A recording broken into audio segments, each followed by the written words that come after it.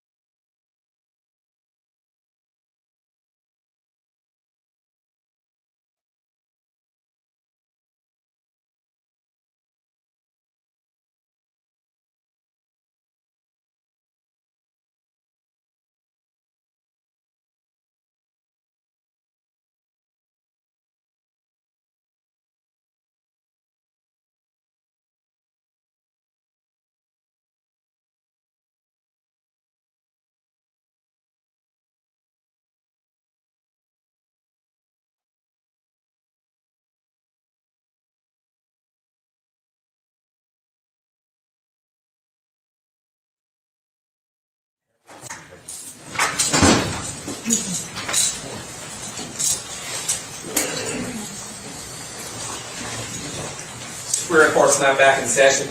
Thank you. So back on the record, good morning again. This time we turn to the defense. And Mr. Thompson. Yes, Your Honor. Just like to give a brief statement as far as what we believe the evidence has shown thus far and what we believe our presentation will show to you for the remainder of this week.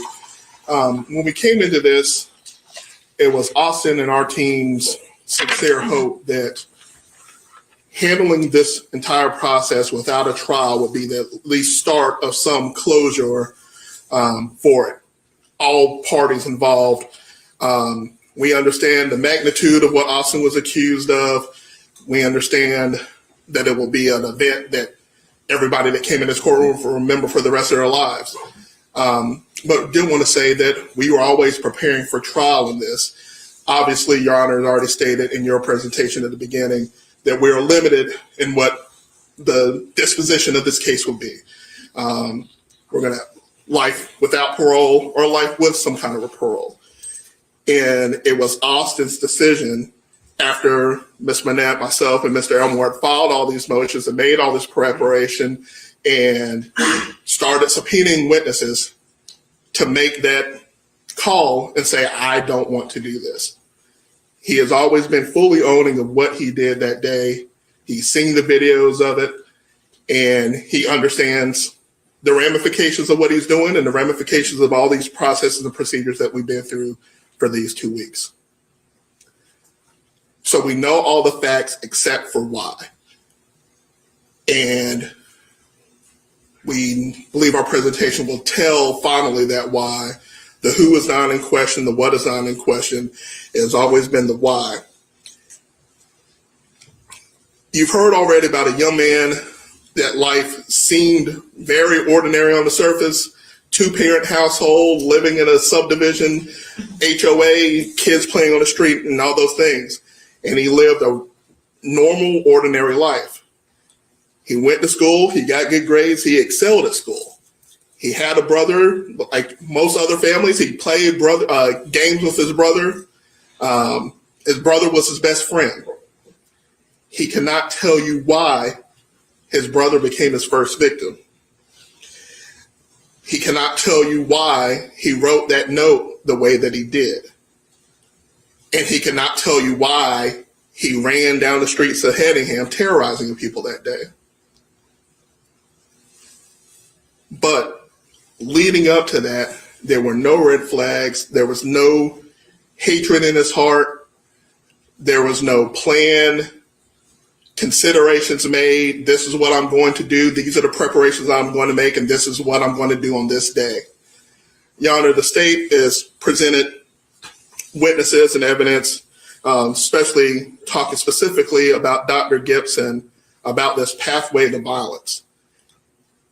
And I believe their own evidence does not put Austin on that pathway, Your Honor. The indicators that she was looking for, that she said existed in the vast majority of these cases, does not exist for Austin Thompson. He had no suicidal ideations. He had no murderous, homicidal ideations. He had no plan or scheme. He was not picked upon. He was not bullied. He had no grudge or no revenge that he needed to exact on anyone.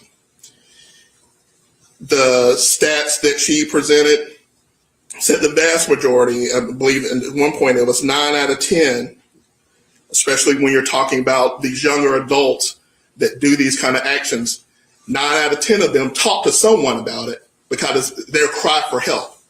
And they recognize that something is going wrong and want the attention from this. That was never Austin Thompson. There were never any indications that you heard from a mother and a father, especially, that he was extremely close to. There was never any issue. This young man got driven to school by his brother that day with his mom, did his homework, wrote an essay, turned everything in, and then drove home, took the bus home and came and watched his brother play video games, and then shot him in the head for no reason. This is the why that we're looking for that has not been substantiated in anything that the state has presented thus far, Your Honor. No premeditated grievance, never felt any wrong. And I think especially when dealing with Austin Thompson being a 15-year-old at that time, never any, what she said, leakage or letting people know that this was a possibility. We hear him talk to his father on the phone that day. We heard him, not on that day, during the event, talk to his father twice, and his dad never picked up anything from it. His father had asked him specifically about James, and felt nothing in his verse, heard nothing in his voice. Austin was running through the woods after already committing these actions, gets a phone call from his dad, and his dad said that he was in a cool state of voice. And that is not any calculation. That is because Austin was put on this path And what you will hear for the vast extent of our presentation, we'll be talking about minocycline and the disastrous effects that this had on Austin that he had no clue about, but is a market, noted, documented side effect of these kind of drugs. And, I think one of the things that came to us while we're going through this, another drug that is prescribed, that a lot more well known, is Accutane. And those drugs you have to sign a waiver to take those. And I think just hearing these pharmaceutical ads where they kind of ramble through all these side effects at the end, if you feel like you're suicidal, call your doctor. Austin did not know what he was putting in his body on his face. And deeper than that, Your Honor, there are distinct genetic markers that would make Austin more susceptible to having these kind of side effects. We know that it's a rare side effect, but like I said, it is documented and noticed, and they make people aware that this is something that could happen. We think this is shown by the state's evidence, but this depersonalization that you hear about and see. Austin walking around like a zombie. Austin having a blank stare.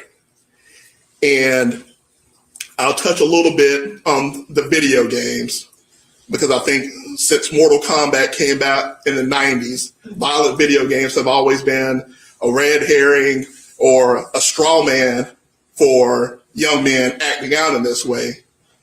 But this minocycline depersonalization and him playing these first-person shooters and playing Call of Duty, when we look at the video and see him act this way, at 5:30 in the afternoon, without a care to cover his face, without a care to run and hide, acting like he was a character in one of those shooter games that he plays, casually walking down the street, shooting people, slowing down, running for a little bit, stopping, making this 90-degree turn that we heard about when he killed Officer Lopez. He was under the throes of this depersonalization caused by minocycline, and he can't understand it. And I do think it's proper for us to talk about the searches some. As Ms. Manetta brought out, these searches encompass such a small percentage of the things that he was looking for, especially when they were talking about these two shootings that happened. They're holding against Austin, searching for something that is relevant in the media. The Buffalo shooting, the Uvalde shooting, he's looking them up at the same time that they were happening, which is an exceedingly normal thing for a kid to do. He is inquisitive. His interests were hunting and guns, so some of his searches are going to be hunting and guns. But you will hear about all these other things that he was searching as well that are not relevant to premeditating, planning a crime. And we would say even those searches that would, I guess, talk about guns or be looking for guns, it wasn't a plan. It wasn't a plot or a plan. And they talked specifically about the note and saying, I'm, doing this because of my environmental terrorism of some sort that he did on one day at one time. And for whatever reason, that stuck in his head when he wrote that note. But he was not obsessed with the environment. He was not obsessed with people destroying the planet. That was what was in his head, and when he scrawled out that note under the effects of that minocycline. Your Honor, because of his age at the time, we're having this hearing, and Austin is to go through this process. I think society understands that 15-year-olds are different, or young people are different in general. He still has a long life ahead of him, and at the end of all this, we're still going to be asking you to sentence him for more time in prison than he has been alive. But with the opportunity at parole, with the opportunity at redemption, with the opportunity that long after our careers are over and we might not be around, that Austin will have the opportunity to present to a whole nother panel of people that may not be even born yet, the opportunity to talk about what he has done, talk about changes that he has made, and talk about his ability to still be a productive person in society. And I struggle to say that afternoon, that cluster of hours, not sentencing Austin to die in prison, not sentencing a man that committed it, a kid that committed an act when he was 15 years old to die in prison. Alternatives short of that are also very extreme for a 15-year-old.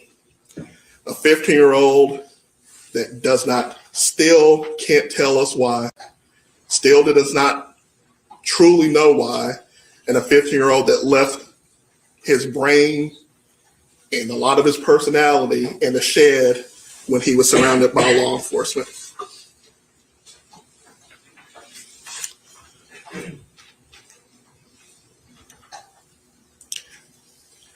Your Honor, there have been multiple times during this hearing that I think everyone shifted in their chair to see Austin's reaction to his mom's testimony, to his dad's testimony, generally to the testimony, and wanting to know how he was going to react.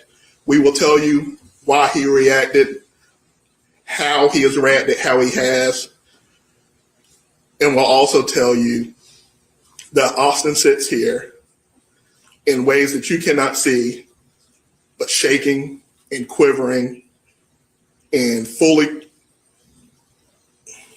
remorseful for his actions of that day.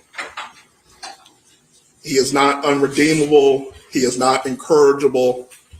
And sitting here, he can't stand up and tell us why he did what he did that day.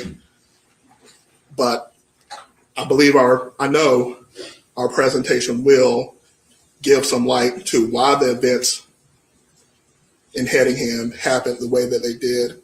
And I hope that you keep that in full consideration in determining his punishment, because whatever punishment is chosen for Mr. Austin Thompson is going to be extreme. Thank you, Your Honor. Thank you, sir. We call Elise Thompson, Your Honor.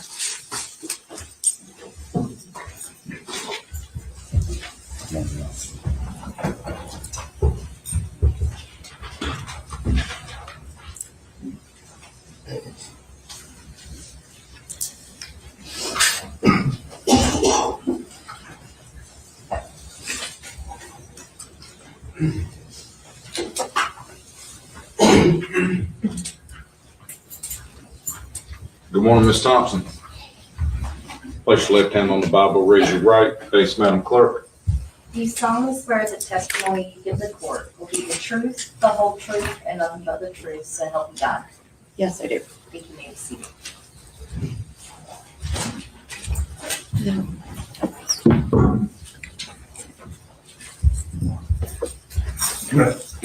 Good morning, Ms. Thompson. Hi, Now, I know you've already introduced yourself to the court, but please do so again. my name's Elise Enders Thompson, and I'm Austin's mom. I want to start, Ms. Thompson, by saying I am not going to ask you about October 13th at all today, okay? Okay, I want to talk to you about everything before that and everything after that, all right? Okay. Could you pull the microphone down? Thank you. Before we get started, Ms. Thompson, I just wanted to ask you, you have not been in court except for the times that you have testified, right? yes, I've been working. Is that something that you have to do? Yes, Okay, thank you. Now, Ms. Thompson, how old were you when James was born? 1 month before I turned 36. And we've heard that he and Austin were about 18 months apart. Is that right? A little less than that, A yes. little less Uh-huh. than that. And so you would have been about 37? I was 37. Okay. And so 2 babies very quickly, right? Yes, but we didn't know if we could because of my age. All right. Your Honor, may I approach? Yes. Ms. Thompson, I am handing you what I have marked as Defendant's Exhibit 5. Do you know what that is? Yes, it's a thumb drive of the photos that I saw And how do you know that? because you showed them to me today, this morning. And is there a mark on there that indicates it's the same one? Yes, I put my initials this morning. And these photos, what are they of? Austin and some with James when they're growing up. A lot of them are younger pictures. And would these help illustrate your testimony about your life? Yes. Your Honor, at And this the time, activities, yes. at this time, I move to admit Defendant's Exhibit 5. Any objection? May I have 1 second, Your Honor?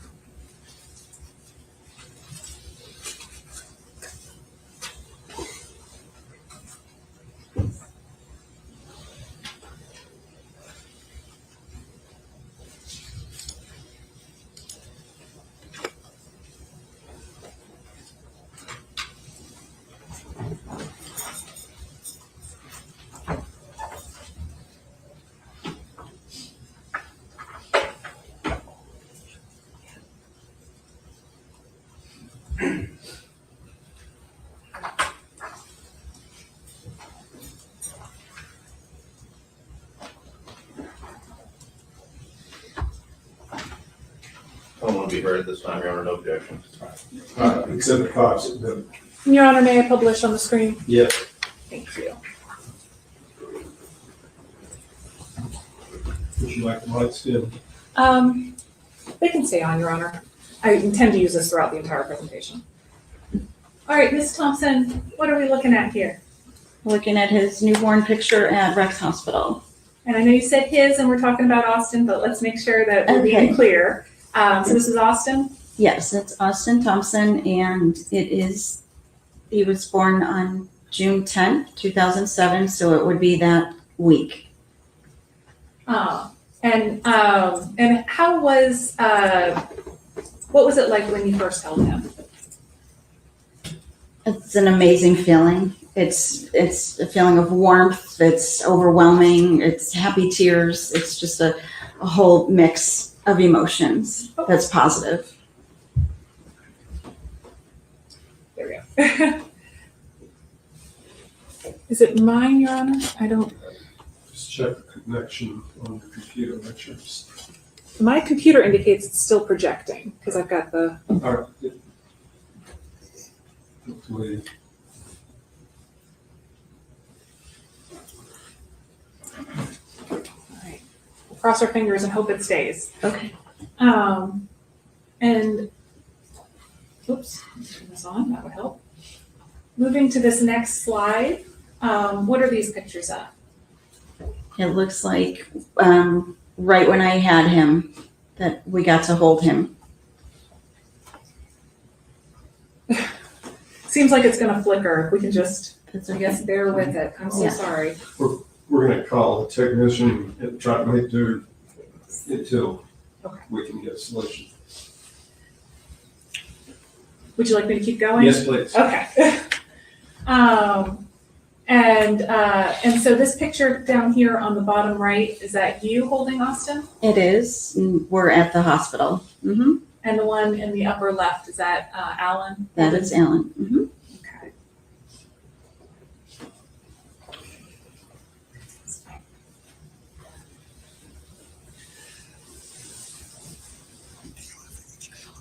Yeah.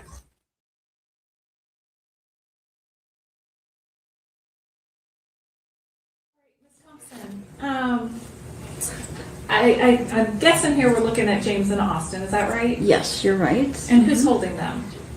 Alan's mother, their grandmother. Their grandmother. And it looks like Austin is still fairly new in that picture. Oh, yeah. So James was really young when he was born, right? Yes, he was. He was just a toddler. Mm-hmm. How did James adjust to being a big brother? He did great. He always tried to help. I don't know if Ellen mentioned, but when he first met him, Austin started to whine and cry, and he went over to the kitchen table. He got a pacifier and he put it right in his mouth. How did he know to do that? Because he had been to, probably because he had been to daycare when he was 4.5 months old. So he was used to He probably saw it. helping with other babies at daycare. Yes. And as Austin was a newborn, how did he do? He did really well. And we also knew what was going on second time around. But he did well. He got on a routine and he stayed on a routine. He didn't flip his days and nights. He did pretty well. Was he a good sleeper for a baby? For that age, yes, he was a good sleeper. He slept for a few hours at a time, which was nice.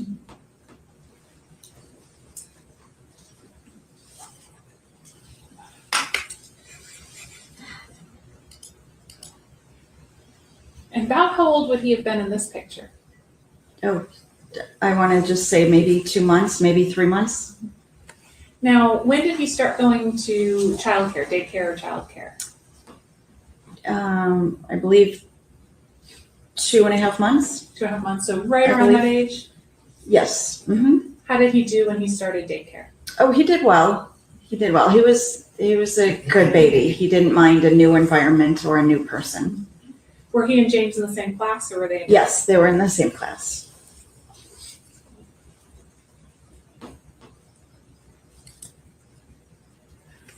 Now, what are we seeing in this photo? He had a christening or a dedication at New Hope Baptist Church in Raleigh.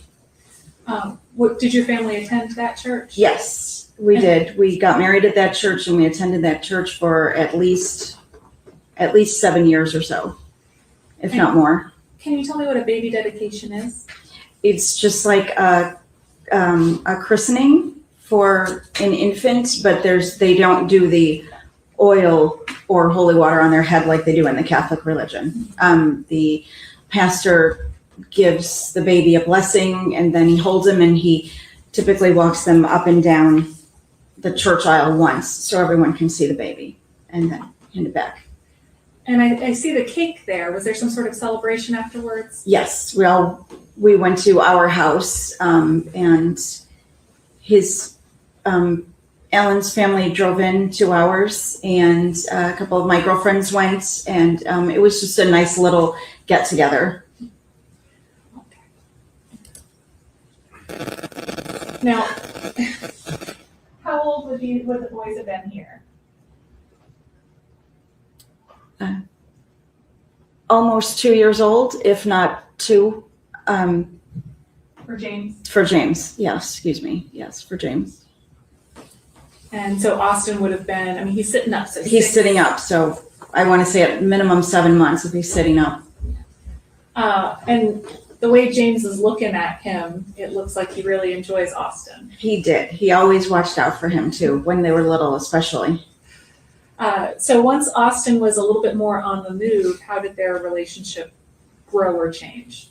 Well, they still did what people call parallel play, where they don't play together, but they'll play in the same room and they'll play with the same type of toys. They just don't go back and forth with the toys. But yeah, they did well together.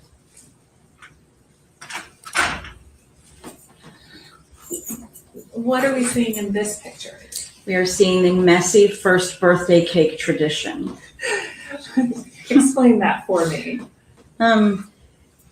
My parents flew in and Alan's family drove 2 hours again to come in for the day.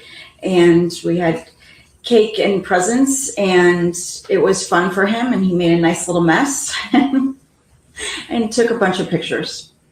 And I noticed that the decorations are Winnie the Pooh. Is that a Yes. favorite of his? At the time, yes, it was. Mm-hmm. Did he have other favorites at other points in time? Oh, sure. It was Iron Man and the superheroes and the Cars movie and the usual children's stuff.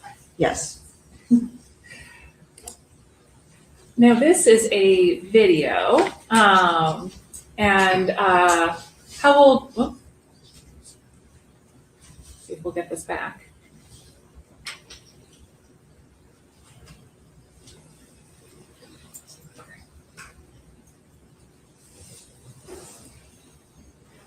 How old would Austin have been in this video? He looks like he's only 1 year old, and it looks like he's at his grandmother's house.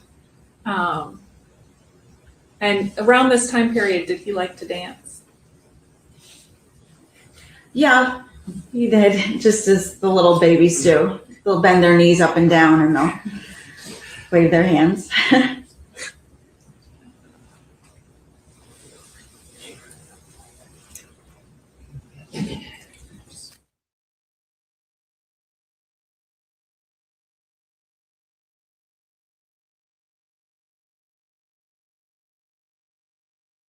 It's been suggested that I switch to the copy that's on my computer rather than on the thumb drive. Can we try that?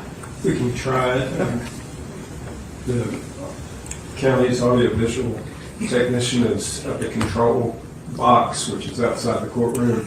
So I suspect that it's something at our end, not your end. You can try that. Maybe it'll make a difference. Okay. Well, we'll give it a try. It's not going to hurt anything. Let's see.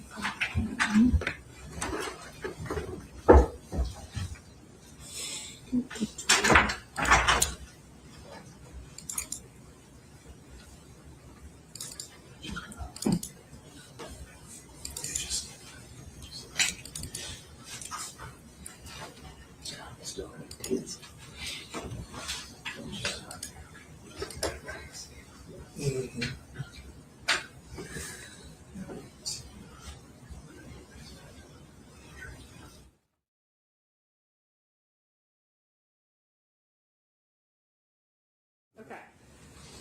All right. So I'm going to go ahead and play this video.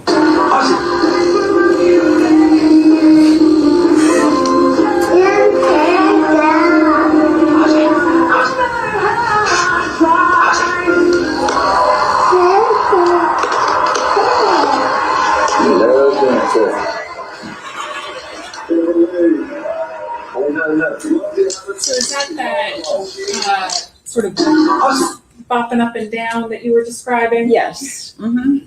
You're so young. Now, Ms. Thompson, what are we seeing in this picture? We are seeing right before we're going trick-or-treating in the neighborhood. Right before you go into retreat. And how old would the boys have been here? That would have been Austin's second Halloween. He would have been 1 and a couple of months. And that's you in that picture, is that right? Yes. Okay. All right. And how, you saw that. I did. It was Easter. It was Easter. And how old would the boys have been there?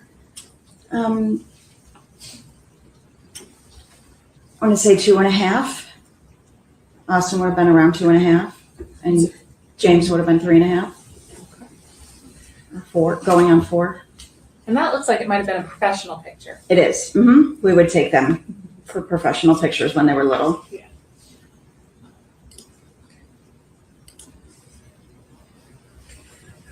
What is this picture? That is a cute picture of him sleeping with his new goggles that he did not want to take off. And we said, okay, can't do anything. So he took a nap with his new goggles on. And we let him. And there's a date on this picture, 7/10/2010. Okay. How old would he have been then? Would have been 3. 3. And those were brand new goggles he just couldn't take off. He could not take them off, and we said it's okay. It's not hurting anything. Now, it's a little hard to see right now, but I'm noticing his hair is super blonde. It is. Yes. How long did he have really blonde hair? Just the first 3.5, 4 years. And then it went brown. And then it went brown. Mm-hmm. Did you have a nickname for that hair? Yes, the 1980s singer, the Billy Idol hair. So with that, we need to reset the Sure. system. So I think what we'll do is stand at ease for about 5 minutes. Absolutely. 5 minutes, and just give us a thumbs up and address the question. You need to turn it off.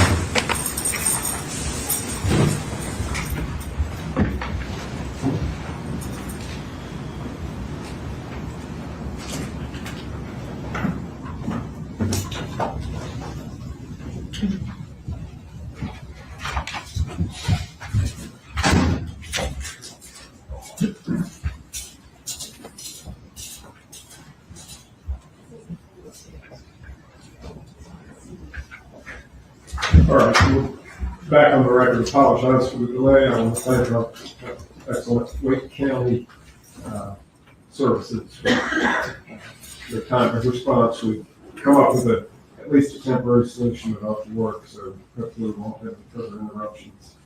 Ms. Smith. Thank you. Ms. Thompson, where we stopped, we were talking a little about Billy Idol hair, I think. Yes. His blonde flyaway hair, yes. All right. Moving into this picture, what are we seeing?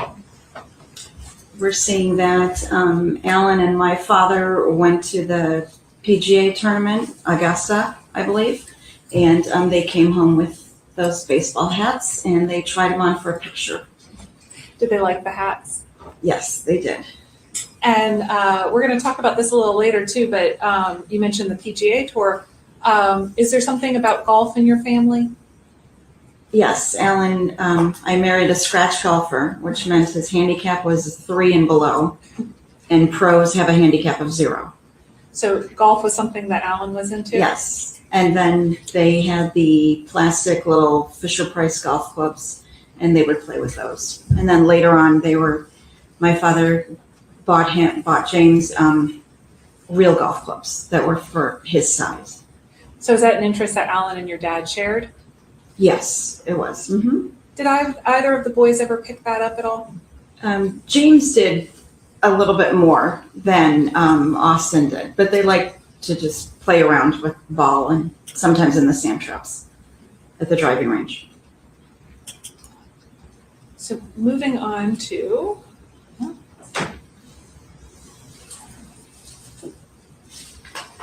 there we go.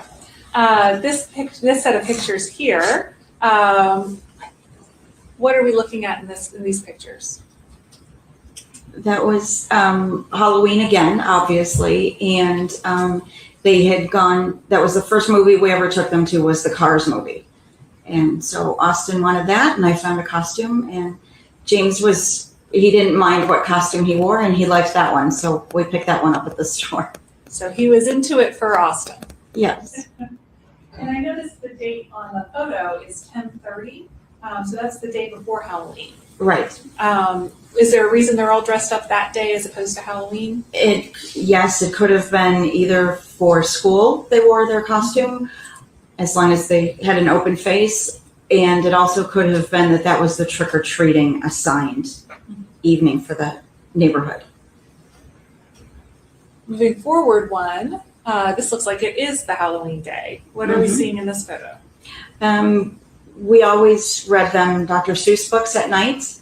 So we went with the Dr. Seuss theme, and I made the costumes for them, and then we went trick-or-treating around the neighborhood. And you said you made those costumes? Yes, I did. Mm-hmm. And is this you in a matching costume too? Yes, it is. Uh-huh. Now I noticed that Alan isn't in this picture. He's taking the pictures. He's taking the pictures. Did he join you in the family costume? No, it was not his thing. But that's okay. But this was one of your things with the boys, is that right? Yes. Mm-hmm. That's my favorite holiday, is Halloween. And you mentioned that you read the boys' Dr. Seuss books. Mm-hmm. Did Austin have a favorite? I think his favorite was, which he memorized very quickly, was the Dr. Seuss, something with a foot book. Big feet, little feet. That's what I think it's called. And so at this point, I think Austin still would have been about 3 and James about 4. Is that right? 4.5, yes. 4.5. And as they're getting a little older and have a little more personality, what is their relationship like? They got along really well. They hardly ever even play wrestled. They barely ever did that. They got along very well. And then when they got a little bit older than that, they would sit and they would put Legos together and follow the booklet. So at this point, are they still doing that parallel play, or are they playing with each other? They were playing with each other a lot of the times. All right.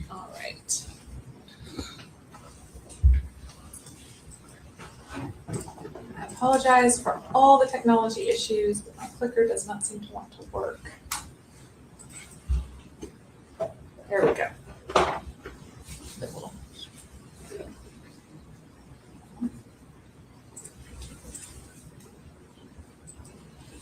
There we go. What is this photo? This is our church at New Hope Baptist Church. They offered to take pictures, and they were making a church book with all of the people that attended. And at this point, how was your family involved in the church? We went every Sunday, and we also went to Sunday school right after the service. And the boys, for their age bracket, they also had Sunday school, geared for their age, of course. And here we are with some more golf. Is this Austin playing golf? It is, yes. And are those the clubs that your dad bought for James? Yes. Mm-hmm. So would both boys play with them sometimes? Yes, they would. Mm-hmm. And they had no problem taking turns.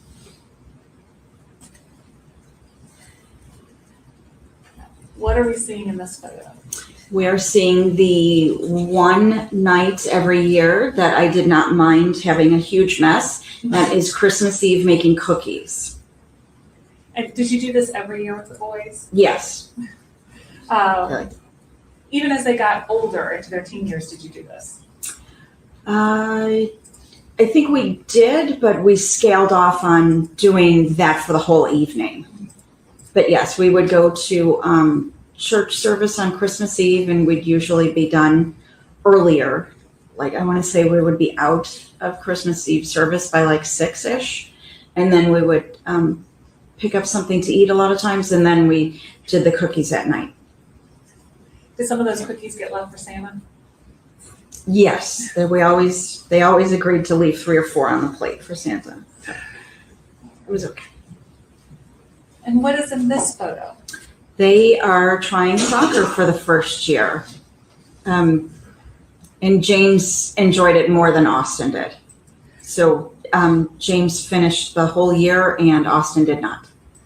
Now, you talked, when you were testifying earlier last week, you talked about how both boys were really athletic, but Yes, that James sort of liked it more than Austin. Yes. And was that true throughout their whole lives? Yes, pretty much. Austin did do at least 2 seasons of upward basketball, but he was good at it. He just wasn't into it as much as James was. Did you ever notice any sort of jealousy or anything else that Austin may have had for James being more into sports or anything like that? No, I never noticed that Austin minded. And growing up, the 3 of us would go and watch James. Austin would come with us. So no, it wasn't an issue. Did he seem to enjoy cheering on his brother? It seemed like it, yes.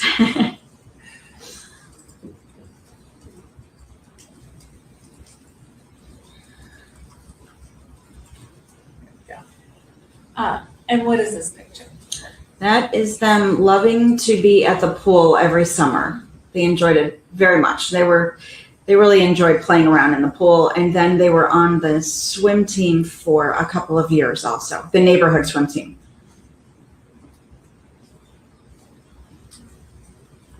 And what are we seeing here?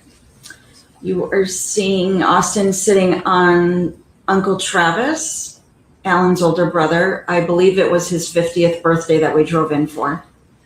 And so at this point, Austin would have been almost 5, is that right? Yes. Mm-hmm. And we've seen a lot of pictures with some extended family. Can you tell me about the extended family that was involved with y'all? Sure. The only extended family on my side was when my parents would fly in once a year and stay for 4 to 5 days. And we always made it a point to drive to see Grandma every other month. We would take the boys, and we would also invite her to any school events that were going on, such as when they graduated from preschool. And we would always see Alan's side of the family for Thanksgiving and Christmas. And were there cousins? Oh, yes, I'm sorry. There were 2 nieces from the Greensboro area in North Carolina, and the niece and nephew are his two children, and that's in Whiteville, North Carolina, which is 2 hours away. So lots of family celebrations. Yes, we did. And that is the swim team that I mentioned earlier. The picture on the left, is that Austin? It is, uh-huh. And is he holding up a ribbon? Yes, they did. But the picture on the right shows both boys proudly displaying their wins. Yes, after the swim meet. Mm-hmm. And what are we seeing in this picture? We are seeing a playground picture. I'm pretty sure that was also in Whiteville. And is Just a day with spending the weekend with grandma and then going to that playground. that you in Austin? Yes, it is. Mm-hmm. So at this point, he would have been 5 and about to go into kindergarten. Is that right? Yes. Mm-hmm. What was your relationship like with him at that point? Everything was good. It was just a normal, 2 little boys. And I had to keep everything on track, like to make sure I had the bags packed for the next morning and that type of thing, so that it was not a fire drill. And it worked. Got the hang of it. And they were very good. They would get up and get ready. They were pretty independent. So even at 5, they were 5 and 6. They were doing a good job of getting themselves ready for school. Yes, and we would. I'd have them pick out their clothes the night before to make it a little easier, more smooth. And yeah, they did pretty well on routines. I think preschool helped a lot with that also.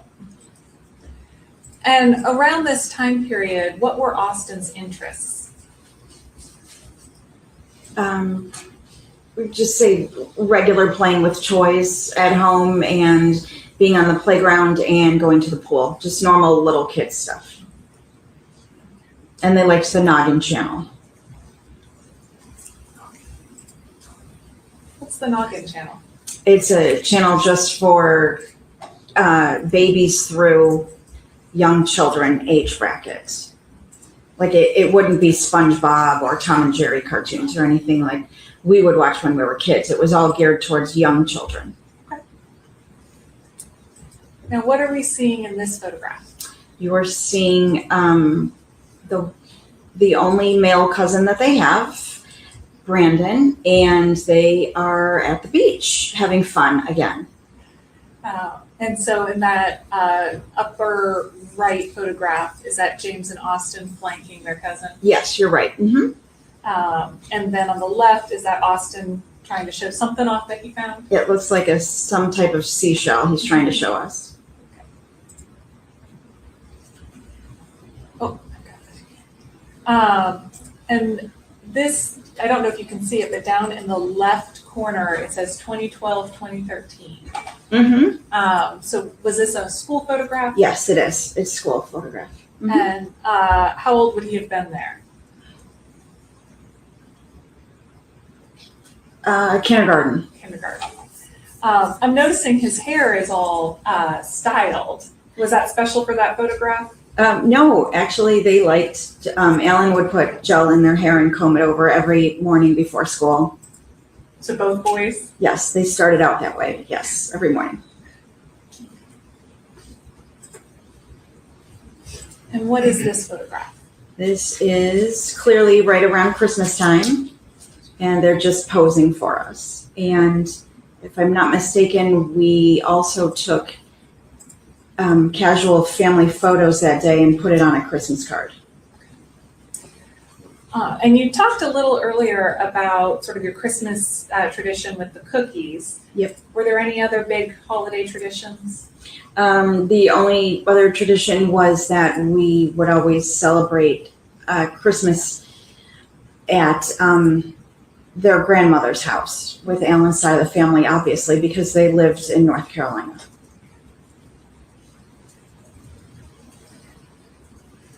And this photograph here, what are we looking at? One of the lakes near Whiteville, North Carolina, and Grandma, and Alan, of course. So the picture on the left, that's Alan's mom in the background? Yes. And then the picture on the right obviously has Alan. Yes. And this lake was one of the places they like to go in Whiteville? Yes, and then they would like to go to, they have a couple of good seafood restaurants around there, and they would always like to enjoy eating there also.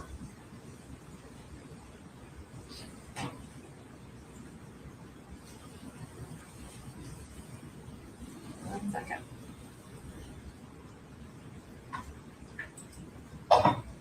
There we go. And looking at this photo, what are we seeing?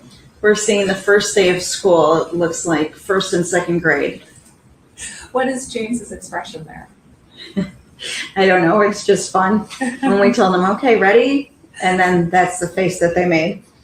So Austin would have been going into first grade here. Yes. Mm-hmm. How did he like school? Oh, he actually did well in school, and he liked it just fine. And there wasn't a whole lot of homework when they came home from school. What would they do after school at this time period? They would play outside at that age and play with the Legos that I mentioned before, and they would. We graduated from the Noggin Little Children's Channel. They liked some of the shows on Nickelodeon. And did they go to an after-school program, or was somebody? Yes, they went to an after. I'm sorry, I didn't say. Yes, they did, because I worked till 5, and so did Alan. Alan worked till 6 usually. So I would pick them up after school every day. Now, what are we seeing in this photograph? We are seeing our trip to Disney in October for Halloween, and I made Fred Flintstone, or the Flintstones theme for the 4 of us. So this time Alan joined in? Yes, just for a couple of hours. Yes, he brought this t-shirt with him. Disney will make you do strange things, huh? Yes, Disney does that to you. Did you go to Disney any other times besides this trip? No, just this one time we went, and they had a great time. Is this another photograph from that trip? Yes, it is. All right. I think we're into 2014. What is this photograph? This looks like we are just finished church, and one of our neighbors took a picture for us. Would this have been at your home? Yes, it is outside of our house. Mm-hmm. And I think there's been previous testimony for Austin's entire life. Y'all lived in that same house in Hennigan. Yes, we did. Mm-hmm. Yep.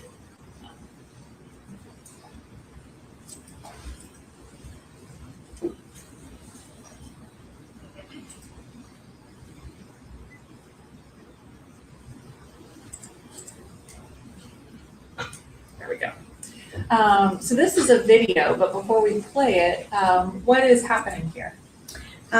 This was an event at Trinity Baptist Church that they had once a year. It was like a fun day. It was on a Saturday, and it was a free event that they had for all the church folks and their families.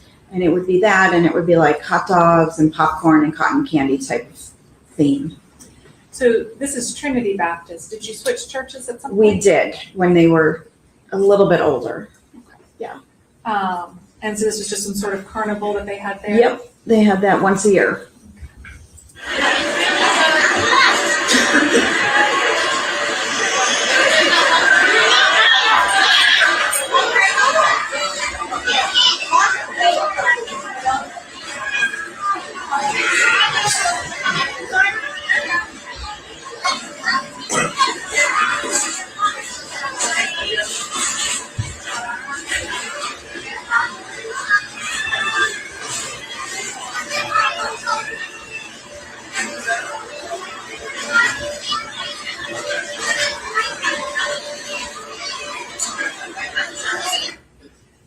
And is this you right here? Yes, it is. Mm-hmm. Now, I notice that Austin is wearing high socks in some of these photographs. Yeah. Did he like knee-high socks? He likes the knee-high socks that were the athletic. They were either Nike or Under Armour. He liked his socks to coordinate with his outfits, which is fair. But yes, he definitely preferred the high knee socks over the mid what I would call the more traditional or more common length, but he liked those. He was comfortable in those for some reason. And you said he liked to coordinate his entire outfit. Yes, he did. So down at the bottom corner, if you can't see it, it says 2014 to 15. So Yep. that would have been about second grade. Yes, that would be his school picture. Mhm. It's got some new teeth growing in. Yeah.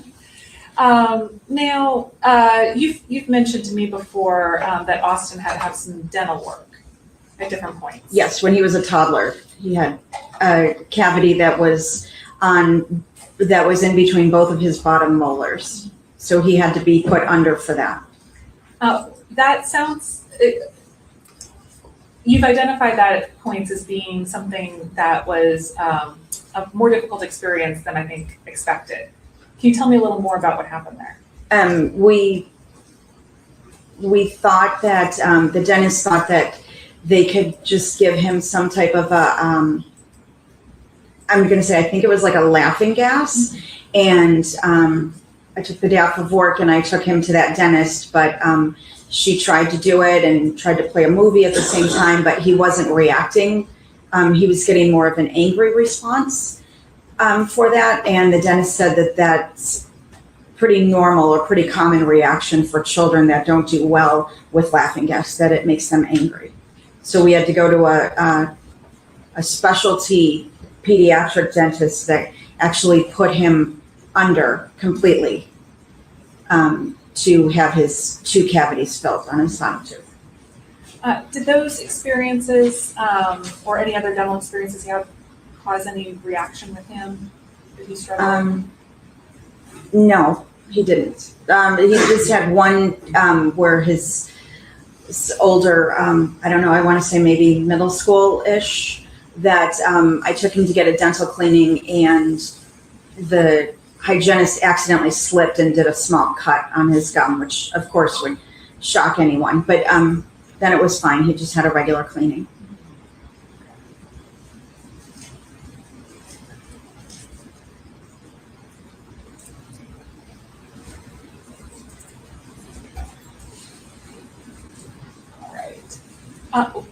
And what is this photo here?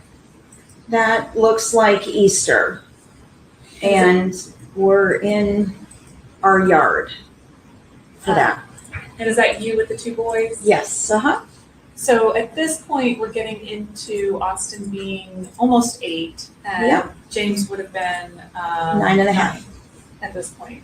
What was their relationship like at this point, upper elementary? They were really close. They did really well together. Even though they had separate bedrooms, they always played together and they would watch TV shows together, whether it be SpongeBob, and when they were younger, it was the Dora the Explorer or something. And they would play ball together inside and outside. And they definitely enjoyed going to the pool every season. And this is another video, but tell me what we're looking at here. I believe we're looking at Labor Day at Creedmoor Lake, I'm pretty sure. And we spent the afternoon there.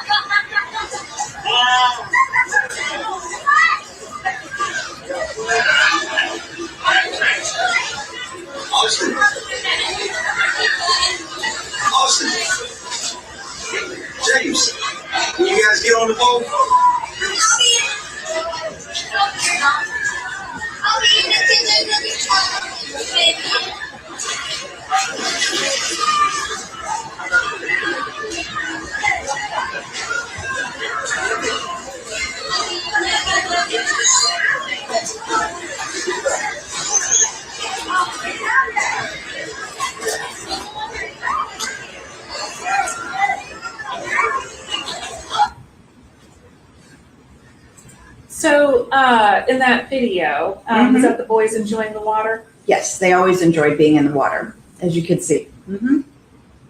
And they were decent swimmers too.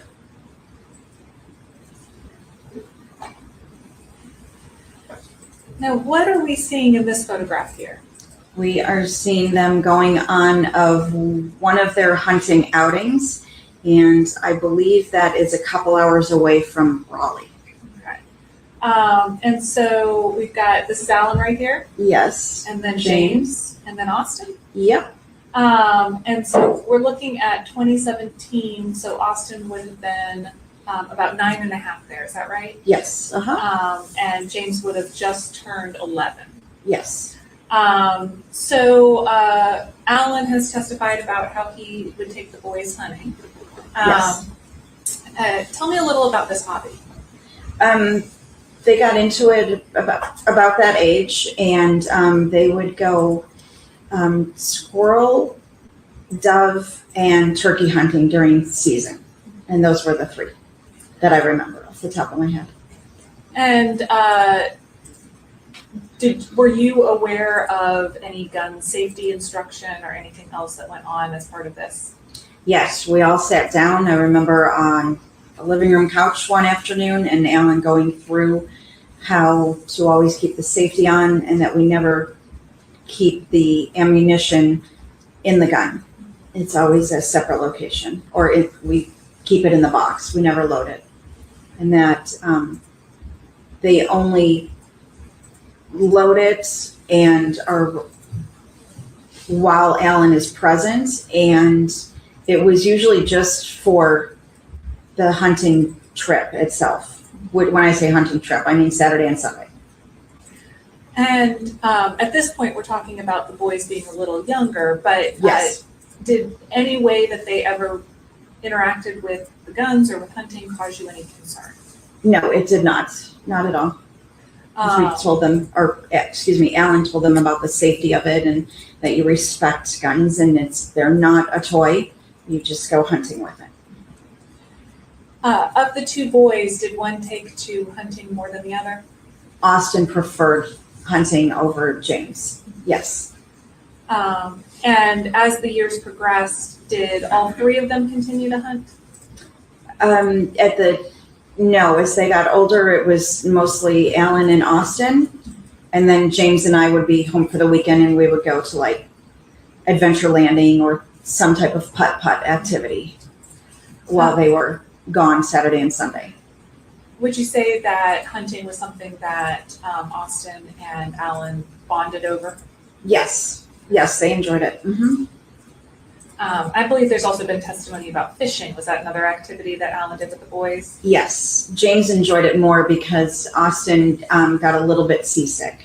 So it was hard. So he only fished a few times, especially with salt water. It rocked the boat too much. So would Alan and James go fishing sometimes without Austin? Sometimes they would, yes. So overall, would you say that each boy's individual interests were nurtured? Oh, yes, definitely. And we never pushed them.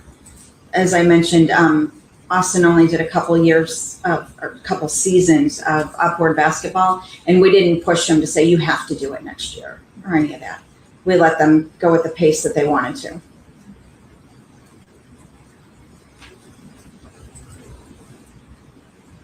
Oops, skipped one, I think. Go back.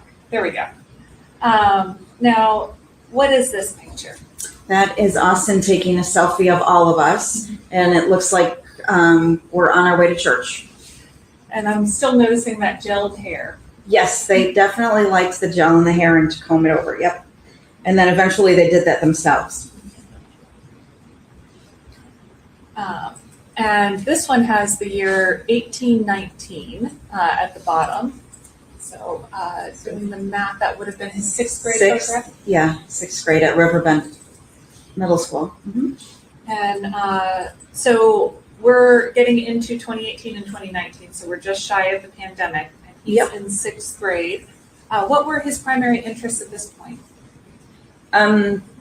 They liked to play the computer games. They were both good in school. They made merit roll, I remember, in middle school. They just had the normal tween age group boy activities. They both had bikes that they like to ride. And they'd like to throw the football in the street. Just normal kid stuff. And did both boys have friends? They did, but they were mainly school friends, or we didn't have many kids like in and out of the house and having lunch and all that. They just mainly school friends that I just said, and also sometimes they would go down to the playground and throw the football around with the other neighborhood kids. And what are we seeing in this photograph? You are seeing a gathering in Whiteville, North Carolina, with Grandma directly behind Austin. Right here? Yes, and then to the left of the grandmother is Alan's older brother, his wife, and their 2 kids. Okay. And this here is Austin and this Yep. James? Yes, And are we still seeing that style of the socks matching the outfit yes, he's stuck with that. Yes, and the tall socks? yes, he likes those.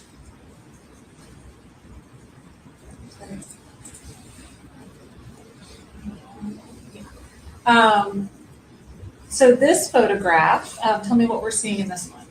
It looks like they're at Home Depot or Lowe's having fun, and Grandma is in the background. I was not there for that. Is this Austin pushing the wheelbarrow? It is. And yes. James is inside of it? Yep, it's middle school. Does this sort of sum up their relationship? Yes, definitely. They got along very well.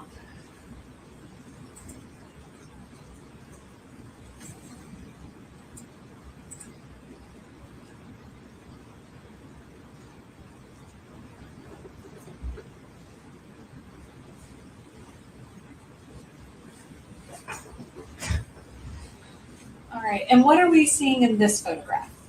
I believe that's their squirrel hunting, excuse me, turkey hunting trip. Sorry. I didn't see the bottom photograph.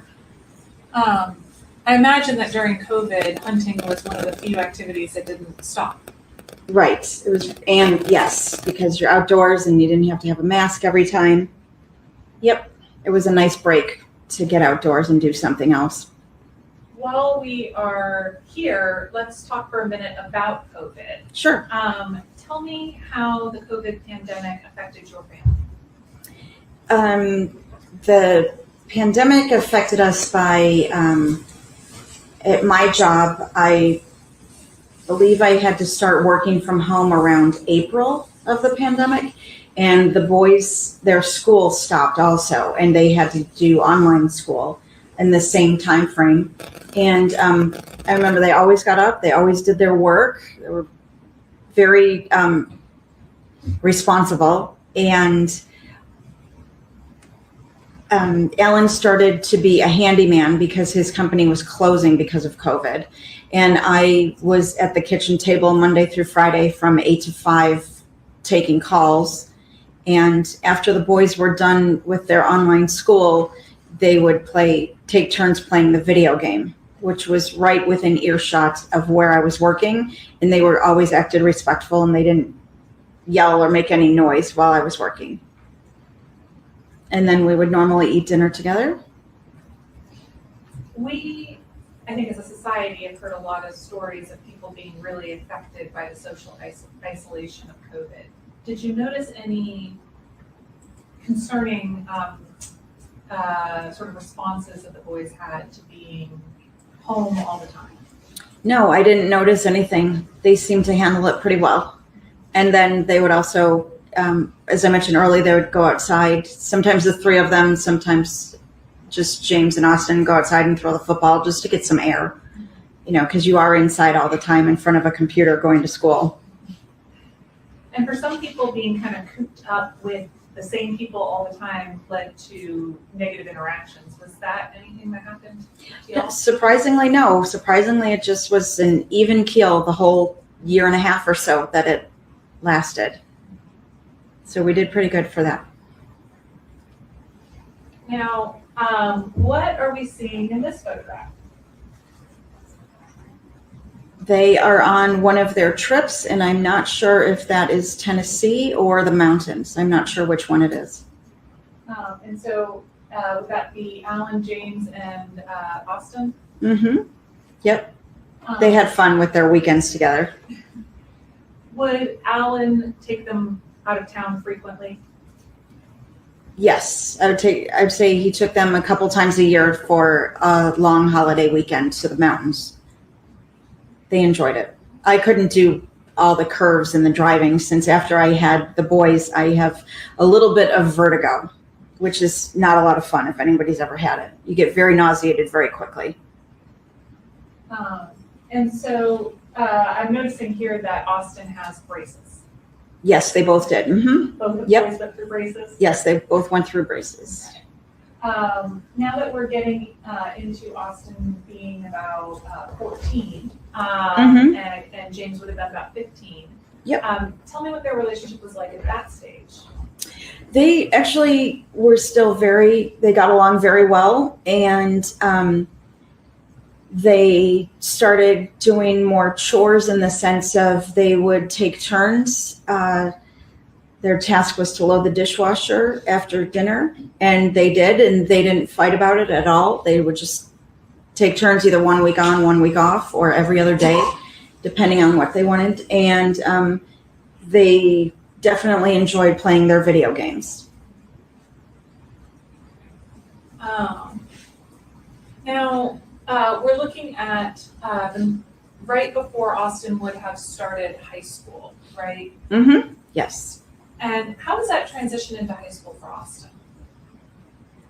He did well. They both did well. I didn't notice any issues at all, or mood swings, or that they were, disgruntled going to school. They would get up. They were really responsible. They would get up right at 6 o'clock because the bus was so early for high school, and they did. They never even missed the bus. Now, this is a school assignment, but you've heard it, right? Yes, it's the, I believe it's his Spanish class that he had to do a recording for. And I'm going to go ahead and play it so we can hear Austin talking about himself and the school assignment. Okay. Jag me llamo Austin. Yo tengo 14 años. Me cumpleaños es el 10 de junio. Soy de Raleigh, North Carolina. Yo soy flaca. Yo soy deportista. Yo soy tranquila. Yo soy creativa. Yo soy independiente. Me encanta jugar en una sport. Me gusta ver la tele. No me gusta cantar. Yo odio leer. Cosas que me representan fuera del tema si es material. Was Austin good with his schoolwork? Yes, they were both very good. You had mentioned that in middle school they made honor roll, and in high school they made honor roll. And I believe in there he describes himself as calm, creative, and independent. Yes. Do you agree with that? Yes, that's a good description of him. Mm-hmm. You mentioned earlier that one of the other activities the boys would do with Alan is fishing. Mhm. Is that what we're seeing here in this picture? Yes, it is. Mm-hmm. It looks like they're in Whiteville, North Carolina again, but I'm not positive. But yes, they like to do freshwater fishing. And is this another one of those weekend trips? Yes, that looks like it's in either Tennessee or Dollywood. And so we have Austin at the forefront, Yep. Alan right beside him, and James behind him. Yep, that was one of their last pictures. And now, would this have been the first day of school in 2022? Yes, mm-hmm. That was when James would drive to school with me in the passenger seat so he could get in his time that you had to put down on the sheet in order to get your learner's permit. And I'm noticing that both boys seem to be a little over the first day of school picture. Is that fair? Yes, that is fair for, I think, any high schooler, but yes. So they begrudgingly did it for mom? Yes, because I wanted it for the photo album. Mhm.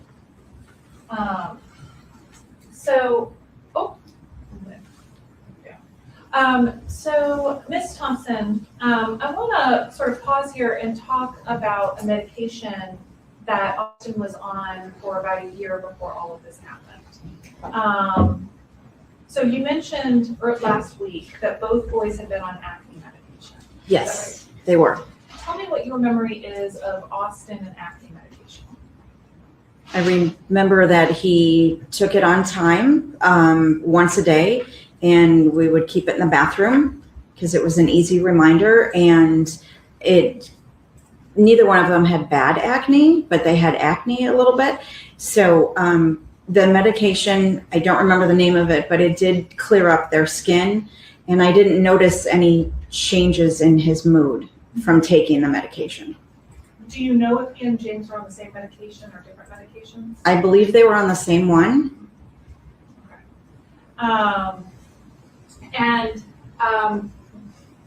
Were you the one that would put in the order for the medication?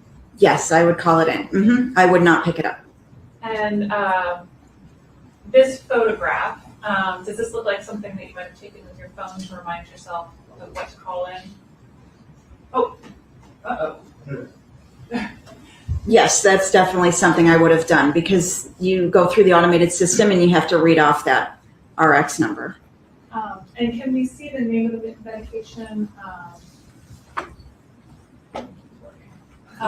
Right here, is that minocycline? Yes. And are these other examples of you photographing that medication to call it in? Yes, it is. And these three photographs, they were taken on October 12th, 2022. Is that right? Yes. Do you have any specific memory of ordering the medication that day? No, not off the top of my head. I just remember that I took a picture of the entire bottle because I was not going to take it with me when I was calling it in. Okay, thank you. I want to pause here for a minute and talk about the Austin Thompson that you know today. Okay. How often have you been able to see Austin since he's been in the detention center? We would be able to see him every Sunday for 30 minutes until the budget cut happened, I want to say at the end of the summer maybe. And we would only get to see him once every 6 weeks or so, and for the same 30 minutes. And are you also able to talk to him on the phone? Yes, we get to talk to him every day for 15 minutes, which we did. Every single day we talked to him. And if you can, we know that Austin has suffered a brain injury. Can you tell me Yes. what may have changed about Austin since having that brain injury? Sure, he's still functioning, as we can see, but it was just kind of like an even keel as far as the personality, not sad or angry. He will still laugh, but the emotion is gone because the frontal lobe has been shot out, which is where you keep your emotion. And as you have continued to talk to Austin, are you able to maintain a relationship with him? Yes, we do. Yes, we get to talk to him on the phone, and Alan and I both will mail him something just about every week to open up. Because as you can imagine, being in any kind of center, living in any kind of center, it's very mundane, very routine. And do you plan to continue to see him when he goes to prison? Yes, absolutely. And I know it might sound like a silly question, but I'm going to ask it anyway. Do you still love Austin? Yes, dearly. Still hurts terribly, but yes, love him dearly. I am going to step back to October 14th. Okay. Okay. So the day after this. Yep. When was the first time that you saw Austin after this happened? Oh, that was really traumatic. It was, if I remember correctly, the doctor and the nurses sat down with us around 10 o'clock or so the next day in a room and said that his brain activity was recovering and that only time would tell. And I remember the two nurses, one was on either side of me, and they were walking me to see him for the first time. And we were told we could just see him for like 15 minutes or something, and that there would always be a police officer there because of, unfortunately, the situation. And I remember looking to my side and saying to the nurse, "Oh, you can just tell me where he is. That's fine." And I remember her going, "He's right there," with her hand and all these tubes and everything. And what I remember happened was I went, "Oh, my baby." And I tried to cover my mouth because I started to scream. And I remember that they caught me because my knees just buckled. And then the next thing I remember is after I calmed down a little bit and wiped my tears away, I went to walk over to him. And I remember that he had so many tubes and IVs and everything that I don't even remember if I could touch his hands. There was so much equipment around him, which makes sense from a brain injury. You're on the background screen. And is this a photograph that you took of him on the 15th? Yep. Are those the tubes that you were talking about? Yep. How long was he unconscious? I want to say a few days, but I don't remember off the top of my head because that was in ICU. That was obviously right when it happened and then right after he had brain surgery. And what are we seeing in this photograph here? That when the bullet went in his forehead, it went out the upper left side of his skull, and he did not have a skull for, I want to say, till the following March, maybe less. And they had to stitch up the entire side of his head, and it went all the way up. And he did at some point wake up, right? Yes, he did. Then they moved him to the regular pediatric wing. And this photograph would have been taken about 10 days after this. Yeah, he was still out of it, as you can see, from the brain injury. And the glazed over looking eyes. Yeah, he wasn't really coherent, but I don't know how you could be. But we were there every day. We stayed in the hospital because our house was a crime scene. So we were at the hospital for like 2.5, 3 weeks. So you were with him every day? Yes. While he was in the hospital? Yes, we stayed upstairs. The Wake Med had some type of cardiology hotel something, and they allowed us to stay there for the weeks that we were there, and we would see him all the time. Ms. Thompson, how have your dreams for Austin changed? They're gone. I know he did this horrible crime and that he has to pay for this crime. And I just hope that after I believe someone told me 40-year sentence, that hopefully he can be reevaluated and have a mental analysis with another neurologist and whatever else needs to be done to see if he can go back into society if he's capable of doing that. I do know that he mentioned prior to this tragedy that he was thinking of being a dental hygienist. So he had mentioned that maybe he could be a dental hygienist, whatever prison he goes to. But he didn't know, but he was just talking about it. So, and I said that would be a great idea to choose a job so that you're not so incredibly bored.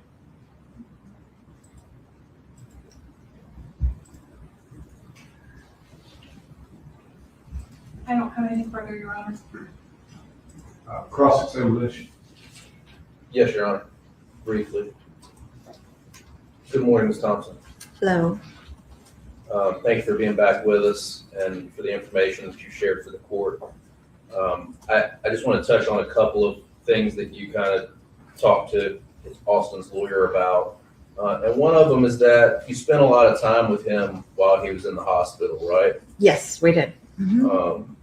And you spent your testimony is you spent a lot of time with him in the years leading up to all of this too, right? Yes. Would you say you guys were a pretty close-knit family? Yes, we were a close-knit family. And I think you would say the boys were pretty close-knit. They spent a lot of time together. Yes, they did. Hmm. When they would go on these boys' weekends, would they go a couple times a year, or was just the guys in the family would go and you would stay at home? Yes, they did. I want to say, 2 or 3 times a year. 2 or 3. And it was a weekend, or maybe sometimes it was a long weekend. You said multiple times throughout all of this that you didn't see any concerns or red flags or things that caused you to question the defendant, your son, Austin, and his mental state during those times. Right. I did not see any red flags, and I didn't see any changes.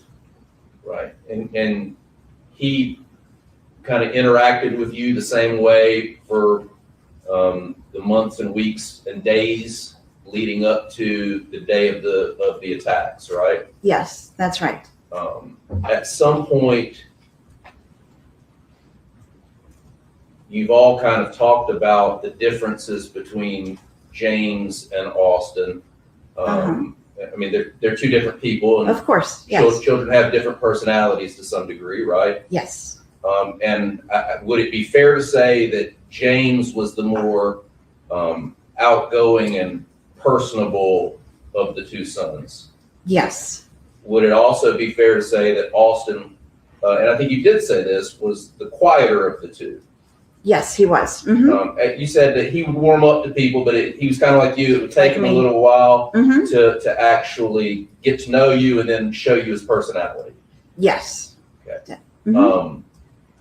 And particularly since COVID, would you say that he didn't really have any close friends? Yes, that's fair to say for him and his brother. Yes. And no friends came over to the house to hang out that you're aware of? No, only one, but it was years ago, like closer to middle school age. Yeah. And all of what you would refer to as friends were just people that he would know at school. Yes, and his Sunday school class. Yes. In his Sunday school class. You didn't get to know any of those friends that were at school. I did not. Okay. No, we didn't spend time outside of school. Right. Would Austin spend time alone in the house? Yes. They would both be home alone from the time they got out of school, would get home, around 3:10. And then I normally get home at 5:30, 5:45. And Alan would usually get home by 6-ish. And then I would make dinner, and it would just be like a normal routine. If they had homework to finish, they would. And if not, they would play on their games or play on their iPads. Or on their phones? On the phone, yep. Normal teenage stuff. Right. And so, through no fault of your own, you had to work and Alan had to work. There was a good chunk of the day when they were at home being independent. Yes, between 2.5 to 3 hours till we got home, yes. When you guys would get home, would they spend time in their rooms? Yes, a lot of times one would be in their room while the other one was playing on the video games. And then when it would be time to switch, they would switch and the Yep. other one would go and Yep. the other one would play the video game. Yes, they were very agreeable about that In fact, they set up this Yes, they did. timeshare, right? themselves. Please check all cell phones, make sure they're on silent or turned off. Thank you. You've kind of touched on this several times, but I think you've referred to them as independent. Yes, we didn't have to, like when the alarm clock went off for school, they would get up on their own. We wouldn't have to say, come on, it's time to get up. We didn't have to drag that from them. They were very good that way. They were very responsible kids. And you didn't have to,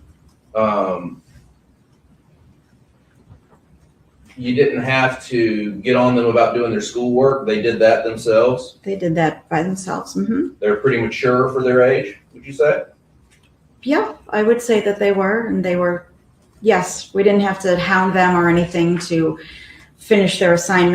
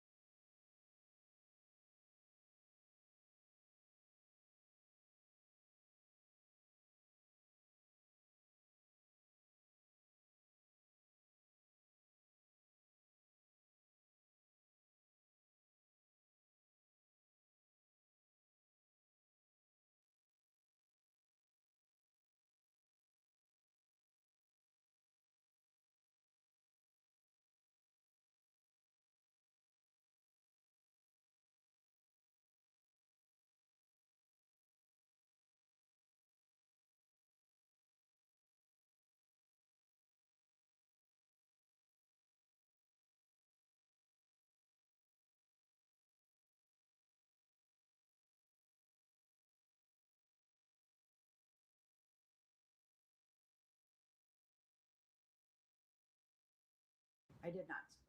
Did you know that he was looking up and searching torture methods No, I did not know that.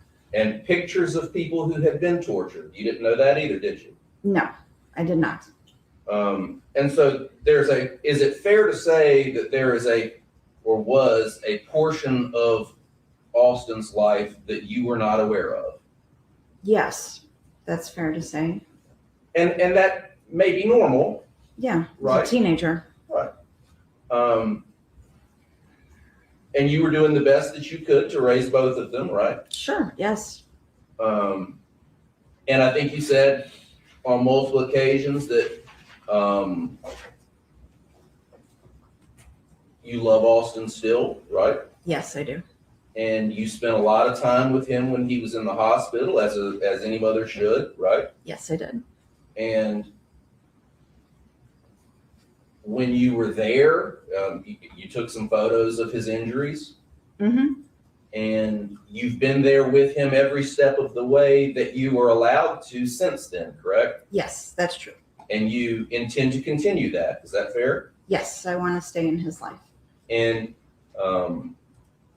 when it's his birthday, around that time, do you reach out and wish him a happy birthday? Yes. And It's Christmas and all Yep. those things, right?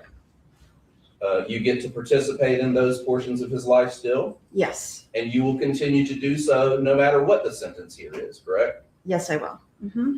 And you said at some point that you mail Austin things, I think maybe once a week, so he has something to open up while he's in there? Yes. What types of things are you sending him so that he can have something to open up? I would try and look up jokes, things like I think it's called Blue Comedy. It's You Might Be a Redneck If, and then there's a whole list, and then a couple of them are the funny things that kids say, little kids will say, you know, how they put their foot in their mouth. And then some of them were funny, the Darwin Awards, which is like stupid ways that people have passed away. And you send him books and things like that? Yes. What types of books do you send him? James Patterson books, John Grisham, a couple of Tom Clancy books, but those are really thick, so those take a long time. Pretty dense books? Yeah. All right. So And he's just a able to couple of read those. them and tell you that he's read them? Yes. And then I tried to finish up the series that's Diary of a Wimpy Kid for him. Diary of a Wimpy Kid? Yeah. More of a younger youth. Mm-hmm. Were you aware of Austin's, I know you talked about him hunting and guns in that regard. Mm-hmm. Were you aware of his interest in, or any interest that he may have had in violence or these mass shootings or other types of weapons? No, not at all. If I did, of course, I would try and, find a specialist of some kind. So And you didn't? I didn't know. And he didn't share this portion of his life with you? No. In fact, are you aware of the chapstick container that you and Alan located? Yes, I found it. And there were some steps that were gone through to conceal what was inside of there, correct? Yes, it was an empty chapstick thing. And with rolled up papers. Yes, inside. that's where it was. Mm-hmm.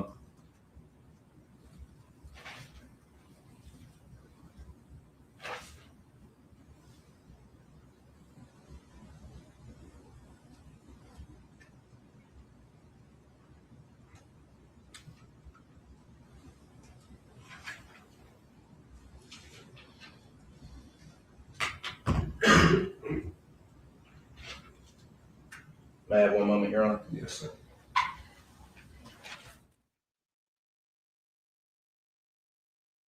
A little bit about and showed us the photos that you had taken on the minocycline, the medicine that was taken, correct? Right. Mm-hmm. How long was he on that medicine, approximately?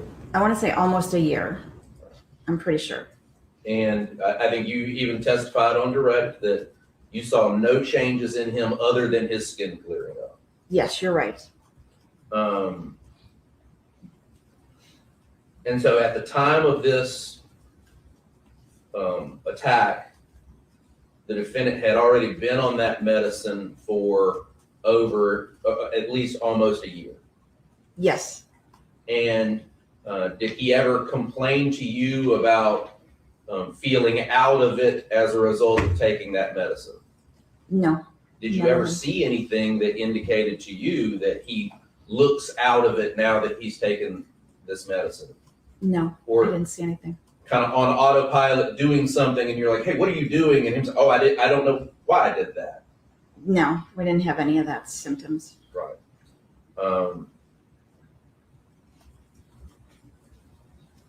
I don't have any other questions, Your Honor. Mr. Matt? Briefly. Ms. Thompson, the state was just asking you about the searches on Austin's phone. Okay. Have you and I spent a lot of time talking about the specific searches on Austin's phone? A little bit. Have we gone into great detail about that? No, we have not. Have you learned a lot about that watching the court proceedings or hearing about the court proceedings? Yes, I learned more. And the state specifically asked you about torture and searches about torture on his phone. Were you aware of searches on his phone about dinosaurs? No, Was he hiding dinosaurs from you? no, Would it surprise you that there were more searches about dinosaurs than torture? no, that wouldn't surprise me. Thank you. No further questions. Anything further to the state? No, Your Honor. Thank you, ma'am. You may step down. Okay.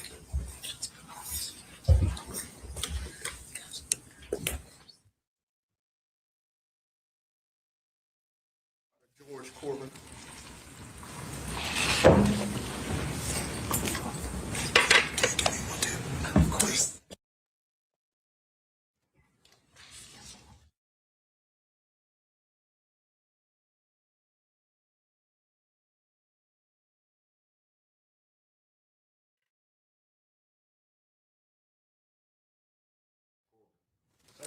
Place your left hand on the Bible, raise your right, face Madam Clerk. Do you solemnly swear the testimony you give the court will be the truth, the whole truth, and nothing but the truth, so help you God? I do. Thank you. Yes, sir.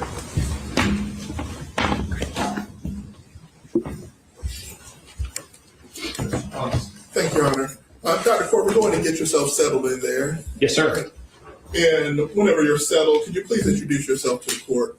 Yes, sir. My name is George Patrick Corbin. I'm a general and forensic psychiatrist, and I've been practicing primarily in Raleigh, North Carolina for going on 30 years now. And Dr. Corbin, what do you do on a day-to-day basis? So my practice is comprised, well, for the last over a decade, it's a split between what I would call a general outpatient clinical practice in psychiatry. I am a senior partner at a single specialty group called North Raleigh Psychiatry, where I've been since approximately 96, 97 timeframe. For some years, I was actively involved in inpatient care as well. But again, over the last decade plus, I've centered my practice on treating outpatients with various psychiatric conditions and also various realms of forensic psychiatry. And how long have you been practicing in forensic psychiatry? About 30 years now. And how did you come to get involved with this case? So I was initially contacted by defense counsel regarding this matter. I think it was on July 19, 2024. Okay. And what is your purpose by, have you been contacted by defense counsels before? On hundreds of occasions. Okay. And have you ever been certified as an expert to testify in court before? Also on probably hundreds of occasions now, yes. And how many times have you been qualified as an expert? Well, in North Carolina or across the United States? Both. Well in excess of 300 times. And have you also been called by the state to be qualified as an expert? That is correct. I'm consulting by state prosecution cases and federal currently. And what field have you been qualified as an expert in typically? Most typically general and forensic psychiatry. Your Honor, we have moved to tender Dr. Corbin as an expert in general and forensic psychiatry. Any objection? No, Your Honor. This testimony will be received as proper. Thank you.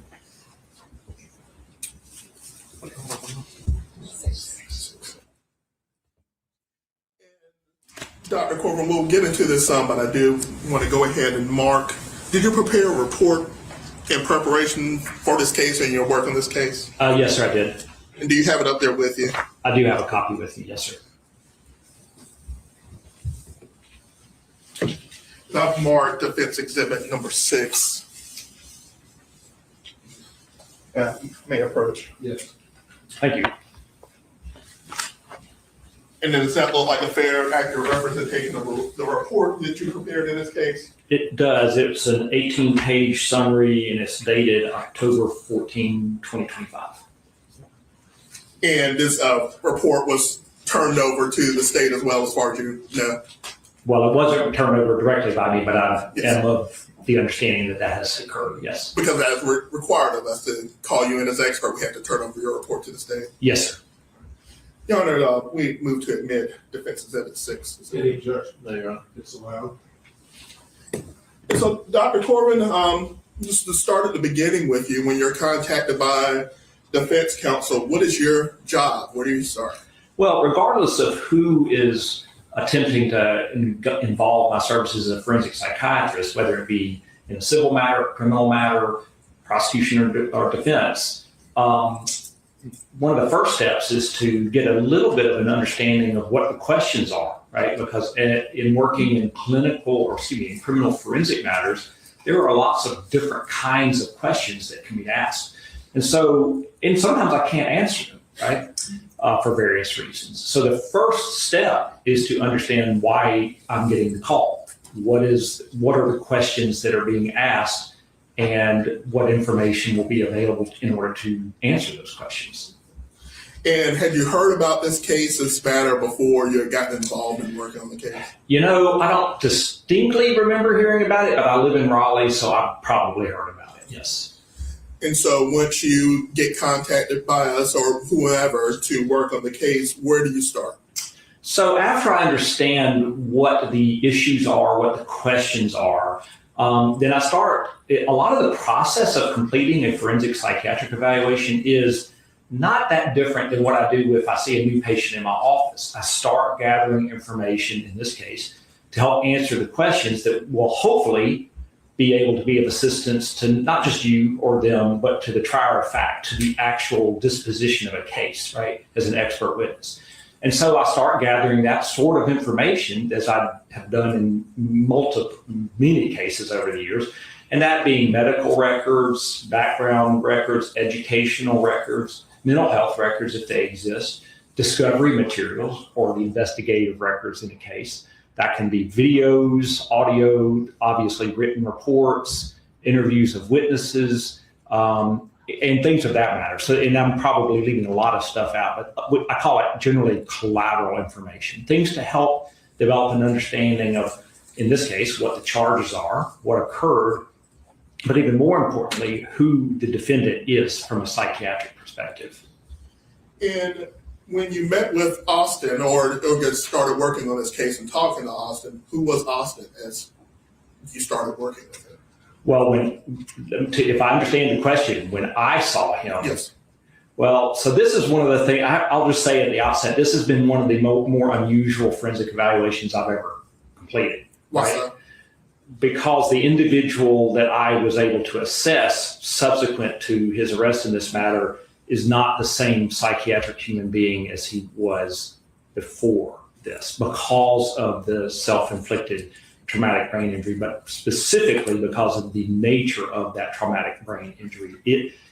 This is Austin 2.0 in a way. He is not the same human being as he was when he was a 15-year-old with intact frontal lobes. He is now an 18-year-old with very little prefrontal cortex and frontal lobe functioning. He's a different human being. And not to get too much into your personal life, but are you a gun person? Would you qualify yourself as that? Would, and I was once qualified as a gun expert in a case, and I am a lifetime NRA member, yes.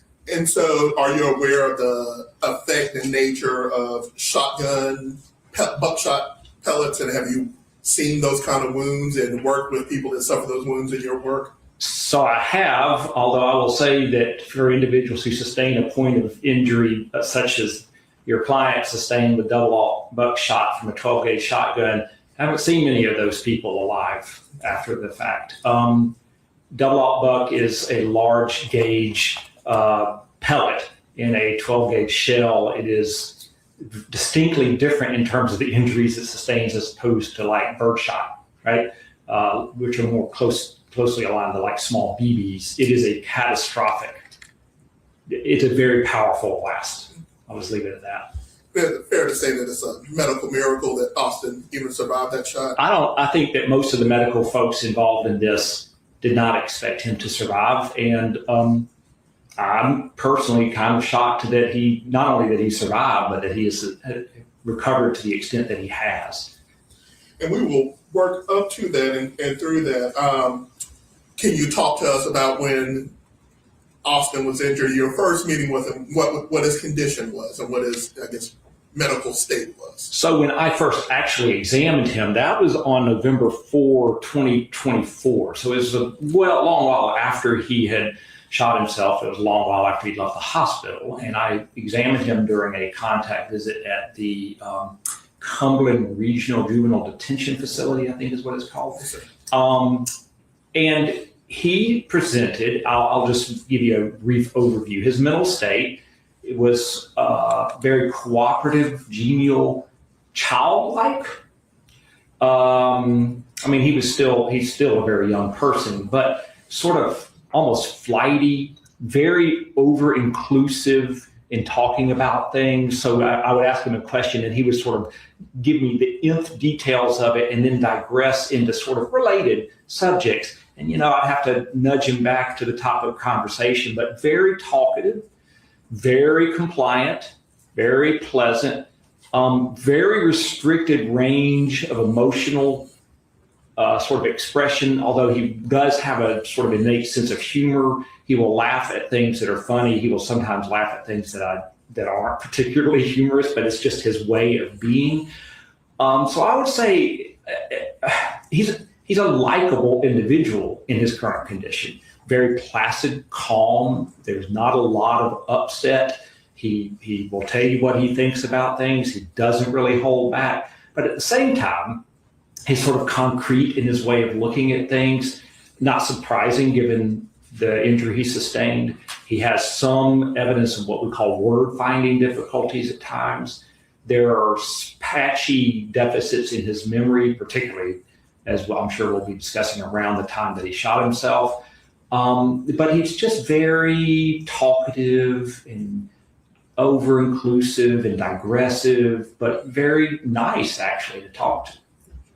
And let's just back up a little bit because you talked a lot about the frontal lobe and the injury that sustained. Were you aware of the medical damage that he had suffered prior to meeting with him? Yeah, so I have reviewed most of those all I think of the acute medical treatment records when he was placed in the hospital after the gunshot wound, and have reviewed in addition to that the multiple imaging studies of his brain and the treatment for those injuries that he underwent. So talk to us about how the brain is constructed and the damage that Austin sustained. All right, so this could be a very long conversation, but I'll try to keep it short, and I will focus on the function of the cerebral hemispheres. That's sort of the part of the brain. If you think of a picture of the brain, that's what people think of, the cerebral hemispheres being this, right?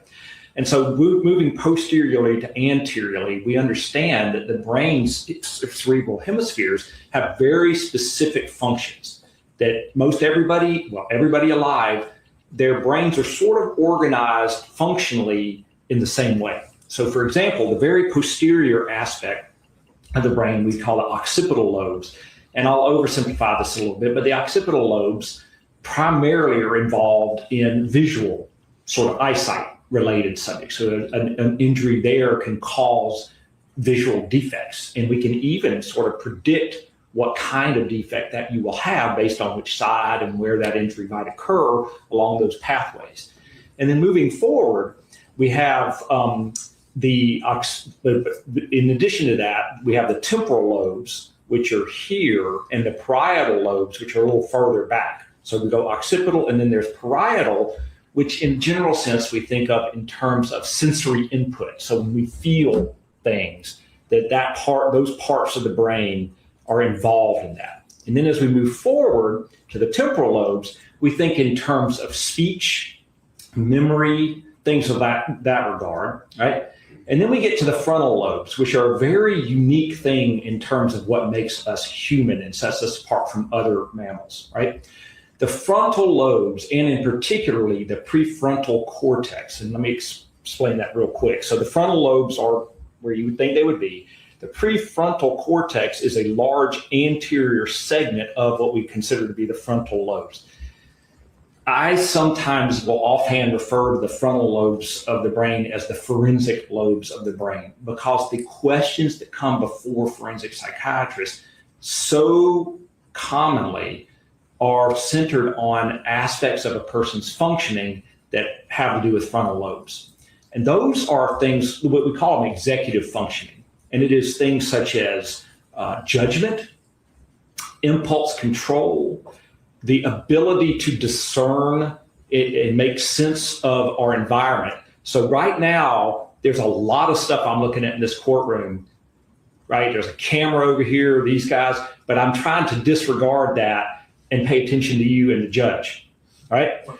And that's a frontal lobe thing, an ability to exercise discriminate processes, and that helps me make sense. Because if I was trying to pay attention to everybody in this room at the same time, I would just fall apart, right? And that's another thing that the frontal lobes are involved in. And so as I'm talking about this, I'll tell you that as a psychiatrist, what we understand is that the frontal lobes, not only are they what make us human as opposed to other mammals because of the advanced evolution of our frontal lobe functionings, it is the seat of our personality.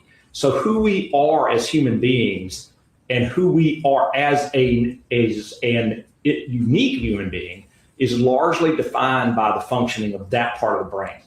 Now, I'll say one more thing about that.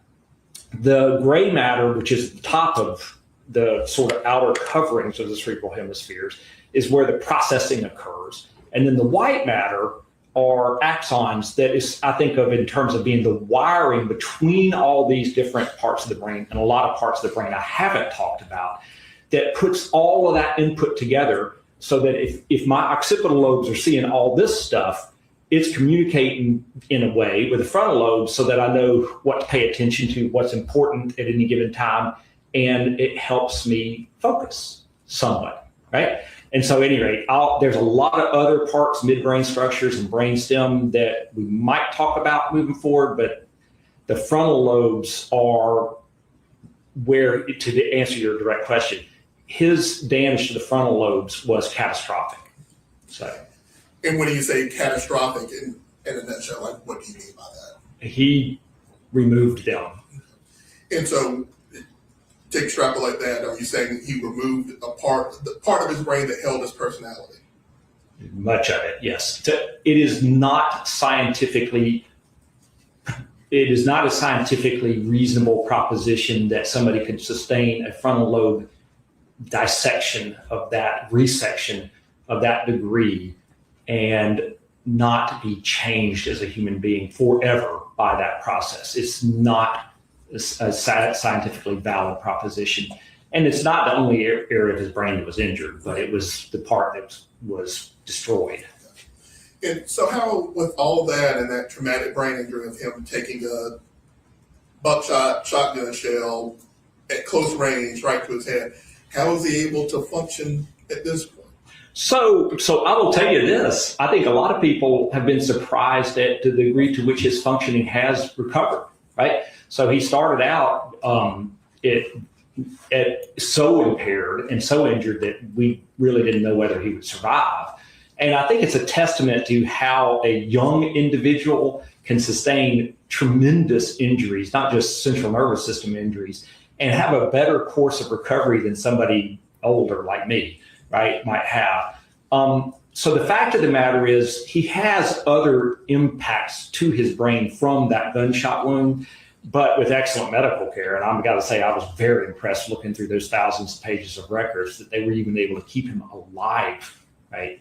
So let me just, before I go straight to that answer, in the acute phase of his injury, he also had diffuse swelling in his brain that caused a shift of various brain structures and caused a whole lot of other medical problems for him. But with appropriate treatment, that was remitted, improved. His overall level of functioning cognitively and otherwise has similarly improved over the last couple of years. And that's demonstrated by repeat episodes of psychiatric and neuropsychological testing that has been done.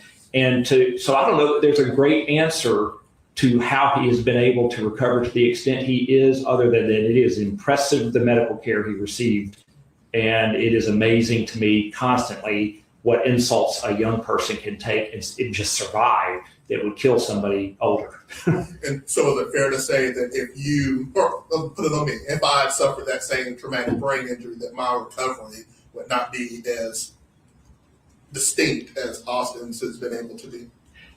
That is likely the case. And I will say this, given a thorough understanding of the mechanism of the injury sustained, I don't think most Austin Thompsons would survive that injury either, but he did.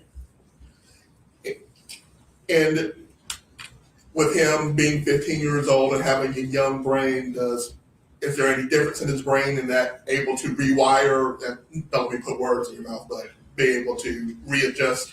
It's not a terrible way to describe it.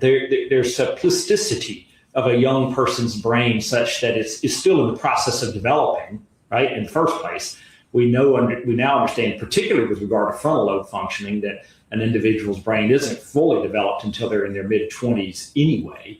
But on top of that, there does seem to be some, based on my experience, that individuals who are younger and still developing can sometimes sort of just recover better.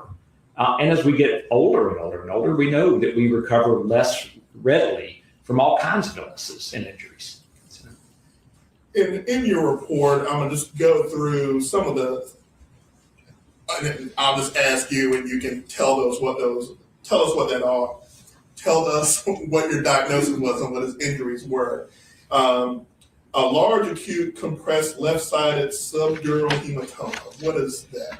Okay, so what that is overlying the brain, there's a thick, really tough layer of called the dura, and there's vasculature under that. And as a result of the blast injury, he obtained a bleed, a collection of blood between the dura and the surface of the brain that was compressive. So it pushed against the brain. And so one of the sort of things that evolved in the immediate post-injury period is it starts squeezing on the brain there, which can cause problems in and of itself.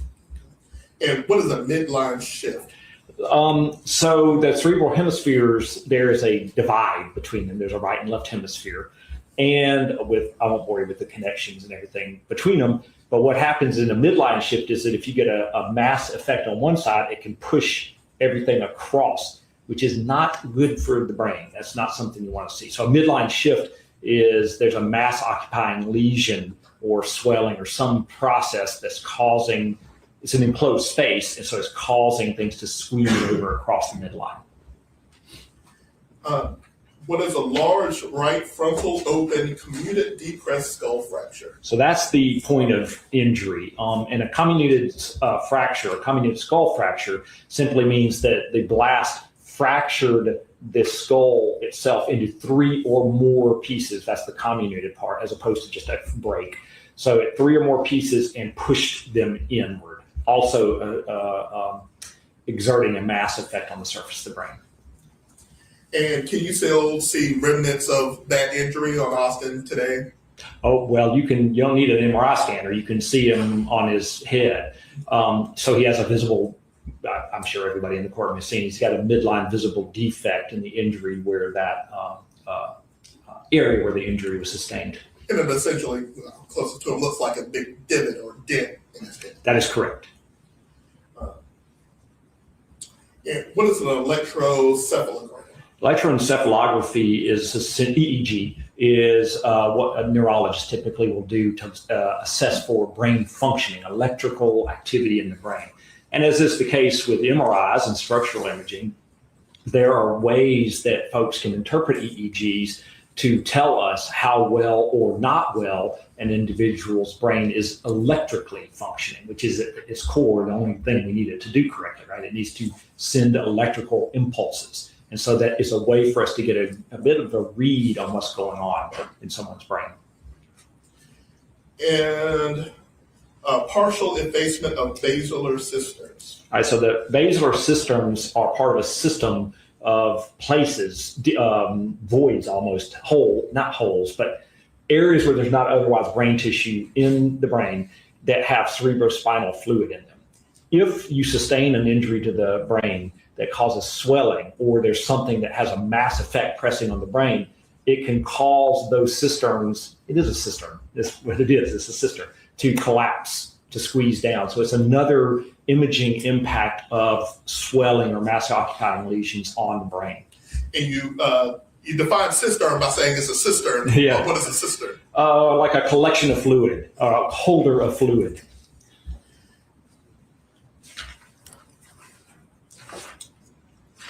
And so with that, are there any other brain injuries that we just didn't go over? Excuse me.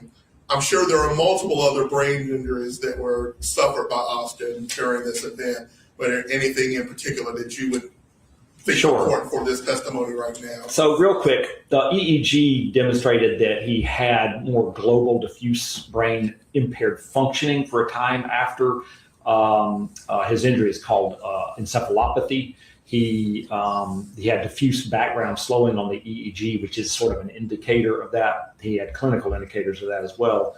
The other thing that was noteworthy and kind of ominous is that he developed what's called nephrogenic diabetes insipidus following the injury. He developed neurogenic, not nephrogenic, neurogenic diabetes insipidus. What happens there is that I won't bore you with what it does, but it's a function of the hypothalamic pituitary axis. The hypothalamus and the hypothalamus and pituitary axis. Those structures are in the brain much lower. And so what can happen after a traumatic brain injury is that swelling can start pressing downward, impairing the function of that axis, and that can result in the diabetes insipidus, which he has had, and that will give you problems in sodium concentrate. Well, it causes other problems, but sodium concentration in your blood or levels in your blood. Why that's an ominous finding is that in left untreated, that can be a harbinger of more severe brainstem herniation, which has a very, very high degree of mortality because those parts of the brain involve things like breathing, right? And so if those are destroyed, they don't come back. And it's a very small space that it gets forced through. One of the early indicators of that from that swelling can be this impaired function of those same structures. And it's just another indicator of how excellent the care was that he received. Mr. Thomas, we're going to break for 15 minutes.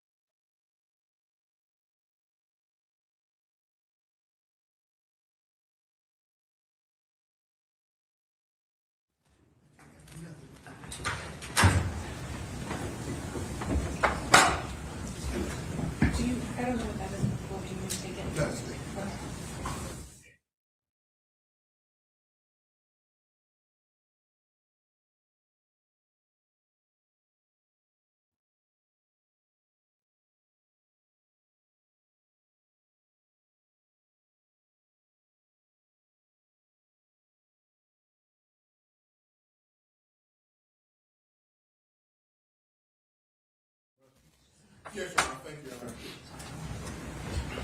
Honor. And Dr. Corbin, I think we're still talking about brain injuries in general, but we're going to go to, I guess, the time right after he sustained an injury and he's in the hospital. Was there a time where experts thought that Austin was incapable to proceed? Oh, most definitely. And talk to us about that. What were some of the concerns there? So he was global. Well, first of all, when he was first injured, he was encephalopathic, and so was not just incompetent to stand trial, but was not competent to do much of anything, including taking care of himself. But then over time, his initial cognitive functions in the months after the injury were pretty severely impaired. I mean, he was seen repeatedly by neuropsych services in the hospital, who found him to have very severely impaired cognitive functioning across multiple domains. At one point, his intelligence was tested as in the low 70s, 73, I believe, which is quite clearly, based on his history, far below his premorbid level of functioning. He was globally amnestic for, his memory was severely impaired, and he was globally amnestic for the events surrounding his offense and suicide attempt. He, and as such, it was felt by myself and everybody else, I think, that was involved with him, that he really couldn't participate in a reasonable or rational or productive manner in his defense. And when you say IQ in the 70s, what does that mean generally, and then what does that mean in a legal sense? Well, so 70 is below average. Below 70, you fall into the realm of what we call mild intellectual developmental disorder. And so forensically, people that have IQs tested at that level can be found to be competent to stand trial. But that IQ score was really just one picture of the global impact of his brain injury at the time, such that he really couldn't, even though his innate intelligence was still reasonably high enough that if there were no other deficits, he could have been seen as competent. But what it was telling is that if you look at his history, that's substantially less than where he was functioning at in high school, where he had I think a 3.8 plus GPA and was taking some pretty difficult courses at that time. But that's really not the extent of the problems he had. He could not communicate effectively. His appreciation of his circumstances was repeatedly described in those records as limited at best. And so he really was not viewed as understanding his situation, both in terms of what had happened and as a criminal defendant initially. And it was during this time that there were some reports about Austin making inappropriate gestures or asking him to tase his dad. Would that make sense in the state that he was in at that time? Given his condition, sure. And when people, especially in an encephalopathic state, people will do and say things that it's completely out of character, atypical, abnormal, any way you want to look at it. Sure. And were you in here for our previous witness, his mom, Miss Elise Thompson? I was. And were you able to see some of the photos that she had taken while he was in the hospital? I did. And would that convey, I guess, his state of being during this time of this low IQ and this encephalopathic? Sure. I mean, in addition to all of that, one of the things they'll typically do in an acute injury like that is they will medically induce a coma. And so that just further adds to the difficulties that you have. But, the pictures, you don't need to be a physician to see those pictures and know that this was a pretty catastrophic brain injury. And obviously he has made a recovery. Substantially so, yes. And your first time meeting him in person, I think we had touched on this a little bit earlier, was in the juvenile facility in Cumberland County? That is correct. And what was your process like then of your first meeting with him, talking about these events and talking about his history? So the first time I met him, it's not that different than what I would do when I first examine a patient. The difference being is that I'm trying to answer different questions. And so I attempted, to the extent possible, to obtain a coherent, what I call psychosocial history from him.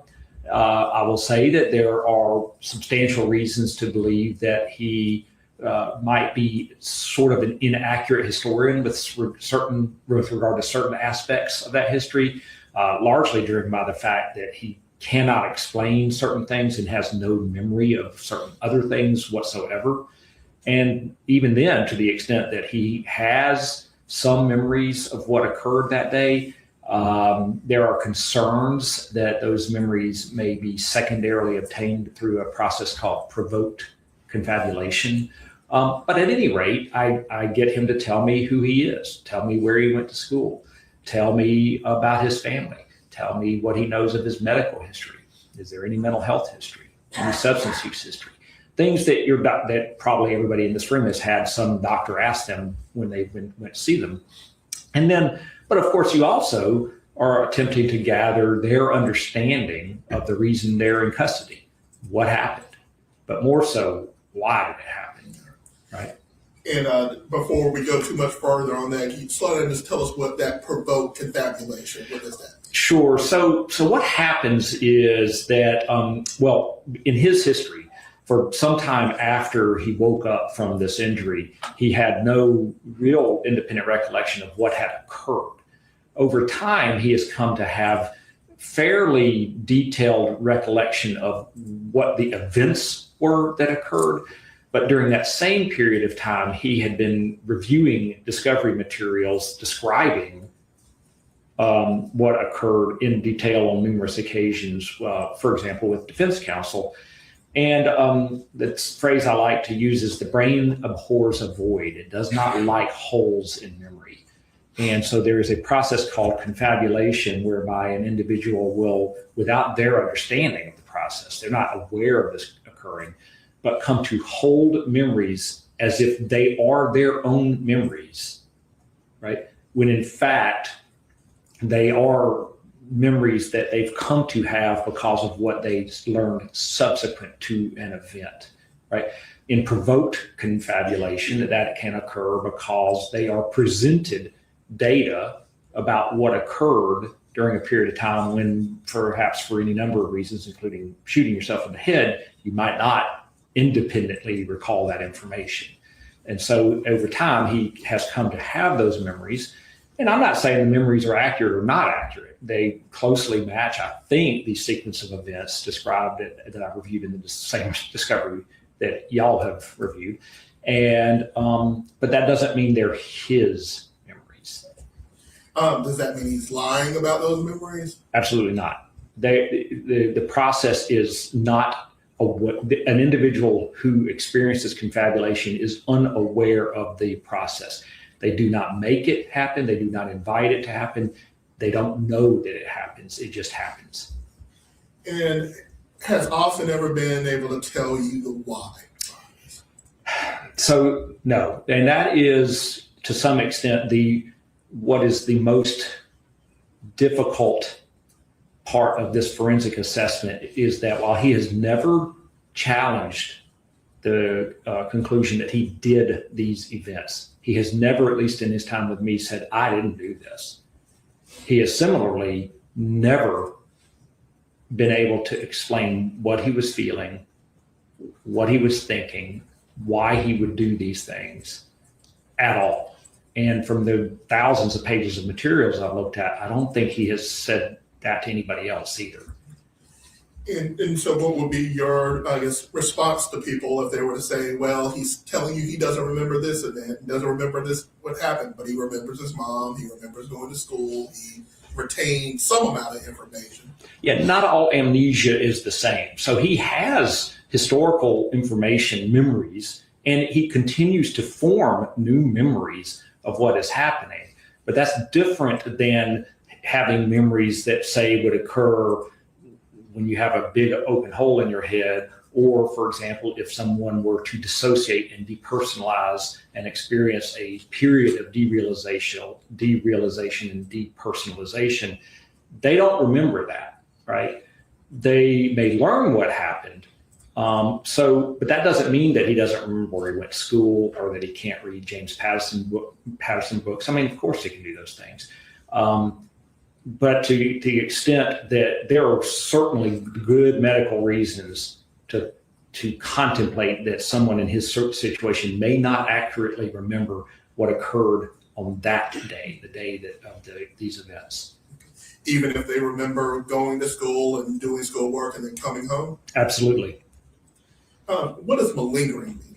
Malingering is the intentional misrepresentation or exaggeration or feigning of symptoms of a psychiatric or medical illness for the purposes of obtaining some form of secondary gain. And was there ever any evidence or signs of malingering when you were able to talk to Austin? So I would say no, absolutely not. But let me couch that by saying, and I think I may have said this in my report, there is no mechanism by which a psychiatrist such as myself can, with absolute 100% certainty, rule out the possibility of feigning of symptoms. However, there's a couple of things to say about that. One, it would be very difficult to feign the frontal lobe injury that he had because it's there.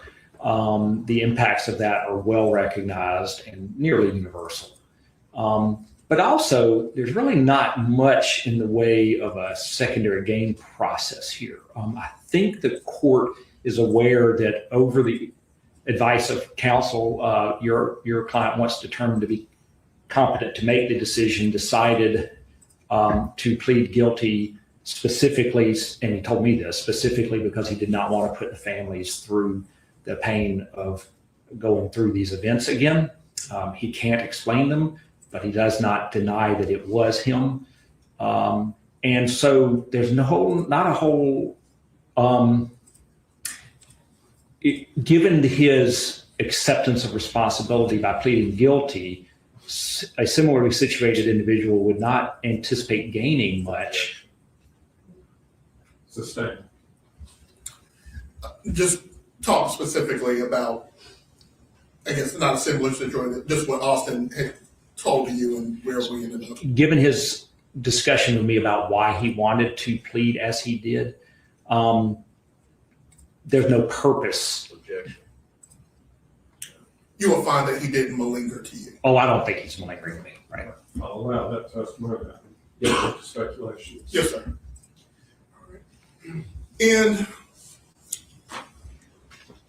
I guess after this meeting, and do you continue to collect records and go through everything that is provided to you? That is correct. And it's typically, it evolves over a period of time that records sort of come in batches, and that occurs over months, if not years. Okay, now may I approach with it while I'm marking as defense exhibit 7? Yes.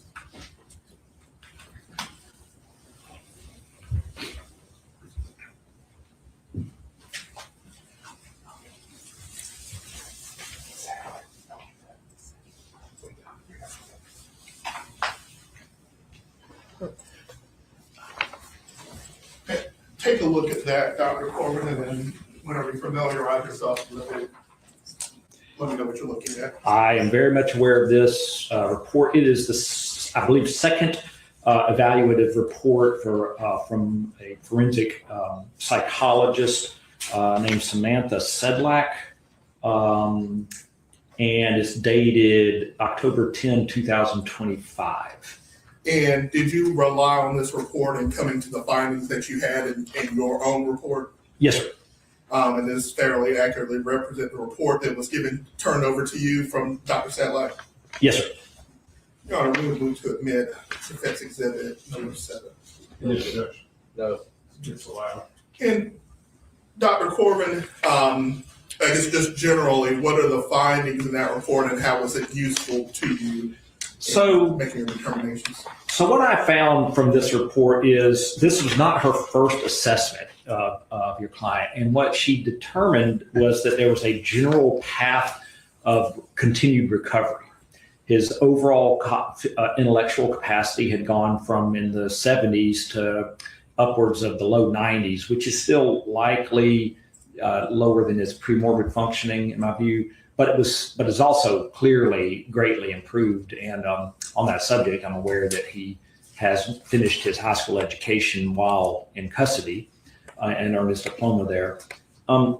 She also noted his continued course of improvement in what we call executive functioning, those frontal lobe functions that we were talking about, and offered the opinion that there was I think I can quote it, a strong potential for ongoing improvement in self-regulation, social reasoning, and impulse control, particularly with continued structure, guidance, and opportunity for age-appropriate learning and decision-making experiences. That is very much consistent with my own observations of him, and I very much agree with that. And so essentially what we see is that somebody who was at age 15 and had already not fully developed frontal lobe functioning shoots himself and sustains a really serious injury to those frontal lobes, who manages to survive that acute injury, and who has had a pretty remarkable, he's a different human being for two reasons, but has had a pretty remarkable return of functioning. And so her descriptions of him are very much in line with my own mental status examination of him, although as a psychiatrist, I don't perform that testing. But I agree very much with what she's saying, because it's what I'm seeing. His intellectual capacity, his ability to tend to himself, even though it's in a custodial setting, has been remarkable. His behavior in custody has been completely unremarkable, save for one write-up for taking a shower too long. That's it. And so he's certainly not been a behavioral disturbance in that setting. And what we see, the other thing that has changed is that he was 15 when this happened, and he's 18 now. So you can see how the assessment becomes impossibly complex. A 15-year-old is a different human being than an 18-year-old. A 15-year-old, before you, there's no other way to say it, blow off part of your brain is different than an 18-year-old who has managed to survive that, but still has no frontal lobe functioning to speak of.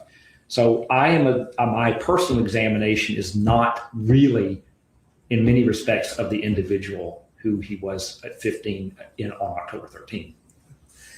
So who are you interviewing when you're going through it, and what is your assessment? Who is the person that you're assessing? So now the individual I see is an 18-year-old who does have impaired frontal functioning of the sort I said. He's kind of flighty, impulsive, very congenial, kind of affable, if you will.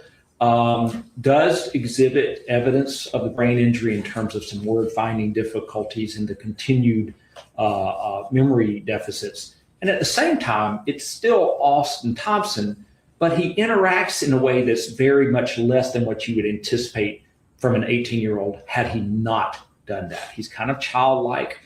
There's, and I hate to say this right in front of him, there's a degree of emotional immaturity in him. But what you see is that our emotions are largely a control.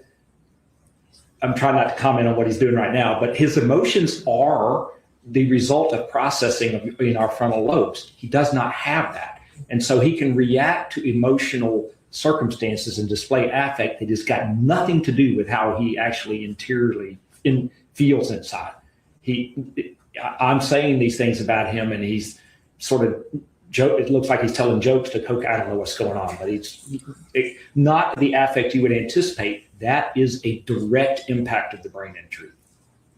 And will his brain ever get to where it's normal, where if he had suffered that traumatic brain injury? You know, I think that what we will see with him is his new normal, the new Mr. Thompson, as an adult who has sustained a brain injury that you do not, quote, cure. There will be a new normal. There has become a new normal. I'm surprised to an extent that the new normal is as high functioning as he is. But if you mean, will he become who he was before? That is not possible. He wouldn't be who he was at 15 anyway, but that's not going to occur, in my view. And has he lowered the ceiling of where he would have gone without this?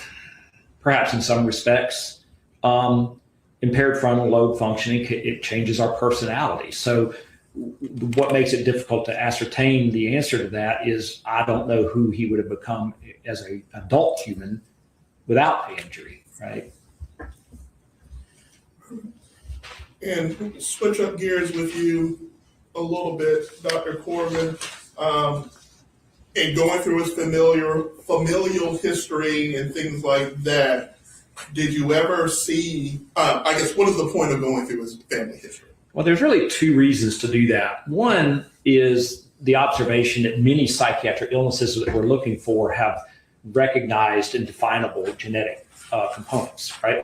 And so if I look at somebody's family history and see a high incidence of, say, bipolar disorder, well, that's a data point, right, to help us look at.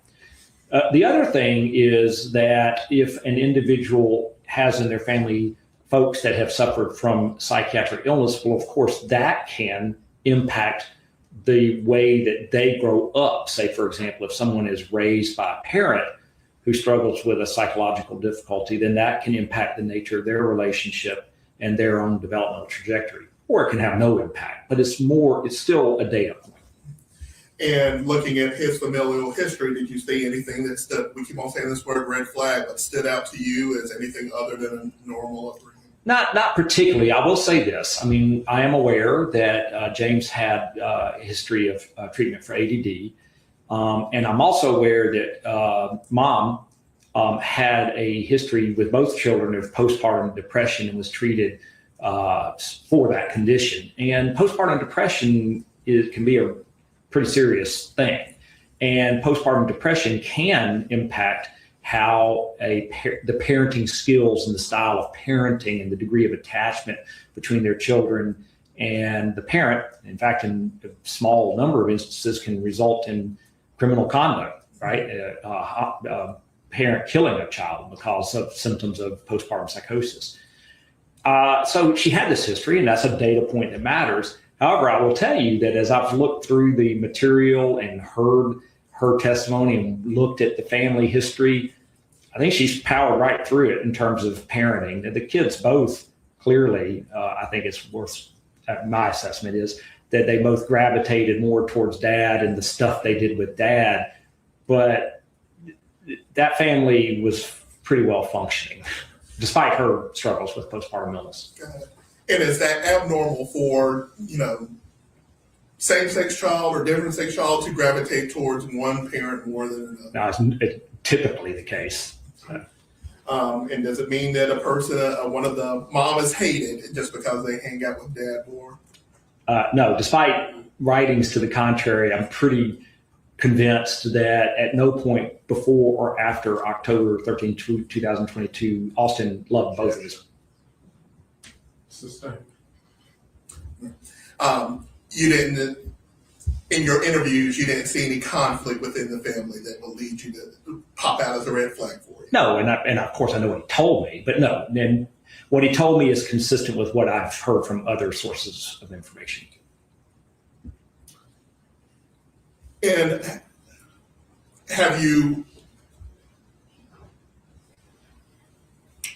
was there anything that would seem to indicate to anyone involved that Austin would be capable of a mass shooting?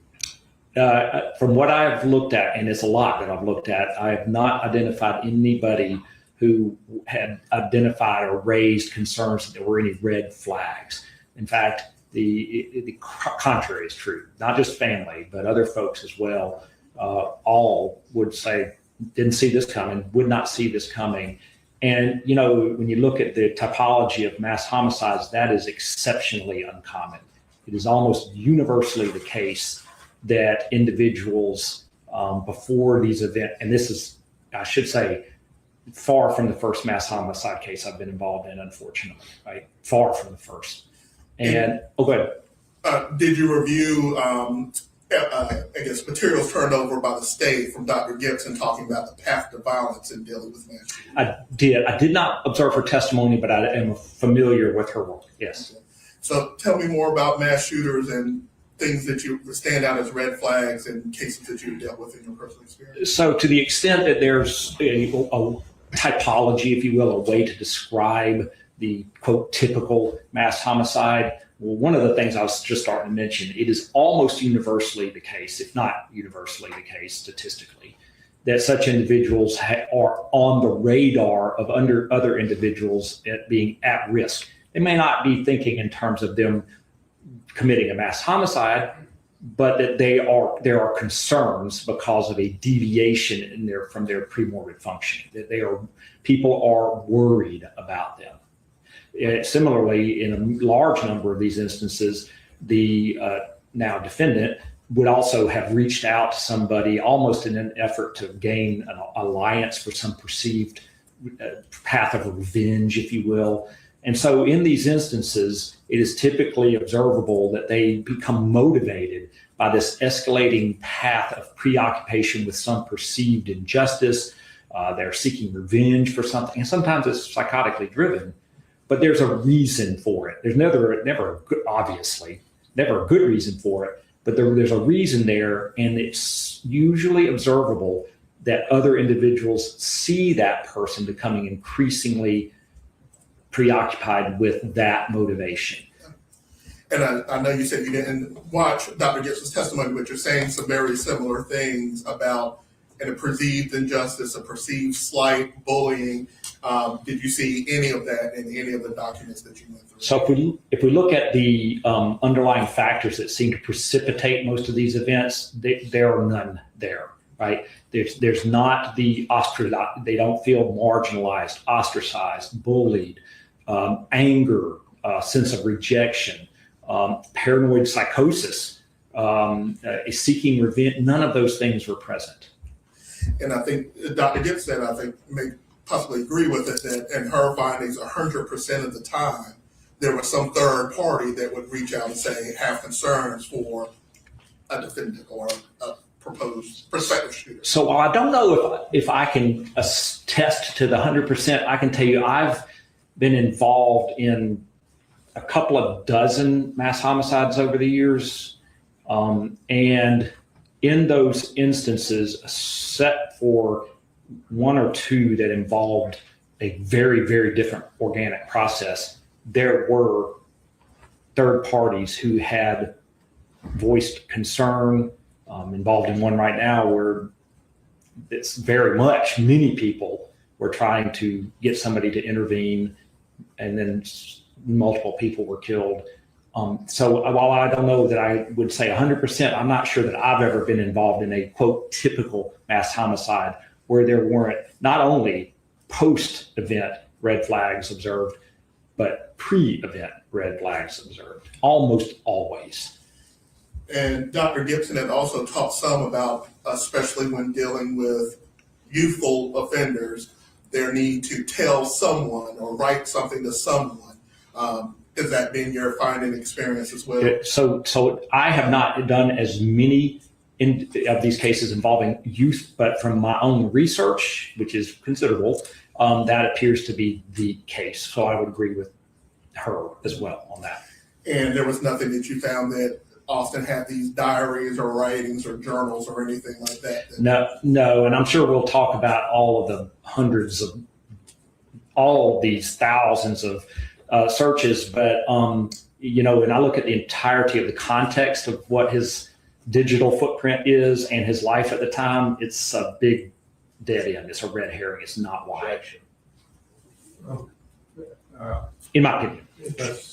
If that's your expert opinion, Thank you. It need to be supported by foundation, but I'll accept it as a forecast of what he anticipates opining with proper foundation. And Dr. Corbin, did you find anything with mental health issues for Austin himself that may have put him on a path to violence or being red flag? So his pre-event mental health history is just entirely unremarkable. There's just nothing diagnosable, nothing. And is that unusual in your experience for these kind of mass shooters? So, one could argue it is, I have been involved in cases where delusions drove such conduct, and that is fairly common. But there are also circumstantial cases where individuals who are otherwise perhaps psychopathic, have a high degree of antisocial conduct, may, quote, go off. And I'm not sure I would consider that forensically a mental illness. It may be the reason. But so I think that it's fair to say that both can occur. And Dr. Corbin, we've talked a lot about it, and finally go ahead and jump into it. Are you aware of minocycline? I am aware of minocycline. All right. What is minocycline? So minocycline is a tetracyclic antibiotic. It has been around for a while. Its trade name is more commonly known as minicin. It is used to treat a number of different sort of infectious processes. It's good for acne, other skin kind of conditions, rosacea, I believe, some oral infections, periodontal disease, things of that nature. So it's an antibiotic. And you just covered the things that it treats. How long is it? How is it typically taken?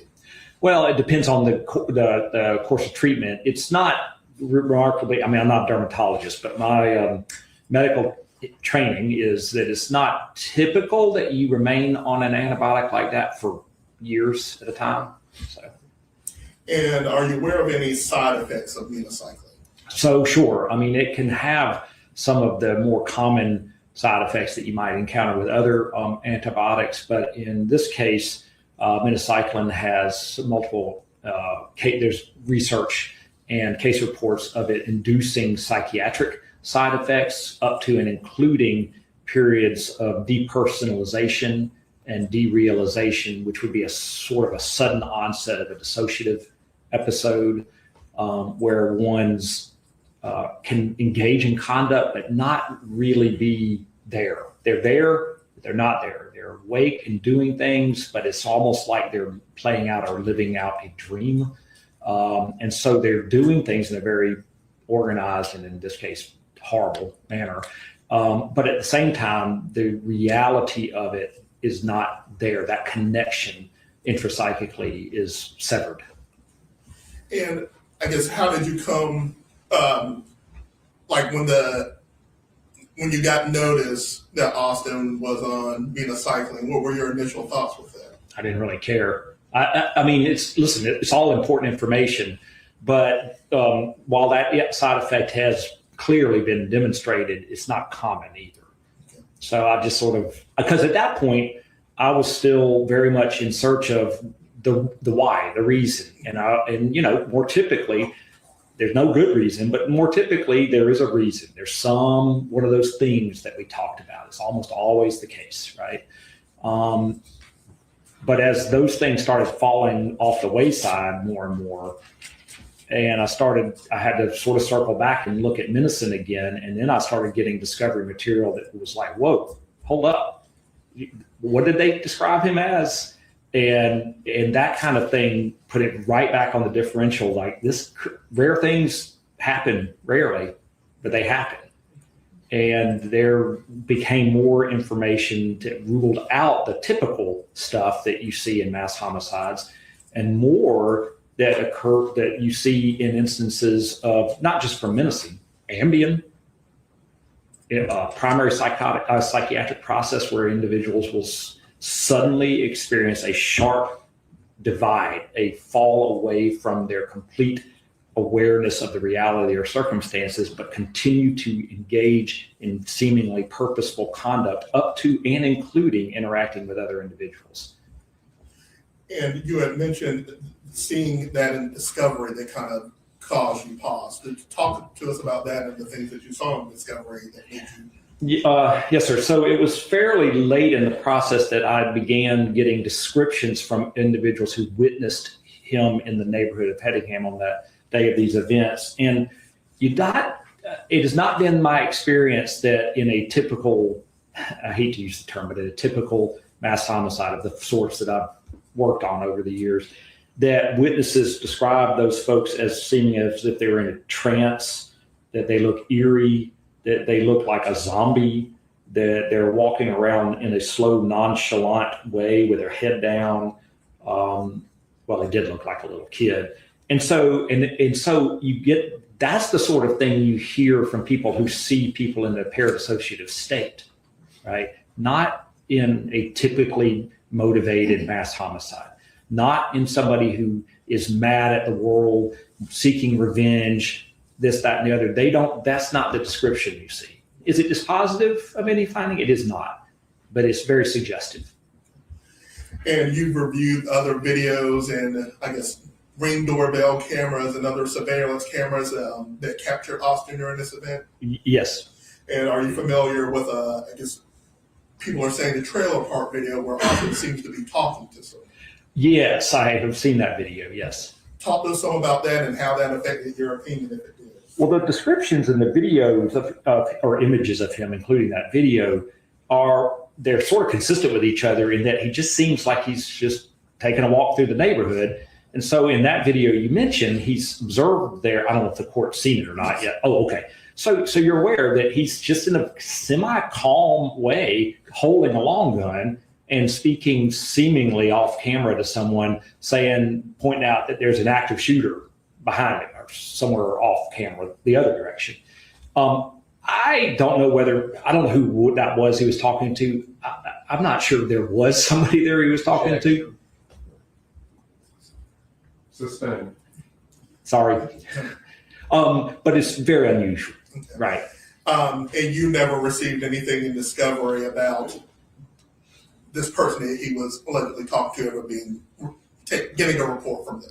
Well, that's why I'm questioning it, because if somebody said that to me with a gun, I don't care what's going on, I'm calling 911. That's what I would do.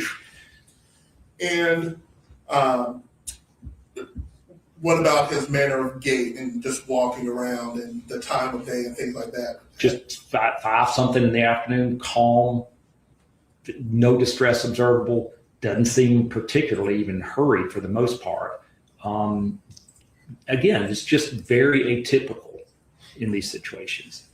And did you go through, recall phone conversations with his father around and during this event? Yes. And talk to some about those. So as father described, there was 2 phone calls, and on each occasion, father did not discern anything abnormal. He seemed calm. His responses to the questions that he was being asked, I think, were generally appropriate. And so he was unremarkable in that regard.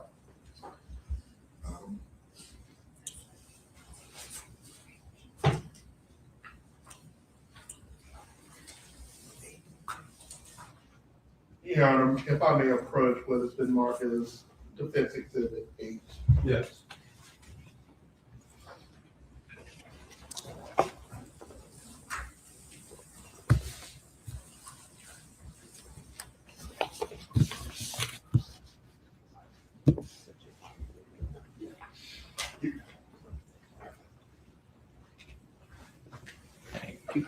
Got that.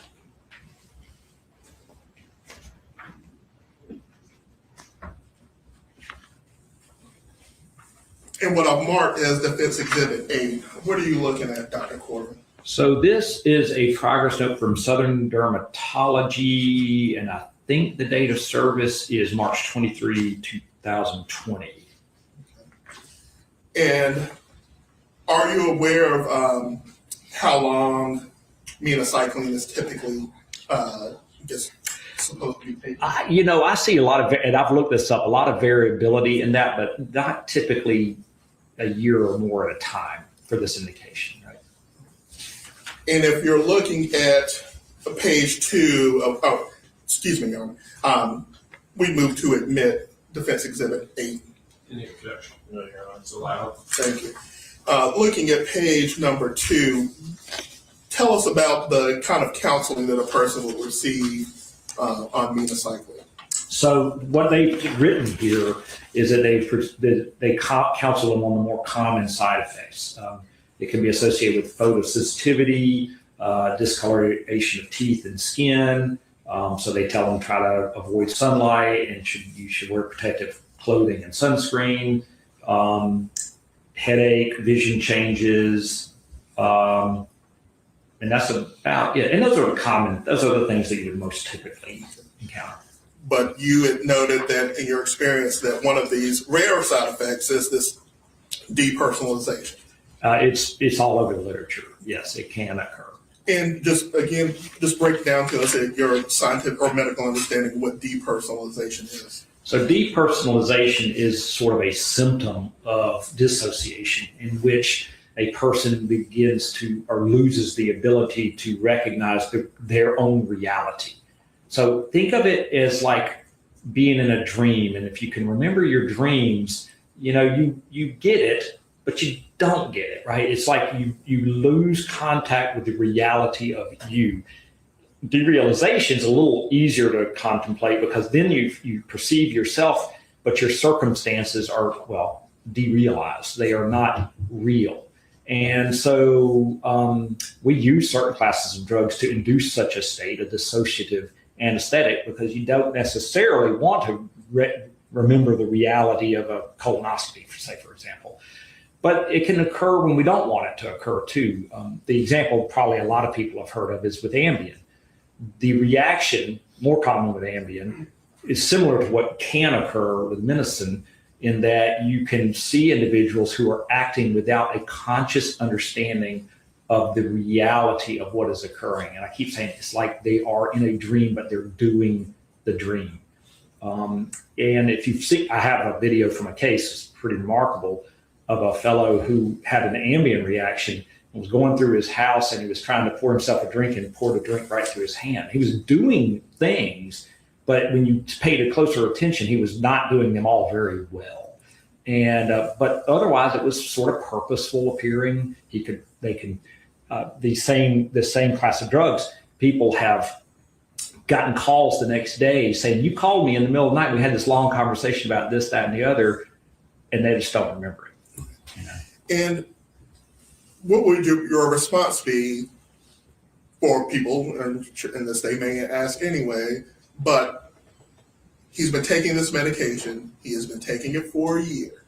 He has not shown the family talked to his mom and his dad and his teachers. They didn't say anything. So how can this happen and just pop off the way that it did? So that medicine can accumulate over time in CNS, central nervous system tissue. Objection. I think I'm going to need some foundation for the basis of these opinions in terms of his training experience. Yeah, I'm just asking about how minocycline works and how side effects work. Again, it's a pharmacological question and it may well be in its scope of expertise, but at the moment he's been qualified as general and forensic psychologist. What is your medical background? So I've got a medical degree from the University of Alabama School of Medicine. Okay. And are you aware of different medicines and their applications and how they work? Extensive part of medical training. All right. And do you counsel people daily on medications and how they work and what their side effects could be? Very routinely. All right. Excuse me, I believe you said, I misspoke, psychiatrist. Yes, sir. That's okay. Yes. I apologize for that. Go ahead. Sorry.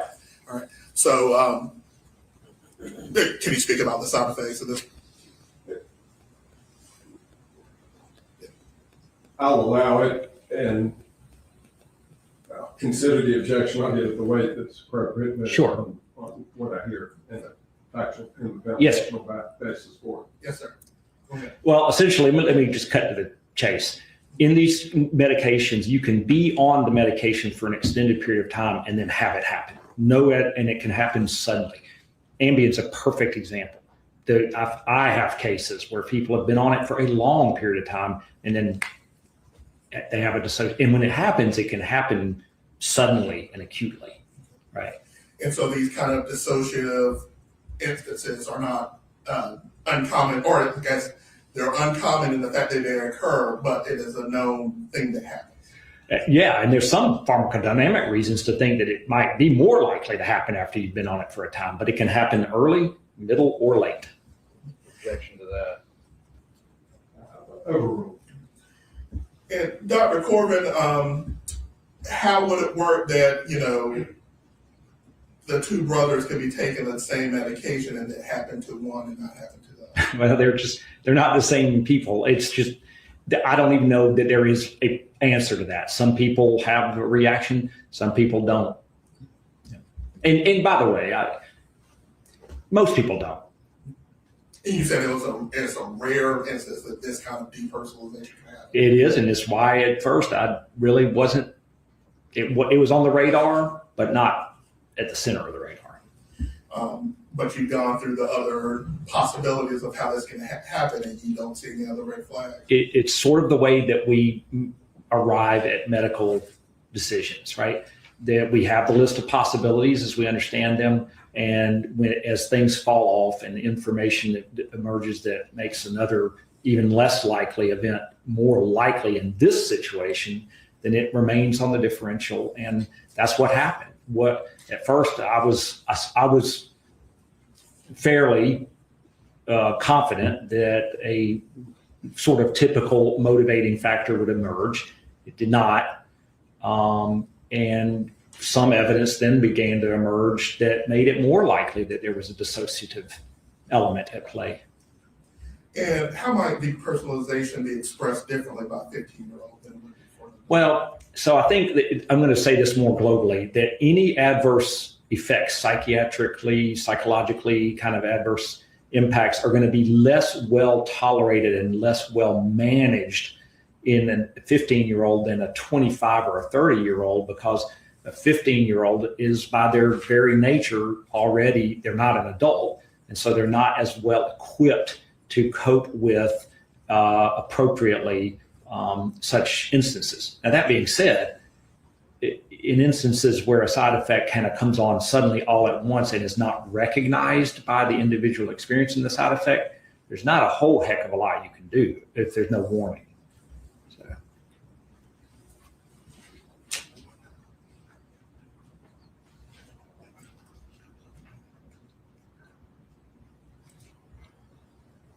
Just working on pulling an exhibit for you. Oh, okay. Madam Clerk, kind of sticks exhibit 16, the actual note.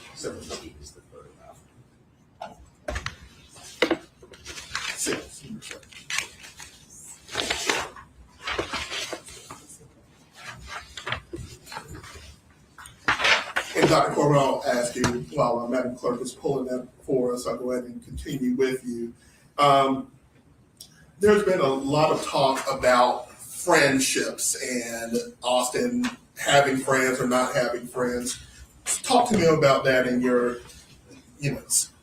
psychiatric practice and working with people. Just how that works, and if that is that a red flag about having friends in these kind of social relationships? So everything's a matter of degrees. If someone is completely socially isolated because they're rejected by their peers, or because that individual has some sort of animosity towards their peer group, then sure, that could be important. Other individuals, particularly during the COVID years, and I know about this because I was raising two daughters during the same years, that had a pretty significant impact on everybody's social interactions, which I could talk a lot about because there's emerging research on the subject, which is that they were robbed of their ability to some extent to form those normal peer interactions, middle school, high school age kids, college too for that matter. And so that's a unique thing that I really think it's important not to forget as I'm looking backwards at what was going on in 21 and 22.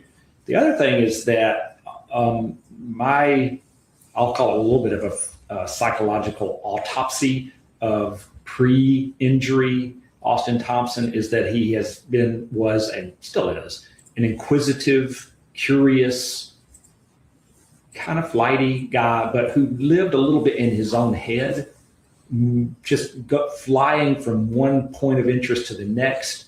And so individuals like that are common, right? I mean, commonly encountered, not in my practice, but in life, that some folks are more outgoing and more social. Other individuals are more introspective.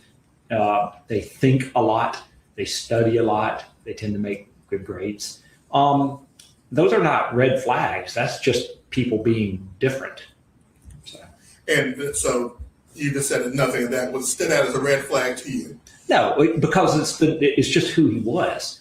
He didn't bring a lot of friends home. Nobody was at the time at all, really. But the reality is that some people are like that. It would be very, very different if he didn't have any friends because he was getting beat up at school or because he wanted to hurt people at school and beat up people at school. And so he was ostracized and rejected. None of that happened.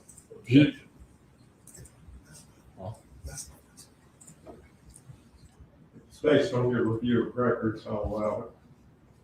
And that's based on your review of records. Based on the information I have, yes.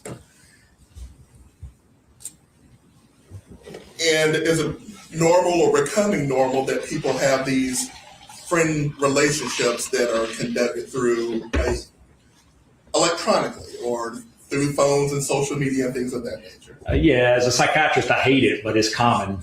I would advise everybody to try to limit their kids' screen time, if you will. But COVID accelerated that, and it hasn't really seemingly changed any. So.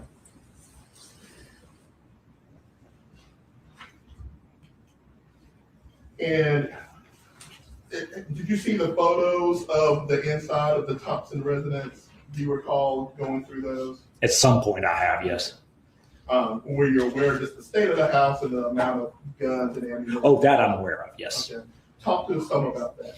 Well, one of the interests that Austin in particular shared with his father was in firearms and hunting and things of that nature. And I think there may have been 11 plus firearms and a heck of a lot of ammunition in the home. Okay. What might that dissuade someone from letting their child visit the Thompson home? Sustained.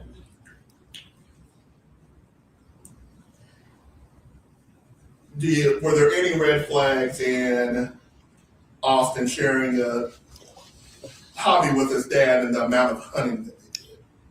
No.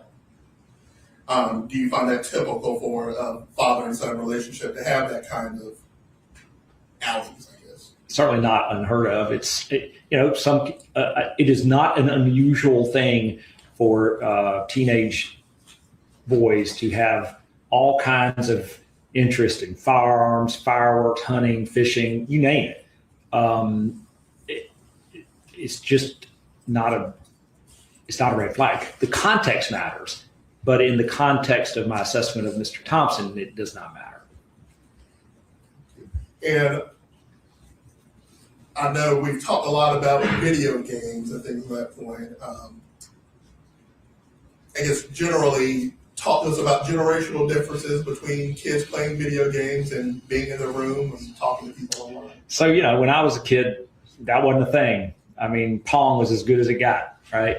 I can tell you the phenomenology. So if we look at current teenagers in our day and age, the stats forensically are that about 85% of teenagers consider themselves to be gamers.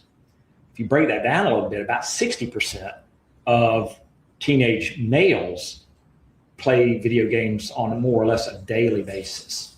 Now, do I personally as a psychiatrist think that maybe I would like my kid outside playing instead? Yeah. But the research goes further and that there's been much sort of looking at these video games as sort of the cause of these events. That has not borne out well, right? There's actually one body of research from a series of reports that suggests it may be even protective in the same way that boxing clubs at youth centers can be protective, right? That it's an outlet for the aggressive impulses that we all have, right? But even the APA has cautioned twice now to not draw the conclusion because the evidence is lacking that being a video game or even a first-person shooter or multiplayer game that involves a lot of interpersonal violence it's not even established that there's a strong correlation, much less causation of violent criminal offenses. And so break that down, what does that mean? That the research does not support the conclusion that playing violent video games causes violent offenses.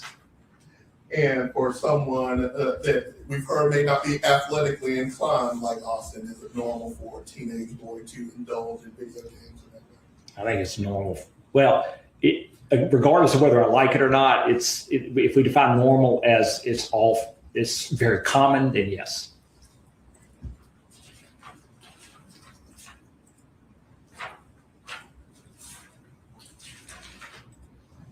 Mr. Thompson, before you switch to another topic, we'll break for lunch. That'd be perfect. Thank you. All right, very good.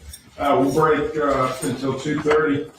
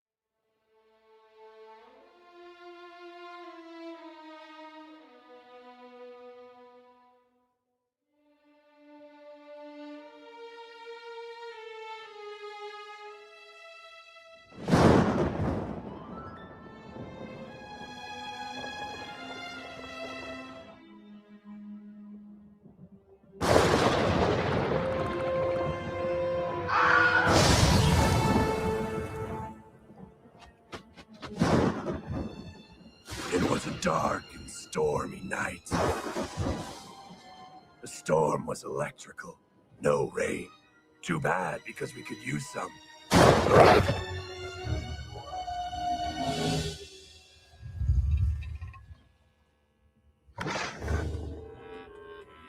Okay, everybody.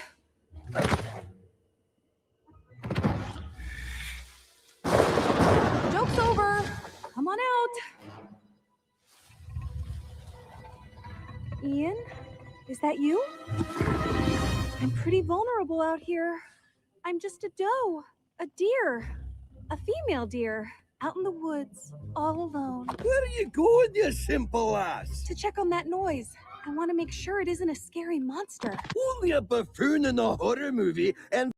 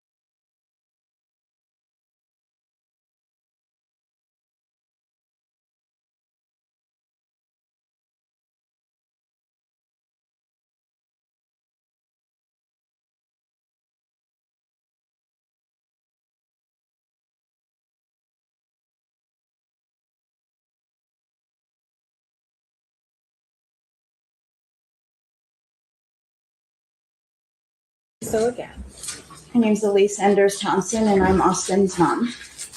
I want to start, Ms. Thompson, by saying I am not going to ask you about October 13th at all today, okay? Okay. I want to talk to you about everything before that and everything after that, all right? Okay. Pull the microphone down. Thank you.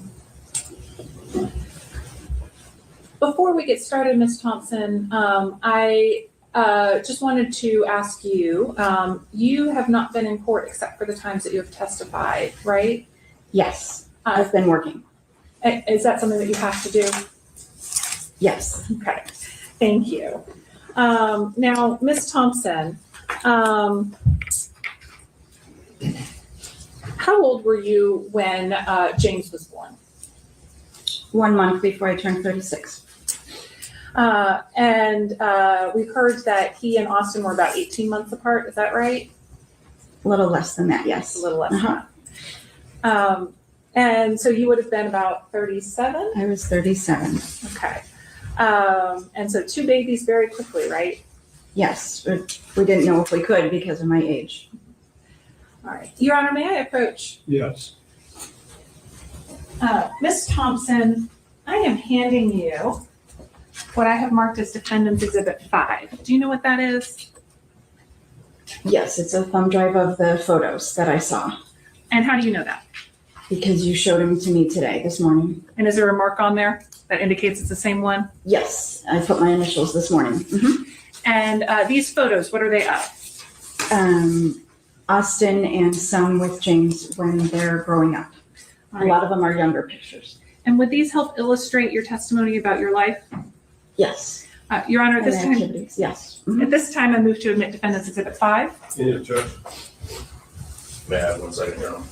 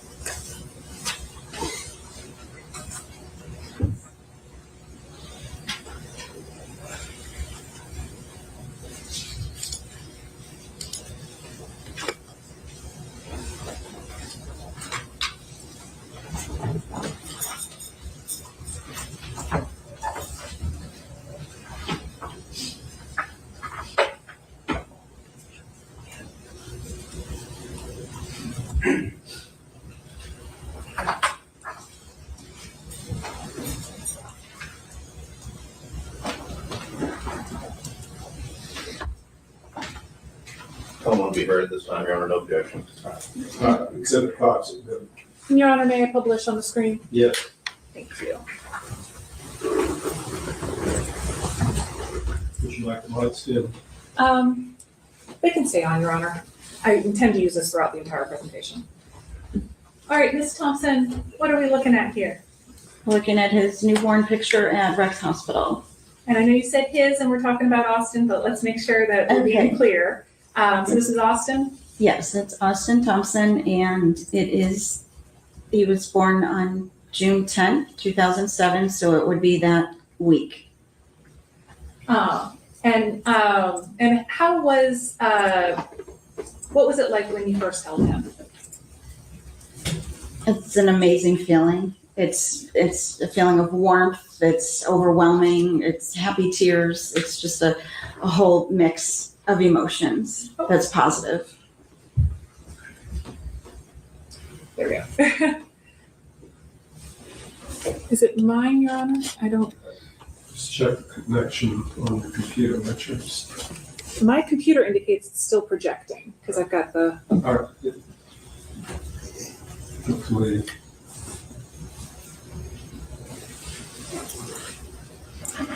All right. We'll cross our fingers and hope it stays. Okay. And oops, let's turn this on. That would help. Moving to this next slide. What are these pictures of? It looks like right when I had him that we got to hold him. Seems like it's gonna flicker. We can just, I guess, bear with it. I'm so Yeah. sorry. We're gonna call the technician and try to make do until Okay. we can get a solution. Would you like me to keep going? Yes, please. Okay. And so this picture down here on the bottom right, is that you holding Austin? It is. We're at the hospital. Mm-hmm. And the one in the upper left, is that Alan? That is Alan. Mm-hmm. Okay.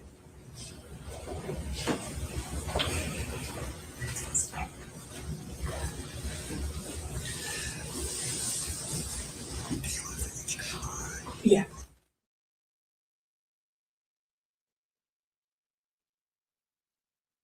All right, Ms. Thompson, I'm guessing here we're looking at James and Austin, is that right? Yes, you're right. And who's holding them? Alan's mother, their grandmother. Their grandmother. And it looks like Austin is still fairly new in that picture. Oh, yeah. So James was really young when he was born, right? Yes, he was. He was just a toddler. Mm-hmm. How did James adjust to being a big brother? He did great. He always tried to help. I don't know if Alan mentioned, but when he first met him, Austin started to whine and cry, and he went over to the kitchen table. He got a pacifier and he put it right in his mouth. How did he know to do that? Because he had been to, probably because he had been to daycare when he was 4.5 months old. So he was used he probably saw it. helping with other babies at daycare. Yes. And as Austin was a newborn, how did he do? He did really well. And we also knew what was going on second time around. But he did well. He got on a routine and he stayed on a routine. He didn't flip his days and nights. He did pretty well. Was he a good sleeper for a baby? For that age, yes, he was a good sleeper. He slept for a few hours at a time, which was nice.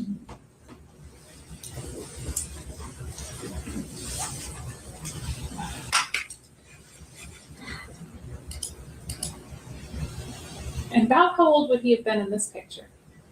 Oh, I want to just say maybe 2 months, maybe 3 months. Now, when did he start going to childcare, daycare or childcare? I believe 2.5 months. 2.5 months, so right I around believe. that age? Yes. Mm-hmm. How did he do when he started daycare? Oh, he did well. He did well. He was a good baby. He didn't mind a new environment or a new person. Were he and James in the same class, or were they? Yes, they were in the same class.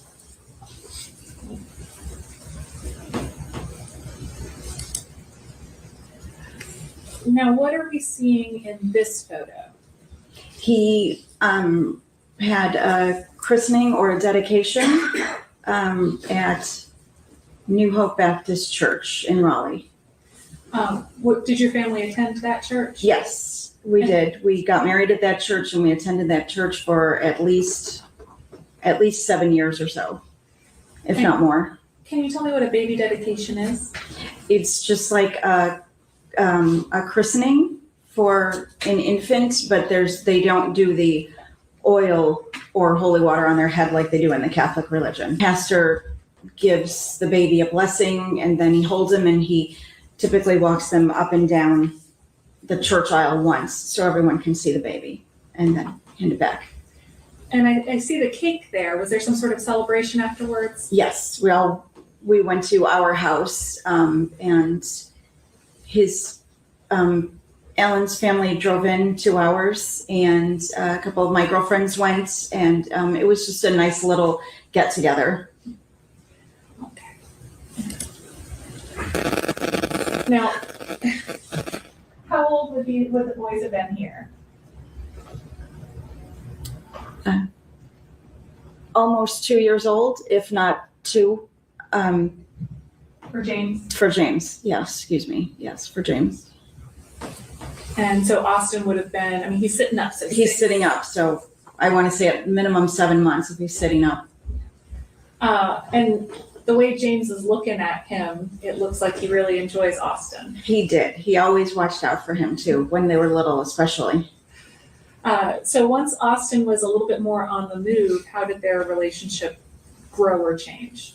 Well, they still did what people call parallel play, where they don't play together, but they'll play in the same room and they'll play with the same type of toys. They just don't go back and forth with the toys. But yeah, they did well together.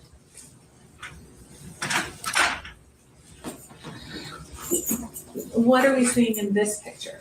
We are seeing the messy first birthday cake tradition. Explain that for me. My parents flew in, and Alan's family drove 2 hours again to come in for the day. And we had cake and presents, and it was fun for him, and he made a nice little mess and took a bunch of pictures. And I noticed that the decorations are Winnie the Pooh. Is that a Yes. favorite of his? At the time, yes, it was. Mm-hmm. Did he have other favorites at other points in time? Oh, sure. It was Iron Man and the superheroes and the Cars movie and the usual children's stuff. Yes. Now this is a video, and how old? Well, see if we'll get this back.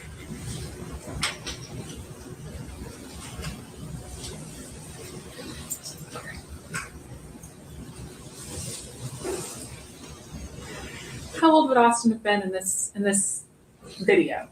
He looks like he's only 1 year old, and it looks like he's at his grandmother's house. And around this time period, did he like to dance?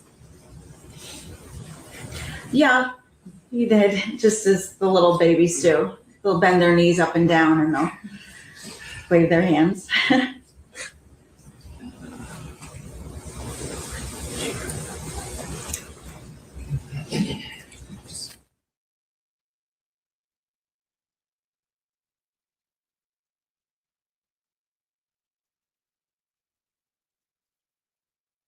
It's been suggested that I switch to the copy that's on my computer rather than on the thumb drive. Can we try that? We can try it. The county's audiovisual technician is at the control box, which is outside the courtroom. So I suspect that it's something at our end, not your end. You can try that. Maybe it'll make a difference. Okay. Well, we'll give it a try. It's not going to hurt anything. And let's see.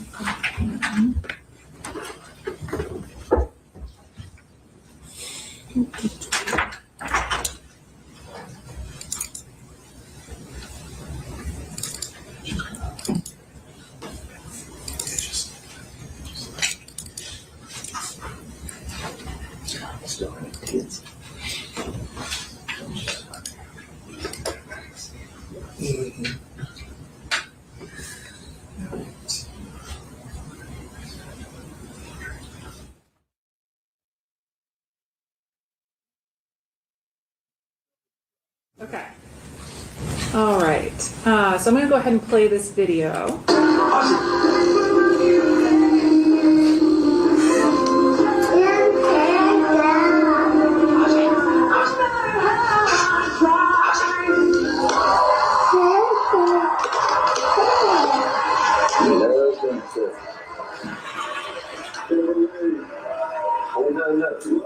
So is that sort of bopping up and down that you were describing? Yes. Mm-hmm. You're so young. Now, Ms. Thompson, what are we seeing in this picture? We are seeing right before we're going trick-or-treating in the neighborhood. Right before you go into trick. And how old would the boys have been here? That would have been Austin's second Halloween. He would have been 1 and a couple of months. And that's you in that picture, is that right? Yes. Okay. All right.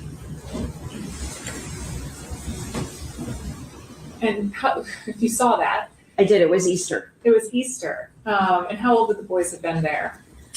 I want to say 2.5. Austin would have been around 2.5, and James would have been 3.5. Or 4, going on 4. And that looks like it might have been a professional picture. It is. We would take them for professional pictures when they were little. Yeah.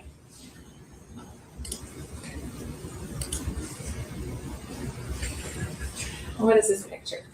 That is a cute picture of him sleeping with his new goggles that he did not want to take off. And we said, okay, not doing anything. So he took a nap with his new goggles on. And we let him. And there's a date on this picture, 7/10/2010. Okay. How old would he have been then? Would have been 3. 3.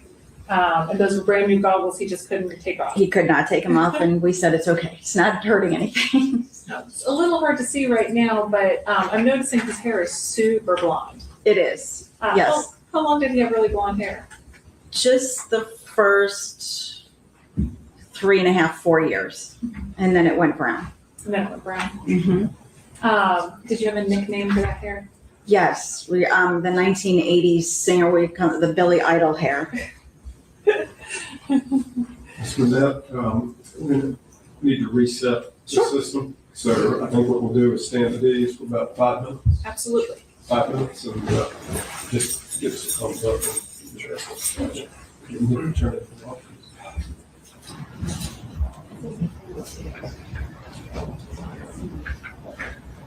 All right, so back on the record, apologize for the delay. I want to thank our excellent Wake County services for their time of response. We've come up with at least a temporary solution about the work, so hopefully we won't have any further interruptions. Ms. Smith. Thank you. Ms. Thompson, where we stopped, we were talking a little about Billy Idol hair, I think. Yes. His blonde flyaway hair, yes. All right. Moving into this picture, what are we seeing? We're seeing that Alan and my father went to the PGA tournament, Augusta, I believe, and they came home with those baseball hats and they tried them on for a picture. Did they like the hats? Yes, they did. And we're going to talk about this a little later too, but you mentioned the PGA Tour. Is there something about golf in your family? Yes, Alan, I married a scratch golfer, which meant his handicap was 3 and below, and pros have a handicap of 0. So golf was something that Alan was into? Yes, and then they had the plastic little Fisher-Price golf clubs, and they would play with those. And then later on, my father bought James real golf clubs that were for his size. So is that an interest that Alan and your dad shared? Yes, it was. Mm-hmm. Did either of the boys ever pick that up at all? James did a little bit more than Austin did, but they like to just play around with the ball and sometimes in the sand traps at the driving range. So moving on to,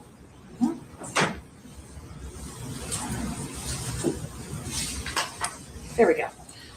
This set of pictures here. What are we looking at in these pictures? That was Halloween again, obviously, and they had gone. That was the first movie we ever took them to, was the Cars movie, and so Austin wanted that, and I found a costume, and James he didn't mind what costume he wore, and he liked that one, so we picked that one up at the store. So he was into it for Austin. Yes. And I noticed the date on the photo is 10/30, so that's the day before Halloween. Right. Is there a reason they're all dressed up that day as opposed to Halloween? Yes, it could have been either for school they wore their costume, as long as they had an open face, and it also could have been that was the trick-or-treating assigned evening for the neighborhood. Moving forward one, this looks like it is the Halloween day. What are we seeing in this photo? We always read them Dr. Seuss books at night. So we went with the Dr. Seuss theme, and I made the costumes for them, and then we went trick-or-treating around the neighborhood. And you said you made those costumes? Yes, I did. Mm-hmm. And is this you in a matching costume too? Yes, it is. Uh-huh. Now, I noticed that Alan isn't in this picture. He's taking the pictures. He's taking the pictures. Did he join you in the family costume? No, it was not his thing. Not But that's his- okay. But this was one of your things with the boys, is that right? Yes. Mhm. That's my favorite holiday, is Halloween. And you mentioned that you read the boys' Dr. Seuss books. Mhm. Did Austin have a favorite? I think his favorite was, which he memorized very quickly, was the Dr. Seuss, something with a foot book. Big feet, little feet. That's what I think it's called. And so at this point, I think Austin still would have been about 3 and James about 4, is that right? 4.5, yes. And as they're getting a little older and have a little more personality, what is their relationship like? They got along really well. They hardly ever even play wrestled. They barely ever did that. They got along very well. And then when they got a little bit older than that, they would sit and they would put Legos together and follow the booklet. So at this point, are they still doing that parallel play, or are they playing with each other? They were playing with each other a lot of the times. All right.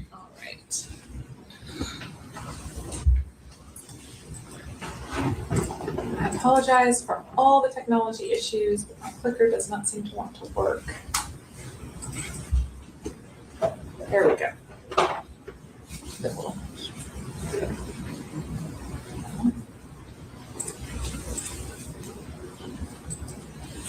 There we go. What is this photo? This is our church at New Hope Baptist Church. They offered to take pictures, and they were making a church book with all of the people that attended. And at this point, how was your family involved in the church? We went every Sunday, and we also went to Sunday school right after the service. And the boys, for their age bracket, they also had Sunday school, geared for their age, of course. And here we are with some more golf. Is this Austin playing golf? It is, yes. And are those the clubs that your dad bought for James? Yes. Mm-hmm. So would both boys play with them sometimes? Yes, they would. Mm-hmm. And they had no problem taking turns.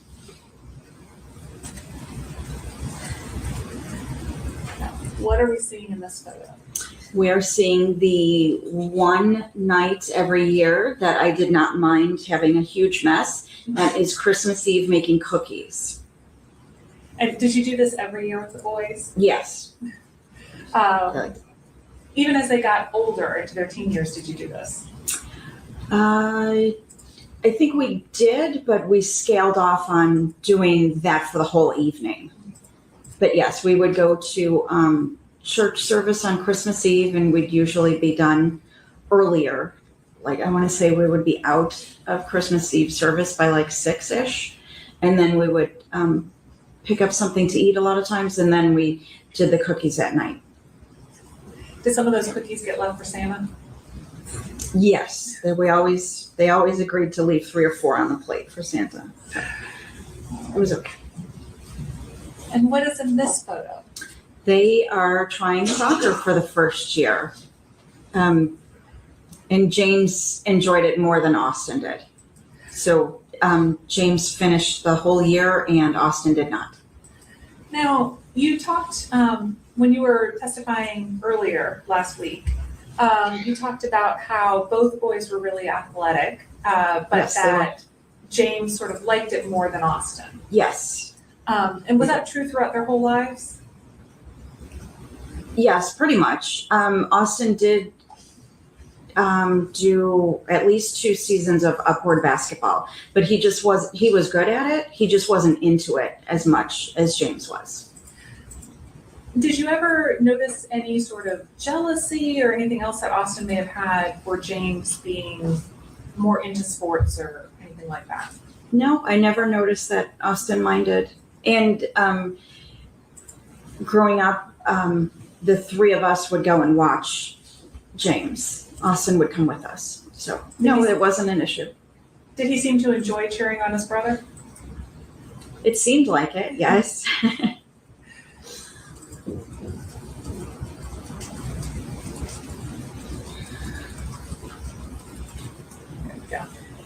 And what is this picture? That is them loving to be at the pool every summer. They enjoyed it very much. They really enjoyed playing around in the pool, and then they were on the swim team for a couple of years also, the neighborhood swim team.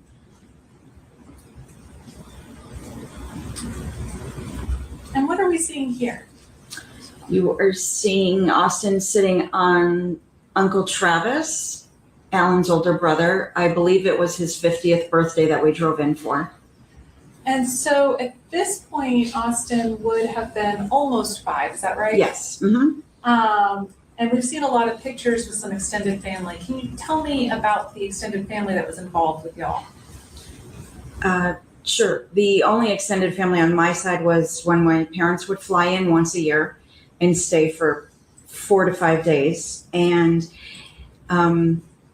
we always made it a point to drive to see Grandma every other month. We would take the boys, and we would also invite her to any school events that were going on, such as when they graduated from preschool. And we would always see Alan's side of the family for Thanksgiving and Christmas. And were there cousins? Oh, yes, I'm sorry. There were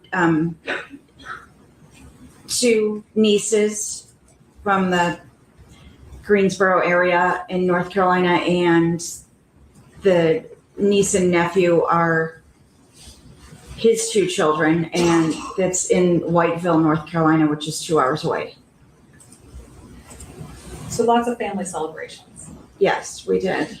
And that is the swim team that I mentioned earlier. The picture on the left, is that Austin? It is, uh-huh. And is he holding up a ribbon? Yes, they did.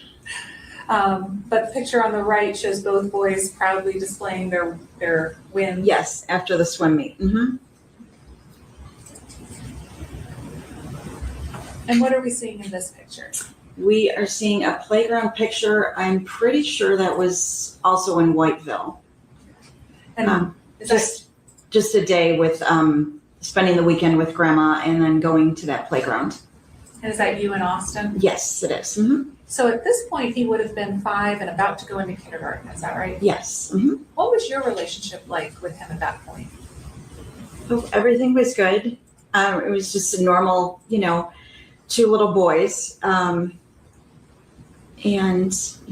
I had to keep everything on track, like to make sure I had the bags packed for the next morning and that type of thing, so that it was not a fire drill.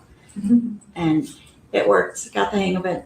And they were very good. They would get up and get ready. They were pretty independent.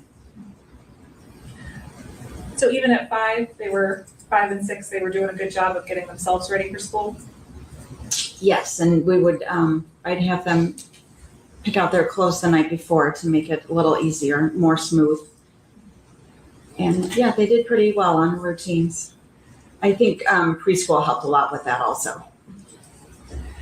And around this time period, what were Austin's interests? We'd just say regular playing with toys at home and being on the playground and going to the pool. Just normal little kid stuff. And they liked the Noggin channel. What's the Noggin channel? It's a channel just for babies through young children age brackets. Like it wouldn't be SpongeBob or Tom and Jerry cartoons or anything like we would watch when we were kids. It was all geared towards young children. Okay.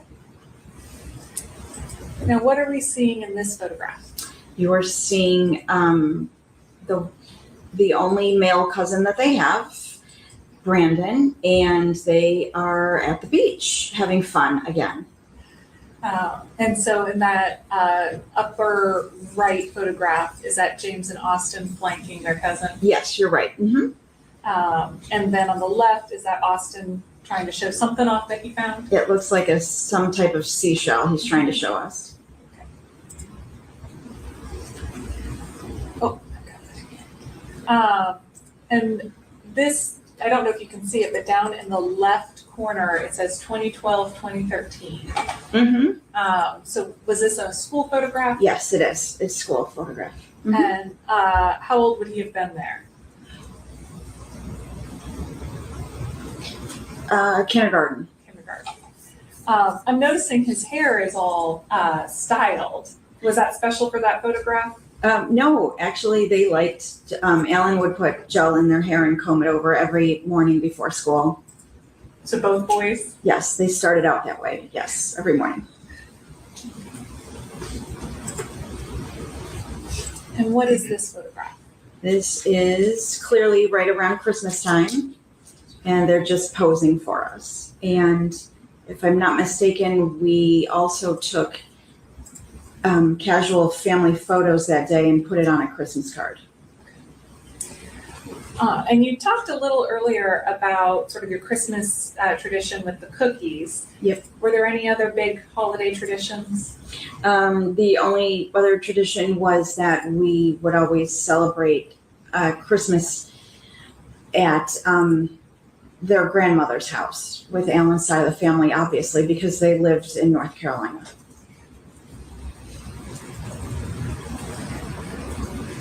And this photograph here, what are we looking at? One of the lakes, Nina and Grandma, and Alan, of course. So the picture on the left, that's Alan's mom in the background? Yes. And then the picture on the right obviously has Alan. Yes. And this lake was one of the places they like to go in Whiteville? Yes. And then they would like to go to, they have a couple of good seafood restaurants around there, and they would always like to enjoy eating there also.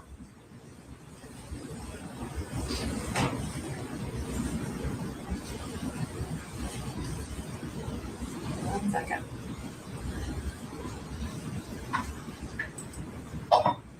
There we go. And looking at this photo, what are we seeing? We're seeing the first day of school. It looks like first and second grade. What is James's expression there? I don't know. It's just fun when we tell them, okay, ready? And then that's the face that they made. So Austin would have been going into first grade here. Yes. Mm-hmm. How did he like school? Oh, he actually did well in school, and he liked it just fine. And there wasn't a whole lot of homework when they came home from school. What would they do after school at this time period? They would play outside at that age and play with the Legos that I mentioned before, and they would, we graduated from the Noggin Little Children's Channel. They liked some of the shows on Nickelodeon. And did they go to an after-school program, or was somebody? Yes, they went to an after, I'm sorry, I didn't say, yes, they did, because I worked till 5, and so did Alan. Alan worked till 6 usually. So I would pick them up after school every day. Now, what are we seeing in this photograph? We are seeing our trip to Disney in October for Halloween, and I made Fred Flintstone, or the Flintstones theme for the 4 of us. So this time Alan joined in? Yes, just for a couple of hours. Yes, he brought this t-shirt with him. Disney will make you do strange things, huh? Yes, Disney does that to you. Did you go to Disney any other times besides this trip? No, just this one time we went, and they had a great time. Is this another photograph from that trip? Yes, it is. All right, I think we're into 2014. What is this photograph? This looks like we are just finished church, and one of our neighbors took a picture for us. Would this have been at your home? Yes, it is outside of our house. Mm-hmm. And I think there's been previous testimony for Austin's entire life. Y'all lived in that same house in Hennigan. Yes, we did. Mm-hmm. Yep.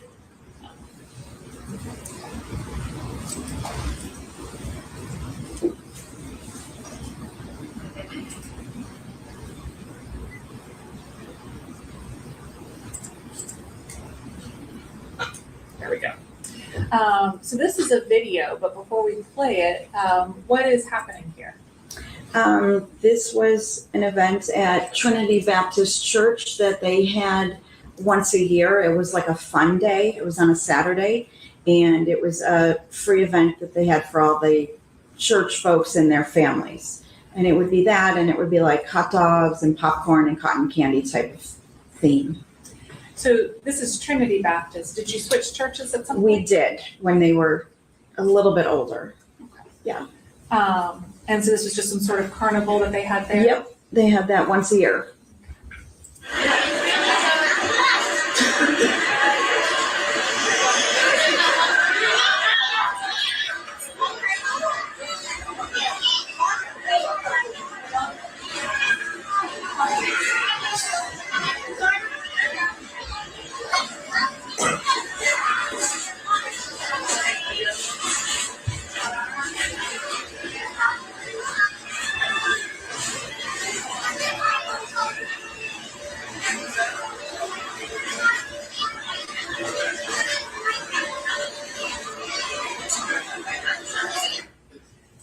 And is this you right here? Yes, it is. Mm-hmm. Now, I notice that Austin is wearing high socks in some of these photographs. Yeah. Did he like knee-high socks? He likes the knee-high socks that were the athletic. They were either Nike or Under Armour. He liked his socks to coordinate with his outfits, which is fair. But yes, he definitely preferred the high knee socks over the mid, what I would call the more traditional or more common length. But he liked those. He was comfortable in those for some reason. And you said he liked to coordinate his entire outfit? Yes, he did. So down at the bottom corner, if you can't see it, it says 2014 to 15. So Yep. that would have been about second grade? Yes, that would be his school picture. Mm-hmm.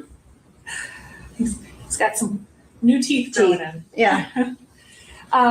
Now, you've mentioned to me before that Austin had to have some dental work at different points. Yes, when he was a toddler, he had a cavity that was in between both of his bottom molars. So he had to be put under for that. That sounds, you've identified that at points as being something that was a more difficult experience than I think expected. Can you tell me a little more about what happened there? We thought that, the dentist thought that they could just give him some type of I'm going to say, I think it was like a laughing gas. And I took the day off of work and I took him to that dentist, but she tried to do it and tried to play a movie at the same time, but he wasn't reacting. He was getting more of an angry response for that. And the dentist said that that's pretty normal or pretty common reaction for children that don't do well with laughing gas, that it makes them angry. So we had to go to a specialty pediatric dentist that actually put him under completely to have his 2 cavities filled on his bottom tooth. Did those experiences or any other dental experiences you have cause any reaction with him? Did he struggle? No, he didn't. He just had one where his older, I don't know, I want to say maybe middle school-ish, that I took him to get a dental cleaning and the hygienist accidentally slipped and did a small cut on his gum, which of course would shock anyone. But then it was fine. He just had a regular cleaning.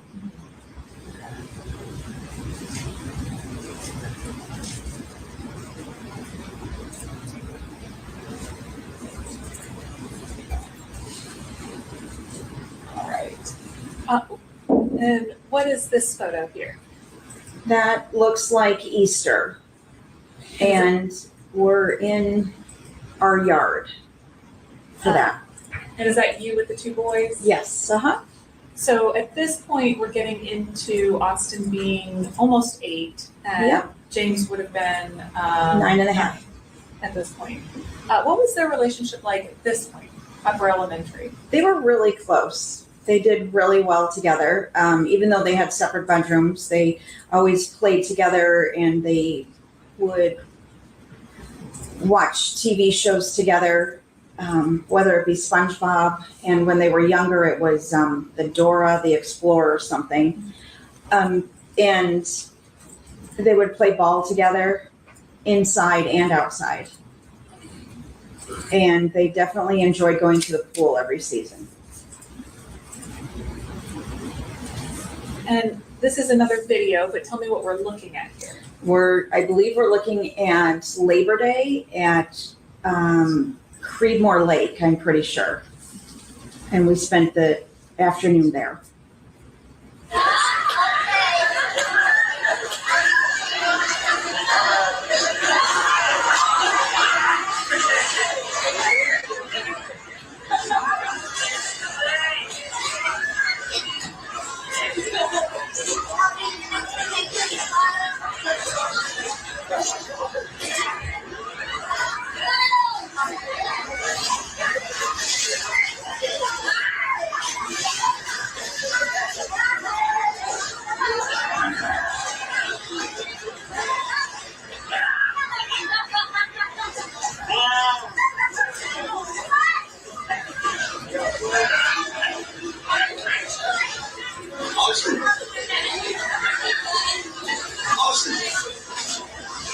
James, will you guys get on the phone?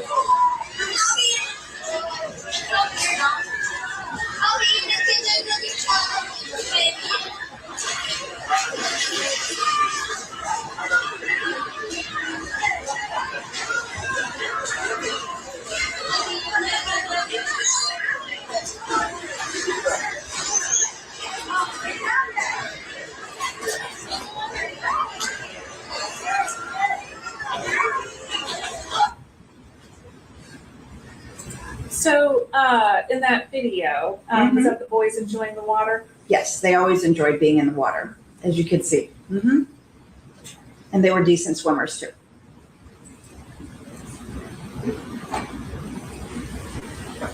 Now, what are we seeing in this photograph here? We are seeing them going on one of their hunting outings, and I believe that is a couple hours away from Raleigh. Okay. And so we've got, this is Alan right here? Yes. And then James, and then Austin? Yep. And so we're looking at 2017, so Austin would have been about 9.5 there, is that right? Yes. And James would have just turned 11. Yes. So Alan has testified about how he would take the boys hunting. Yes. Tell me a little about this hobby. They got into it about that age, and they would go squirrel, dove, and turkey hunting during season. And those were the three that I remember off the top of my head. And were you aware of any gun safety instruction or anything else that went on as part of this? Yes, we all sat down. I remember on a living room couch one afternoon, and Alan going through how to always keep the safety on, and that we never keep the ammunition in the gun. It's always a separate location, or we keep it in the box. We never load it. And that they only load it and are while Alan is present, and it was usually just for the hunting trip itself. When I say hunting trip, I mean Saturday and Sunday. And at this point, we're talking about the boys being a little younger, but Yes. Did any way that they ever interacted with the guns or with hunting cause you any concern? No, it did not. Not at all. We told them, Alan told them about the safety of it, and that you respect guns, and they're not a toy. You just go hunting with it. Of the two boys, did one take to hunting more than the other? Austin preferred hunting over James. Yes. And as the years progressed, did all three of them continue to hunt? No, as they got older, it was mostly Alan and Austin. And then James and I would be home for the weekend, and we would go to like adventure landing or some type of putt-putt activity while they were gone Saturday and Sunday. Would you say that hunting was something that Austin and Alan bonded over? Yes. Yes, they enjoyed it. Mm-hmm.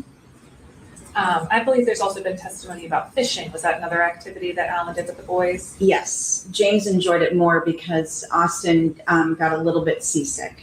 So it was hard. So he only fished a few times. especially with salt water. It rocks the boat too much.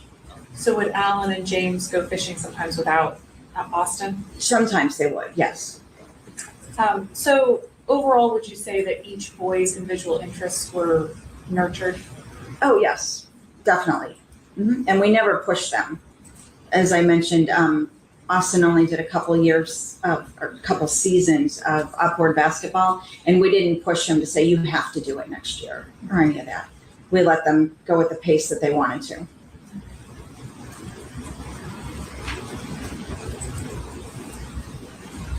Oops, skipped one, I think. Go back. There we go. Now, what is this picture?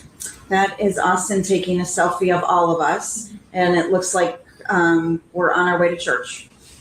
And I'm still noticing that gelled hair. Yes, they definitely liked the gel in the hair and to comb it over, yep. And then eventually they did that themselves. And this one has the year 1819 at the bottom. So doing the math, that would have been his sixth grade photograph? Yeah, sixth grade at Riverbend Middle School. And so we're getting into 2018 and 2019, so we're just shy of the pandemic, and he's in sixth grade. What were his primary interests at this point? They liked to play the computer games. They were both good in school. They made merit roll, I remember, in middle school. They just had the normal tween age group boy activities. They both had bikes that they liked to ride. And they'd like to throw the football in the street. Just normal kid stuff. And did both boys have friends? They did, but they were mainly school friends, or we didn't have many kids like in and out of the house and having lunch and all that. They just mainly school friends that I just said, and also sometimes they would go down to the playground and throw the football around with the other neighborhood kids. And what are we seeing in this photograph? You are seeing a gathering in Whiteville, North Carolina, with Grandma directly behind Austin. Right here? Yes, and then to the left of the grandmother is Alan's older brother, his wife, and their two kids. Okay. And this here is Austin and this James? Yes.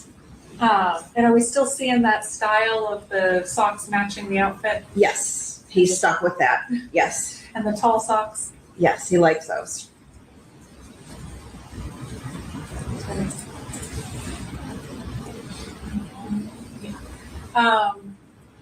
So this photograph, tell me what we're seeing in this one. It looks like they're at Home Depot or Lowe's having fun, and Grandma is in the background. I was not there for that. Is this Austin pushing the wheelbarrow? It is. And yes. James is inside of it? Yep, it's middle school. Does this sort of sum up their relationship? Yes, definitely. They got along very well.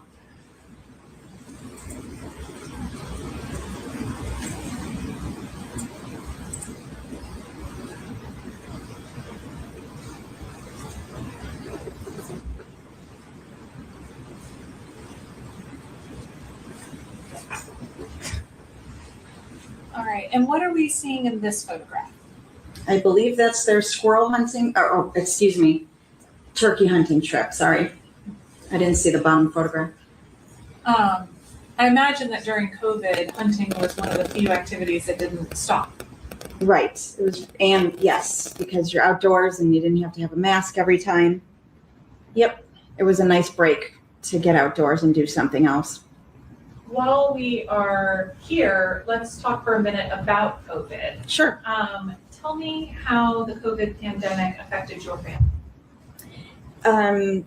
The pandemic affected us by, at my job, I believe I had to start working from home around April of the pandemic, and the boys, their school stopped also, and they had to do online school in the same time frame. And I remember they always got up, they always did their work. They were very responsible. And Alan started to be a handyman because his company was closing because of COVID. And I was at the kitchen table Monday through Friday from 8 to 5 taking calls. And after the boys were done with their online school, they would take turns playing the video game, which was right within earshot of where I was working. And they were always acted respectful and they didn't yell or make any noise while I was working. And then we would normally eat dinner together. We, I think as a society, have heard a lot of stories of people being really affected by the social isolation of COVID. Did you notice any concerning sort of responses that the boys had to being home all the time? No, I didn't notice anything. They seemed to handle it pretty well. And then they would also, as I mentioned earlier, they would go outside. Sometimes the three of them, sometimes just James and Austin go outside and throw the football just to get some air, because you are inside all the time in front of a computer going to school. And for some people, being kind of cooped up with the same people all the time led to negative interactions. Was that anything that happened to you? Surprisingly, no. Surprisingly, it just was an even keel the whole year and a half or so that it lasted. So we did pretty good for that. Now, what are we seeing in this photograph? They are on one of their trips, and I'm not sure if that is Tennessee or the mountains. I'm not sure which one it is. And so would that be Alan, James, and Austin? Mm-hmm. Yep. They had fun with their weekends together. Would Alan take them out of town frequently? Yes, I'd say he took them a couple times a year for a long holiday weekend to the mountains. They enjoyed it. I couldn't do all the curves and the driving since after I had the boys, I have a little bit of vertigo, which is not a lot of fun if anybody's ever had it. You get very nauseated very quickly. And so I'm noticing here that Austin has braces. Yes, they both did. Mm-hmm. Both of the Yep. boys went through braces? Yes, they both went through braces. Now that we're getting into Austin being about 14, and James would have been about 15. Yep. Tell me what their relationship was like at that stage. They actually were still they got along very well, and they started doing more chores in the sense of they would take turns. Their task was to load the dishwasher after dinner, and they did, and they didn't fight about it at all. They would just take turns, either 1 week on, 1 week off, or every other day, depending on what they wanted. And they definitely enjoyed playing their video games. Now, we're looking at right before Austin would have started high school, right? Mm-hmm. Yes. And how does that transition into high school for Austin? He did well. They both did well. I didn't notice any issues at all, or mood swings, or that they were, disgruntled going to school. They would get up. They were really responsible. They would get up right at 6 o'clock because the bus was so early for high school, and they did. They never even missed the bus. Now, this is a school assignment, but you've heard it, right? Yes, it's the, I believe it's his Spanish class that he had to do a recording for. And I'm going to go ahead and play it so we can hear Austin talking about himself and the school assignment. Okay. Yo me llamo Austin. Yo tengo 14 años. Me cumpleaños es el 10 de junio. Soy de Raleigh, North Carolina. Yo soy flaca. Yo soy deportista. Yo soy tranquila. Yo soy creativa. Yo soy independiente. Me encanta jugar en una PS4. Me gusta ver la tele. No me gusta cantar. Yo odio leer cosas que cosas que me representaré pueda mantener si es necesario. Was Austin good with his schoolwork? Yes, they were both very good. You had mentioned that in middle school they made honor roll, and in high school they made honor roll. I believe in there he describes himself as calm, creative, and independent. Yes. Do you agree with that? Yes, that's a good description of him. Mm-hmm. Yep. You mentioned earlier that one of the other activities the boys would do with Alan is fishing. Is that what we're seeing here in this picture? Yes, it is. Mm-hmm. It looks like they're in Whiteville, North Carolina again, but I'm not positive. But yes, they like to do freshwater fishing. And is this another one of those weekend trips? Yes, that looks like it's in either Tennessee or Dollywood. And so we have Austin at the forefront. Yep. Alan right beside him, James behind him. Yep, that was one of their last pictures. And now, would this have been the first day of school in 2022? Yes. Mm-hmm. That was when James would drive to school with me in the passenger seat so he could get in his time that you had to put down on the sheet in order to get your learner's permit.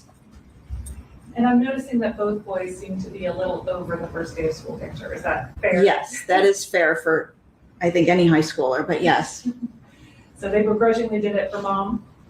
Yes, because I wanted it for the photo album. Mm-hmm.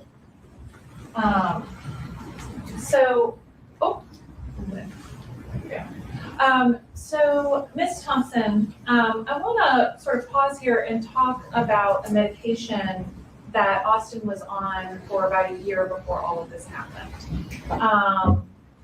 So you mentioned last week that both boys had been on acne medication. Yes, they were. Tell me what your memory is of Austin and acne medication. I remember that he took it on time once a day, and we would keep it in the bathroom because it was an easy reminder. And neither one of them had bad acne, but they had acne a little bit.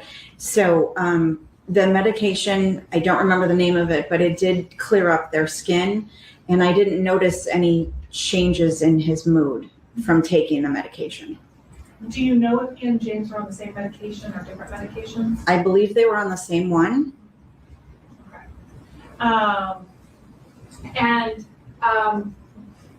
Were you the one that would put in the order for the medication?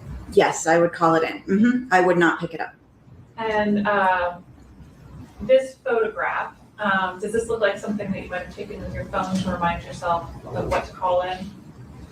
Oh, uh-oh. Yes, that's definitely something I would have done because you go through the automated system and you have to read off that RX number. And can we see the name of the medication right here? Is that minocycline? Yes. Mm-hmm. And are these other examples of you photographing that medication to call it in? Yes, it is. And these three photographs, they were taken on October 12th, 2022. Is that right? Yes. Do you have any specific memory of ordering the medication that day? No, not off the top of my head. I just remember that I took a picture of the entire bottle because I was not going to take it with me when I was calling it in. Okay, thank you. I want to pause here for a minute and talk about the Austin Thompson that you know today. Okay. How often have you been able to see Austin since he's been in the detention center? We would be able to see him every Sunday for 30 minutes until the budget cut happened, I want to say at the end of the summer maybe. And we would only get to see him once every 6 weeks or so, and for the same 30 minutes. And are you also able to talk to him on the phone? Yes, we get to talk to him every day for 15 minutes, which we did. Every single day we talked to him. And If you can, I mean, we know that Austin has suffered a brain injury. Can you tell me Yes. what may have changed about Austin since having that brain injury? Sure, he's still functioning, as we can see, but it was just kind of like an even keel as far as the personality, not sad or angry. He will still laugh, but the emotion is gone because the frontal lobe has been shot out, which is where you keep your emotion. And as you have continued to talk to Austin, are you able to maintain a relationship with him? Yes, we do. Mm-hmm. Yes, we get to talk to him on the phone, and Alan and I both will mail him something just about every week to open up. Because as you can imagine, being in any kind of center, living in any kind of center, it's very mundane, very routine. And do you plan to continue to see him when he goes to prison? Yes, absolutely. And I know it might sound like a silly question, but I'm going to ask it anyway. Do you still love Austin? Yes, dearly. Still hurts terribly, but yes, love him dearly. I am going to step back to October 14th. Okay. Okay. So the day after this. Yep. When was the first time that you saw Austin after this happened? Oh, that was really traumatic. It was, if I remember correctly, the doctor and the nurses sat down with us around 10 o'clock or so the next day in a room and said that his brain activity was recovering and that only time would tell. And I remember the two nurses, one was on either side of me, and they were walking me to see him for the first time. And we were told we could just see him for like 15 minutes or something, and that there would always be a police officer there because of, unfortunately, the situation. And I remember looking to my side and saying to the nurse, "Oh, you can just tell me where he is. That's fine." And I remember her going, "He's right there," with her hand and all these tubes and everything. And what I remember happened was I went, "Oh, my baby." And I tried to cover my mouth because I started to scream. And I remember that they caught me because my knees just buckled. And then the next thing I remember is after I calmed down a little bit and wiped my tears away, I went to walk over to him. And I remember that he had so many tubes and IVs and everything that I don't even remember if I could touch his hands. There was so much equipment around him, which makes sense from a brain injury. Here, I'm back on the screen. And is this a photograph that you took of him on the 15th? Yep. Are those the tubes that you were talking about? Yep. How long was he unconscious?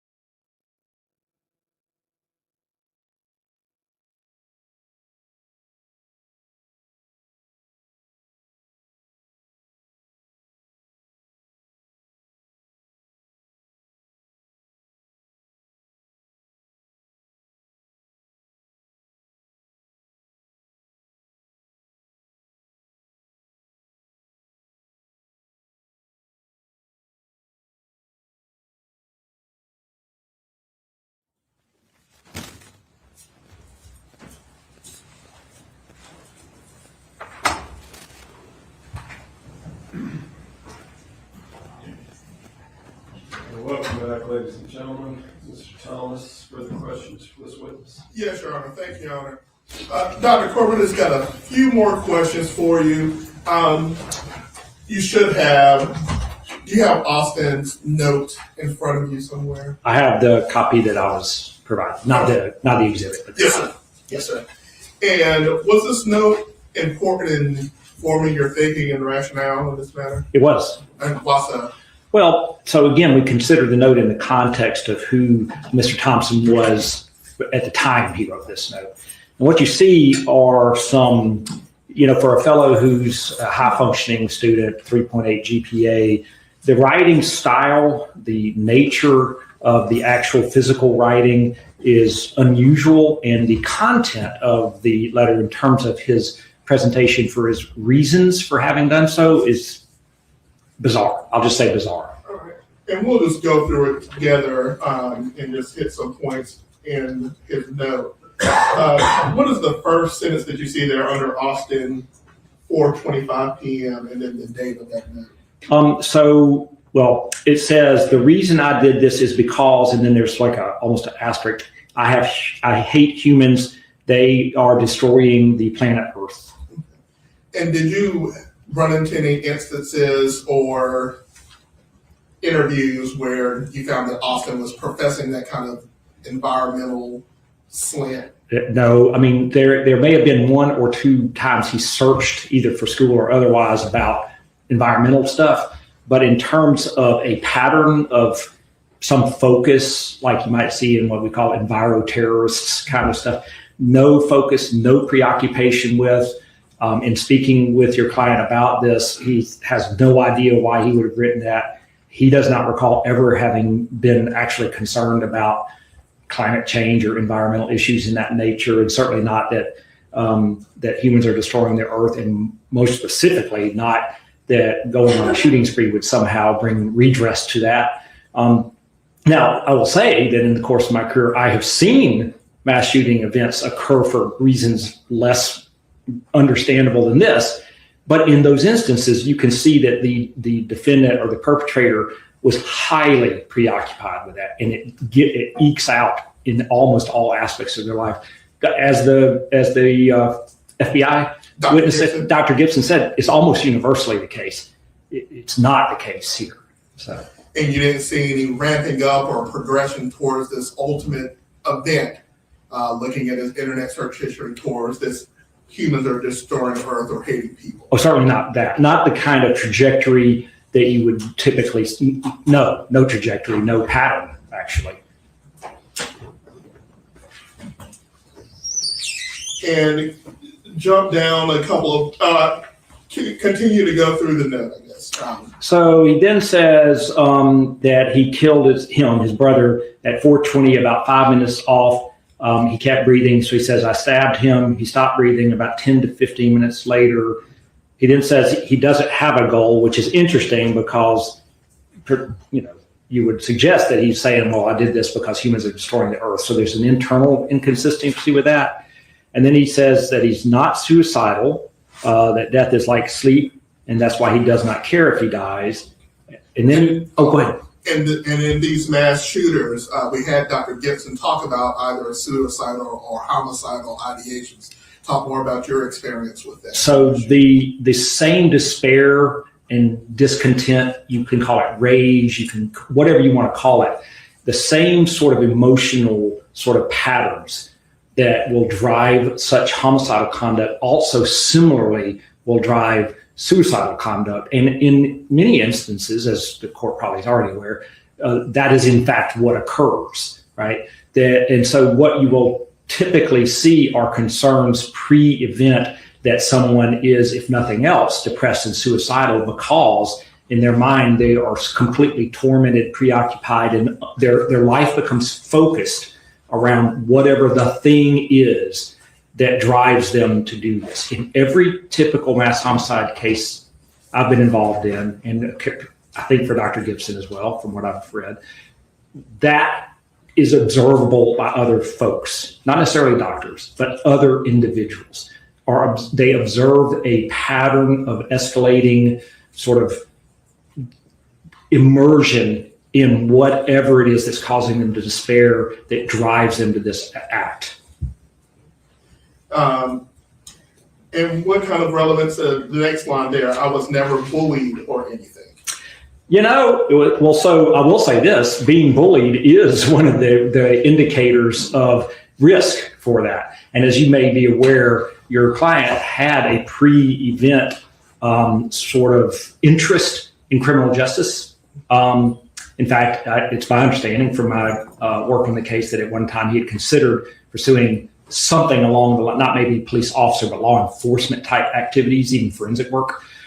He was involved in a school related to these subjects. But at any rate, one of the indicators that would drive someone statistically to engage in this conduct is being mistreated, abused, or bullied, particularly in the case of students. And so he's saying this is not what happened here. And I don't think there is evidence that he was being bullied.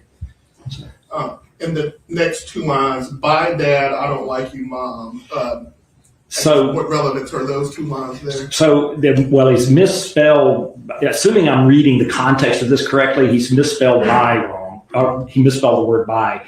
It's unusual for a 3.8, but there's a contextual interpretive sort of element to that because it may mean something else. And then he says, I don't like you, mom.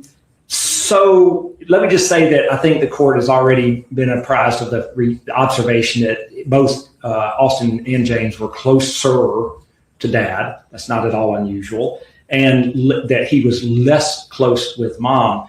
But, in talking with your client about this, I don't know, he would not agree that he did not like his mom. And I think that the evidence that I've reviewed in terms of looking at that family dynamic would suggest that, in fact, that's true. He did. It is inaccurate for him to say he didn't like his mom.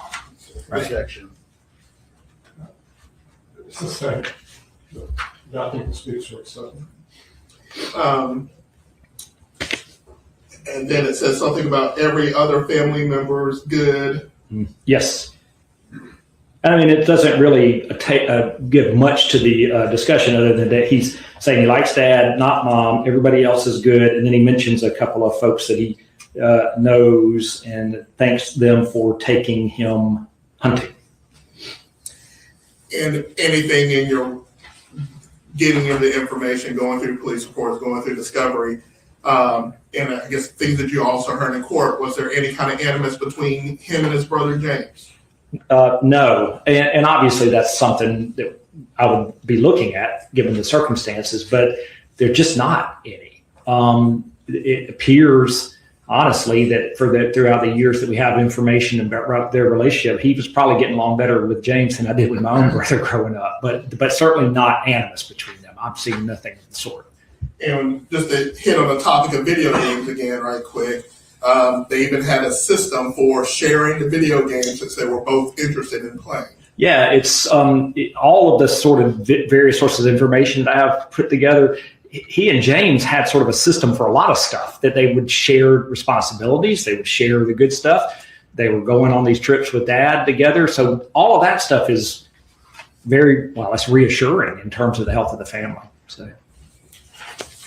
And nothing about any kind of, I think what Dr. Gibson had talked about is present in a lot of adolescents, any kind of leakage to James where James had discovered a plot and was going to stop him. I am unaware of no information to suggest that happened has been provided to me. And on the back of that letter now, right under where we're talking about his brother, James, I killed James with subsonic 22 I stole from Karnatz. How did that factor in, and how does that correlate to other evidence that we have present in this case? So I researched. Karnatz does sell subsonic 22s. There's no evidence that I've been provided that he went into Cabela's and stole any ammunition, and it would be unusual given that there were a lot of rounds of ammunition already existing in the house. So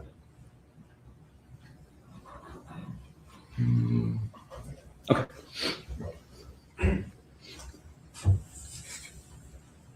So you don't have any information about him stealing anything from Cabela's? I have no evidence to suggest that he actually, and he has told me, I don't remember ever doing that. Now, there's a lot of things he doesn't remember, but I've certainly seen no evidence that supports that conclusion. And the next line there, I have no regrets. Yeah, so it's misspelled for a guy with over a 3.8 GPA. It's unusual. And how that factor in with just your analysis of this letter in general? Well, so to the extent that he is writing in a manner that is not typical for his pre-morbid, I'll call it, sort of intellectual ability, his academic abilities, this isn't the kind of thing that you would see him write. In fact, today I think that it would be superior to this. He even gave a reason that he killed James is that he was in his way. And I asked him repeatedly about this, and he just says, I don't even know what it means. So.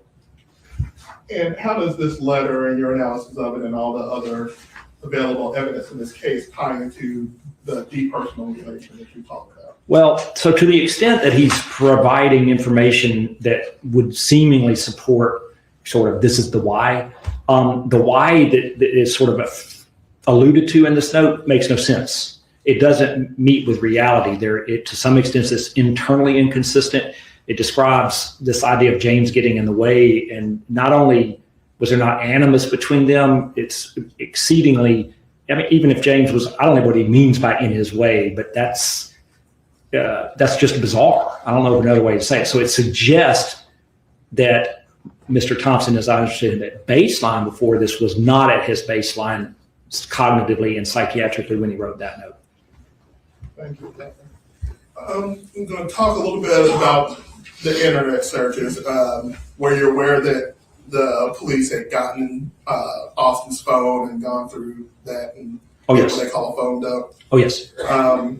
And we've heard a lot about Austin's searches through that phone. Yes. What can you talk about in regards to Austin looking at criminal activities and things of that nature? So focusing on, I am aware that there are, and I'm not going to mean this to recite all of the instances, but that there is a rather pretty small proportion of his voluminous searches, instances of searches on subjects related to crime. I think the court through the state heard mention of this about torture of cartel members, certain criminal legal topics, issues related to school shootings, I believe, perhaps. So if I look at that, I look at that in the context of, does this support the assertion that there's an escalating, marinating on this focus on these subjects? This is my opinion as an expert forensic witness. Those entries are a small subset of thousands and thousands and thousands of search entries that those topics were outnumbered by multiple other subjects, including, dinosaurs we heard about.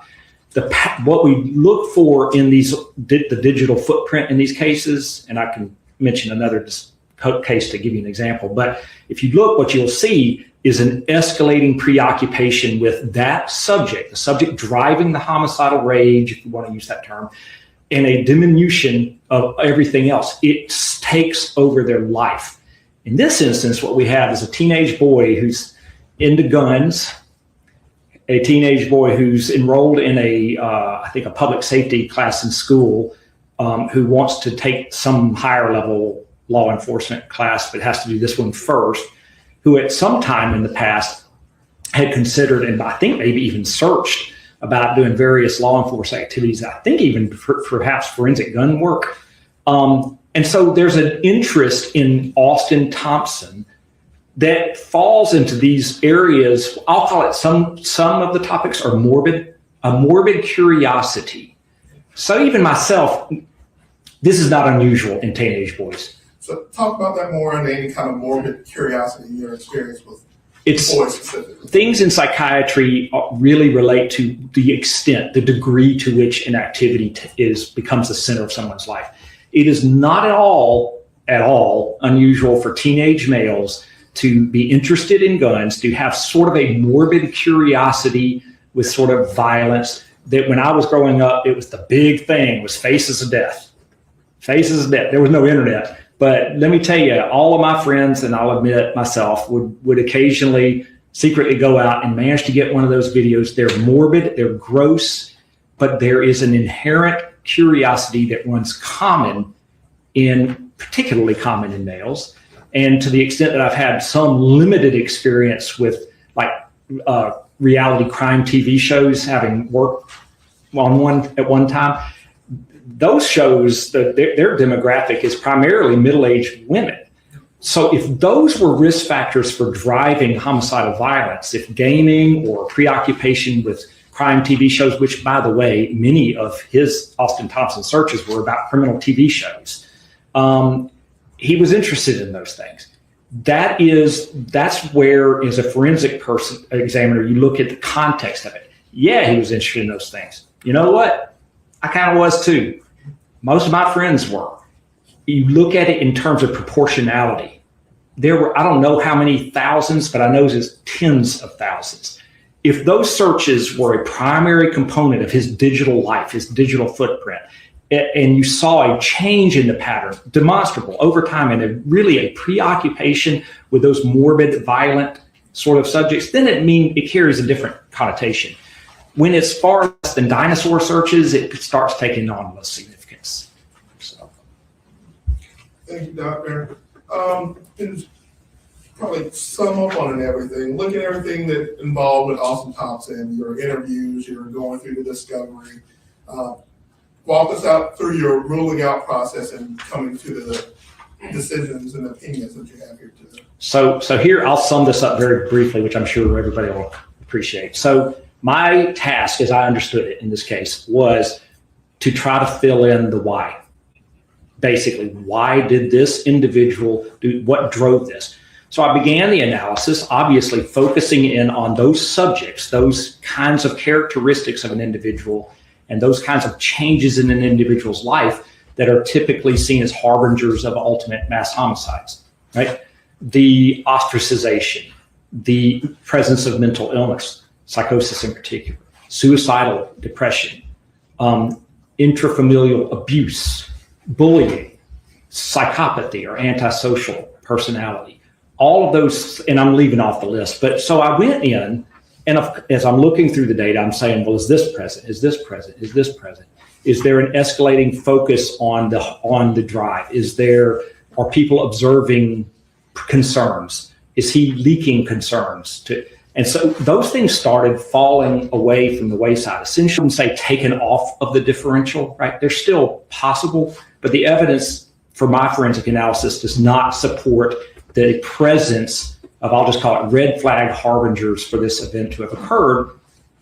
And in medicine, when you rule out effectively, to my satisfaction, the common causes of a condition or an event in this case, then that which is less likely to occur becomes more likely to occur. Now, as you know, from looking at my report, I did not offer opinion with a reasonable degree of medical certainty that Austin Thompson did in fact experience an episode of dissociation at the time, regardless of the cause. I personally, there's not a strict definition to that term, reasonable medical certainty. I have traditionally utilized a definition that is relatively high. Can't just be a good idea to conclusively offer a finding that he had this episode occur. However, I will tell you that as these other causes effectively were ruled out, this episode of dissociation became, in my view, this is my medical opinion, it is the most likely scenario that the evidence before me of absence of typicality in this mass homicide event, the absence of primary mental illness, and some evidence of paradissociation, be it depersonalization and derealization during the offense, makes this result most likely to have occurred in the context of dissociation with a known potential cause. But it is a rare potential cause. But once you rule out everything else that's more likely, rare things do happen. And there is evidence to support that conclusion, but I'm limiting my finding. But I still think it's most likely. And you started at first by eliminating those paths to violence that That is correct. To my satisfaction, To your yes. satisfaction. And Yes. those past the violence are similar to the same things that Dr. Gibson had talked about, and you agree that he does not fit into those brackets, I guess, for having those. I think I agree with what you said to the extent I understood her testimony, yes. That's fair. Thank you. Yes, sir.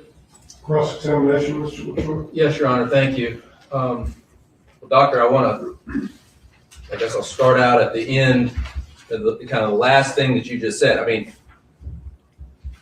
you generated a report about this whole topic, right? That is correct. And I think that's your report's in evidence, right? I believe it is, yes. I believe it's Defendant's Exhibit 6.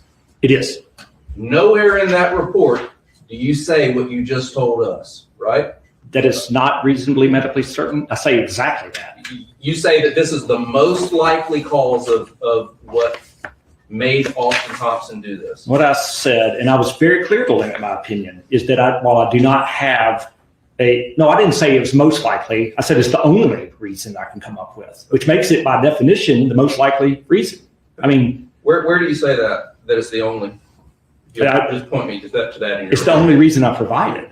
If you'll show me in your report where you say that is the only reason, so that I can follow along with you in Defendant's Exhibit 6. Well, I don't know that I said that, but obviously if I had other reasons, I would put them in there, wouldn't I? Okay, well, I'm going to ask you the question, sir, but the question that I asked you, did you say that in your report? And you said, well, no, I didn't say that. I said it's the only. So what I'm asking you is for you to show me in Defendant's Exhibit 6 where you say it is the only thing that could have caused this, in my opinion, is this medicine and his reaction to it. I'm not sure I said that in the report exactly like that, but you're not reading the report correctly if you don't think that's what it says. I mean, language has meaning, right? It does, right? I mean, I can read the summation if you want into the record.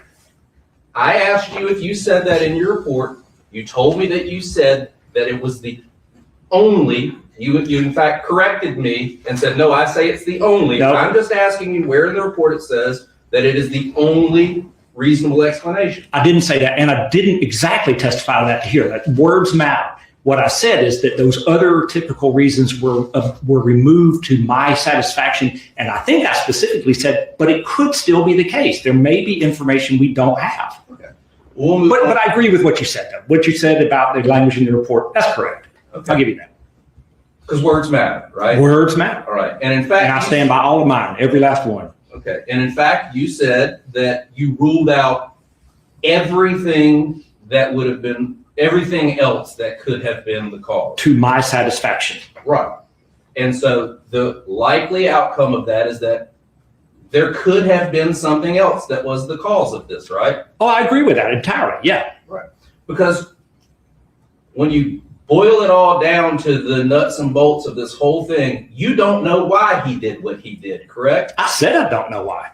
Right. Yeah, I did say that in the report. In fact, none of the experts that talk to him can say why he did this. That right? is very much correct. And the one thing that you are saying, Well, I think I need to We need one person to talk at a time because the court reporter understood. down both voices. I didn't finish. his question. Yeah. Let him finish the answer. was there something else There you was. wanted to say? I can't give the answer to why this happened, and that's pretty unusual in these cases. That's what I was trying to say. It's unusual and frustrating to be unable to ascertain, because in typical cases, you can nail it down pretty quick usually. And in typical cases, you are not dealing with someone that has shot themselves in the forehead with a double-aught buckshot that have, as you described, catastrophic damage to his frontal lobe. Well, I've seen plenty of them where they're dead, but you can still sort it out from their pre-event history because they leave a trail.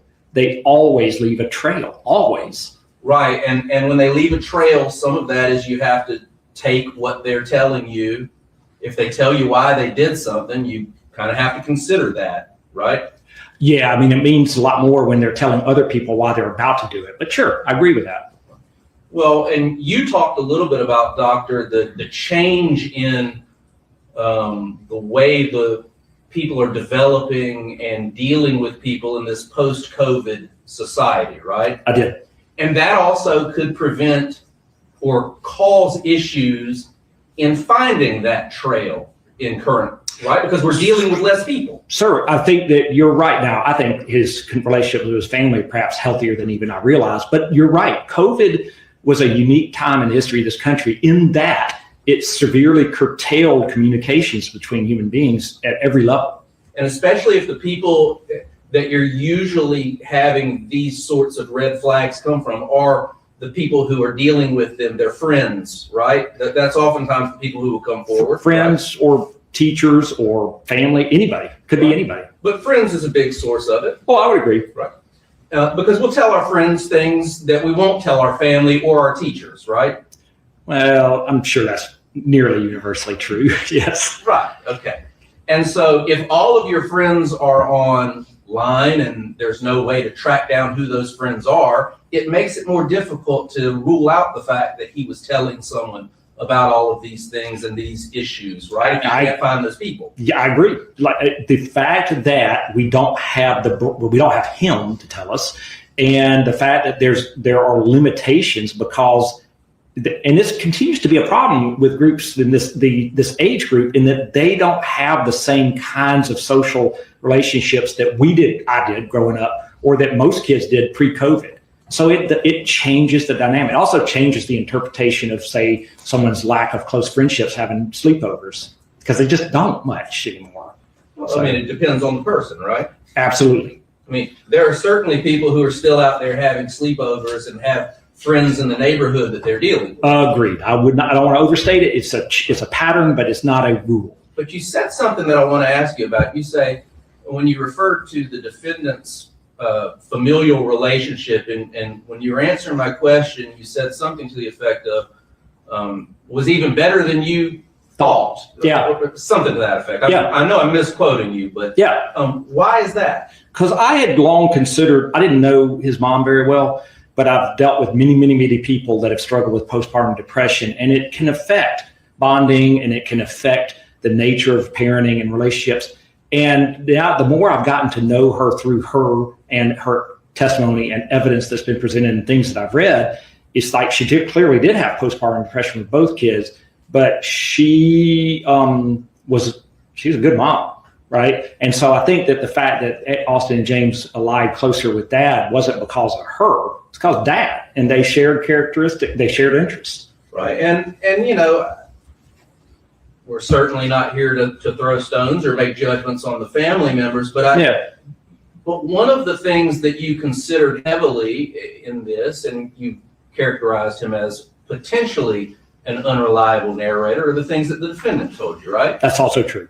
And things that you read that he had told Zach Rouse and some other folks, right? That is correct as well. And in fact, when he spoke about his relationship with his mother, it sounds more distant than what his mother and his father are telling us. Is that fair? It doesn't actually. I mean, what they told them, but in his discussions with me, he's unequivocal about that. Right. That's his discussions with you. I'm asking about his discussions with Zach Rao. Oh, yes. And I think it's a matter of degrees. He is closer, was closer with Dad.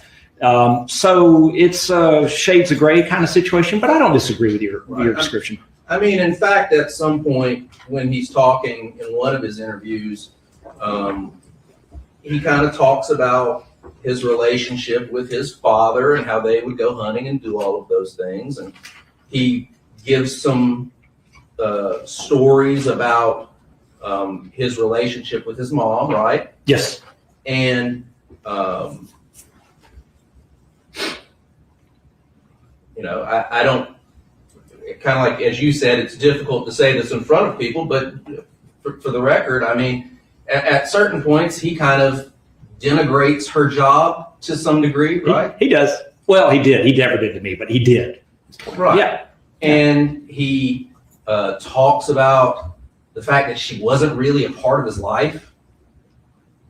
And yet I don't know that that's true from a psychiatric perspective. Well, you don't know that it's true from a reality perspective, but his perception of it may be that she was not a part of his life. Sure. And that's a big deal in a person, right? In a child. From a psychiatric perspective, yeah, I mean, listen, it's about as common as it gets, especially with adolescents. Show me an adolescent who goes through and doesn't have problems with a parent growing up. It won't me. It won't me. So, but I hear what you're saying. Don't disagree with that. Right. And I guess one of the things that has struck me about your testimony is whenever you're presented with these issues, the internet searches, they're not really a big deal. They're not. They're not really a big deal in your opinion, and I hear you. His relationship with his parents, not as bad as he says it is, so that's not a big deal to you. The note doesn't make sense to you, so that's not a big deal to you. Oh, it is a big deal to me. Not a big deal in understanding why this happened. It might be. Yeah, actually. Okay. Let's say that this disorganization in content is so bizarre because he's in a dissociative state, right? Okay. Then it matters. You didn't have, I'm sorry, I'm talking and you didn't ask a question, so I'll be quiet. Okay. I guess my point that I'm getting to is, though, when you're looking at these things, is it not, and I'm not saying that you didn't do this, but is it not the practice that you have to take all the individual pieces and look at them as a whole? That is absolutely correct. And that's exactly why they're not a big deal. So now I'll answer that question. Well, you did just answer my question. And Well, but I need to ascertain, tell you why. I didn't ask you why, but I will ask you why in just a moment. Okay. Okay. So what I'm going to say from that is, we have to look at it all in the big picture, and you said correct. That is correct. Context matters, as you've said multiple times. Yes, right? Okay. And so the context that we also need to look at this through is that the defendant killed 5 people and shot 2 more, correct? That is correct. And so while an internet search may not be a big deal for a generalized search, right? Just searching a mass shooting once or twice, that may not be a red flag for you.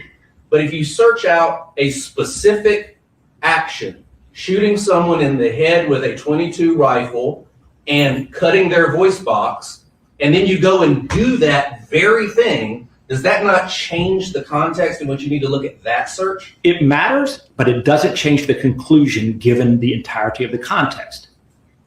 You still haven't asked why. Right. Okay. Well, why do you not feel that?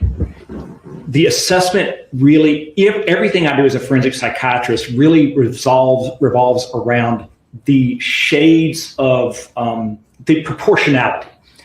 The things that you're talking about are not unusual when we compare them to other kids that age. Those searches, the numbers of the searches, the things that were happening, all of those sorts of things. Now, I'll agree. If we take those texts, the searches you're talking about out and put them on paper, and I don't know much else about the scenario, then it matters. But then if I think in terms of the other searches unrelated to this, and I agree, to the extent there are searches that in any way mimic what happened in this case, they're countered by other searches that could be problematic in their context but have nothing to do with this. But that's the thing, is that the why is that other kids do the same stuff, and almost none of them do anything, right? It's the proportionality. The people who commit mass homicide from a typical perspective, that's almost all you see. Right. It's all you get. But let me ask you this, and I think it's important because, again, words matter. You put air quotes on typical because there is no typical, right? Yeah, some of them are. So an atypical mass homicide would be one during a dissociative episode. Right? Or someone who commits a mass homicide but doesn't show all of the signs leading up to it. That would be atypical, right? All things are possible, but that degree of atypicality, according to your expert, does not exist. Okay. Doesn't exist. I'm not going that far, to be honest with you. I'd hesitate to say anything 100% in terms of mental health. But my understanding is that she said you see this pattern always. I'm not asking about her. I'm asking about you. And so you say you won't go that far, right? Right. So, and I agree with you. It could be in the universe of possibilities. Could there be some data out there that we just don't know that would account for and explain this in a way that makes it look more typical? Absolutely. Could it be the case that a person who is in general functioning very well, certainly within the sort of confines of normal teenage development in the United States, in this community, suddenly decides after coming home from school to write this kind of, it's strange. I'm not asking you to agree, but it's a strange note for him, and then kill his brother and kill all these other people for no reason? Because that's what we're talking about, no reason. Well, but could a reason not be that you're interested in killing people and want to see what that experience is like? Those individuals, yes, and those individuals would have high degrees of psychopathy, and they would universally have other trajectory and a pattern of cruelty to animals, other psychopathic conduct, behavioral difficulties at school, all the time, every time, and he just has none. So you're willing to say 100% that time? Well, that's a very limited answer you gave me. Those people that are that psychopathic would have a tremendous difficulty hiding that from the world for 15 years. Now, could it happen? You're right. I'll back off. I'll go to 99.9% of the time, because there always could be an outlying case. I'll concede that. I just don't think that. Okay. Since you've talked about the note and how strange it is, I want to ask you about that a little bit. And you would agree that the information that you receive affects the information that you are able to output. Good. You got it. Right? Yes. And so the more information that you have about something, the better and the more accurate information you have, the more accurate results you will get.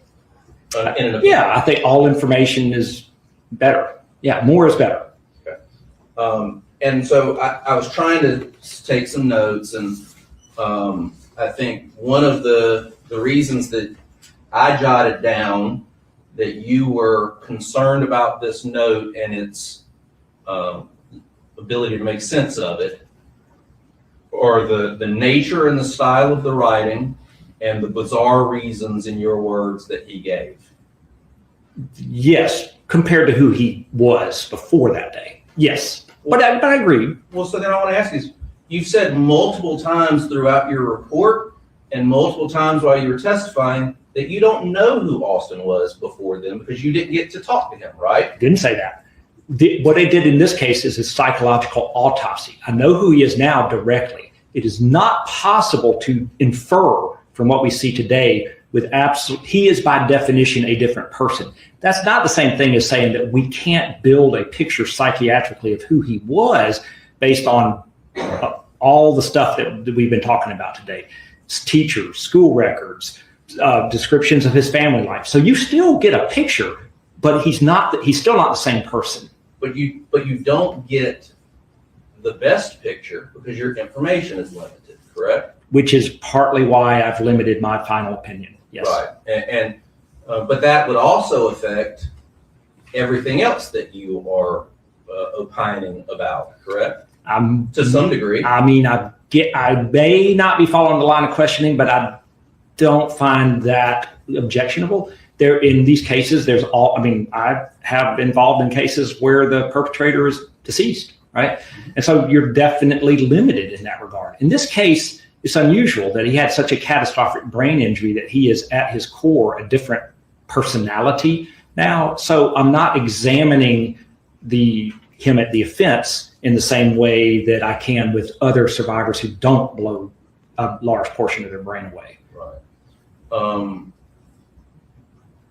So the letter, in your report, you write a lot about the letter, and you express multiple times in your analysis, and in fact attribute it to one of the concerns you have about his mental state at the time is the date that is at the top of the document, correct? Yeah, and it was wrong. I mean, I was wrong about that. You were wrong about that, right? Well, I mean, I'm not wrong. It's written wrong, but I had no way of knowing that somebody else had a bad day and wrote with the wrong date on there. I don't know who put that on there, to be honest. Right. So the letter that you got has a different date written on it than the date the defendant wrote on it, correct? I didn't know that until yesterday, and I didn't know he actually wrote a date on it, but the date on mine says 23. You didn't know that he actually wrote a date on it? I only have this copy. It's the only one I have. I get that, but you write in your report multiple times about Austin writing a date on it. because the one I have did have him writing a date.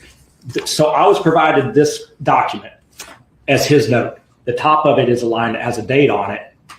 It's not flagged as anything, so I wrote in the report based on that note. The fact about this being not his writing at all was not known at the time I wrote this report. Right, I guess my question to you was, you attributed that date at the top to Austin. Oh, I did. At the time I wrote the report, I absolutely did. Yes, and I was wrong. Right, and we now know that Austin did. You now know that Austin did write a date on it, but he wrote the correct date. Oh no, that's right. I'm sorry if I didn't understand your question. Yes, he didn't write this. Right. Yeah, I got you. And so that goes back to that level of information that you get put in affects what comes out, right? Well, yeah, I know the saying you're thinking about, and so yeah, if incorrect information comes in, then that can lead to incorrect interpretations. Right. Sure. Or partial information. Incomplete information, which is always. I don't know that I've ever been in a criminal case where I had all the data, but yeah, I agree with that. Okay. And at multiple points in this, well, let me ask it this way. You talked about the reasons in the note not making sense, right? Or being bizarre. That is correct, yes. But when you look at the note, he's giving reasons for what he did, correct? They are reasons, and they are what the words mean in the sequence they're written. They are reasons. They're not typical reasons, but they are reasons. Well, I mean, you did say that envio-terrorism is a real thing that has caused people to go do mass shootings before, right? Oh, it is. Well, I don't know about that, but people do become exceedingly focused on it. I just don't find that he did. I'm not asking that portion of this. Yeah. What I'm asking is the reason he gave is a logical reason that has in fact caused others to become radicalized or have these fixations, correct? Yes. Okay. And when you talked about who he's talking to, he talks to his parents and leaves notes for his parents, right? Yes. He actually leaves a note as to kind of directed to the police with like a parents cops. Right. Right. Right. He talks about why he's doing what he does. He talks about why he felt he needed to kill his brother, correct? Because he was in his way? Okay, yes, he did. Correct. Now, you may not agree with his reasons or have concerns about his reasons, but he gave reasons, correct? He gave reasons, but what the rest of that I don't agree with what you said. It's not that I don't agree with the reasons. It's that the reasons don't agree with his life. And I understand his life as best I can, and it doesn't fit. It doesn't fit. There are people who might go so far as to kill a family member because they just irritated them getting in their way.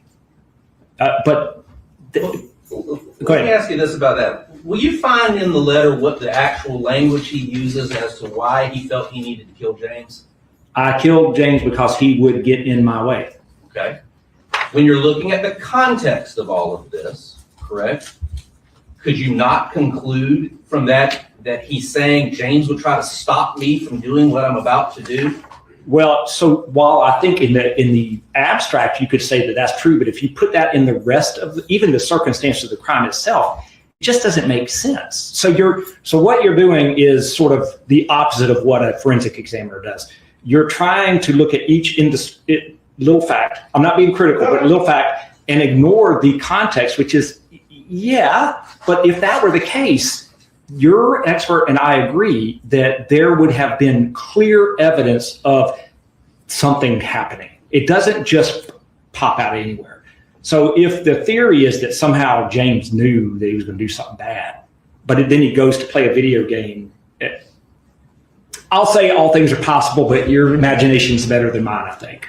So I just don't see that that's likely. I appreciate that. What I'm asking you, though, is if you look at the context of this document, and the context of the document being the defendant is preparing to go out and commit mass murder, a spree shooting. Yes. And in order to do that, we know that the defendant walked out of his home with a giant backpack and a giant long rifle, having changed his clothes into camouflage to go out into his neighborhood, kill 5 people, shoot 2 others, and take money from his home. If he's leaving that home, is it not logical to conclude that if his brother sees him, he's going to say, Austin, what are you doing? You don't need to go out there with a rifle and try to stop him. Oh, so if I ignore all the other context of this and take just that statement and the sequence of events you just described, sure, it could lead to that. But it's what still am I asking you to ignore, Doctor? That nothing else about his assessment would suggest we still haven't provided any reason why he would have done this. There's no reason in terms of red flags which would have led him to do this. So while you can interpret it in that manner, I still have to look at the big picture. I still agree with Dr. Gibson that when people kill their sibling because he's going to get in the way of my mass homicide that I'm planning out, it's universally the case, nearly universally the case, that either beforehand usually or in retrospect, the clear impetus for that emerges and marinating in the violent impulse. If you have it, I don't have it. In your opinion, the internet searches are not enough, correct? They don't match the characteristic of, and I've done these digital footprint analyses. It doesn't match. It doesn't fit, in my opinion. In your opinion? Yes, sir. And that's what we're dealing with right now. That is correct. It's right. And can I be wrong? Sure. My wife would tell you routinely, yes, I could be wrong. But these are my opinions. I guess what I'm getting with to this point of the letter is that if you look at the letter in and of itself, okay, let's ignore your opinion about the search and the history and all that. The letter on its face is not illogical or giving reasons that are just contrary to reality or any possibility that that is what the defendant was feeling at that moment in his life. So to answer that, I will say, yes, if I do ignore everything else, could someone write this, and this is the accurate reasoning behind their doing it? Yes, but that's a dangerous thing to say, because I don't do that as a psychiatrist. It doesn't fit with him. And it's not, did he do it because of climate change? Did he do it? If I ignore everything else, you could say that this letter could explain why somebody would do something like this. But that would be poor practice for a forensic psychiatrist to do that. One of the big concerns you have, or I don't know, I describe big to you. One of the concerns that you pointed out are the misspellings that are in there. Well, I don't know. That's a big concern. It's just noteworthy for somebody that's floating a 3.8 GPA. Right. I mean, did you look at his internet searches? Oh no, but I've got more than 3.8 when I was in school, and internet searches routinely are misspelled. I just can't type good. So you didn't look at his internet searches? Yeah, I did. I'm just saying, yes, I did, and I know that there are misspellings in there, and that doesn't attach to a finding of being a risk factor for mass homicide, nor does misspellings in this. It's just another little data point. He wasn't typing this, though. He was writing it. So. And he misspelled by leaving out an E? Yeah, and there was one other one I thought, too. Regrets? Yeah. That's a commonly misspelled word, though, right? Not okay, if you say so. Sure.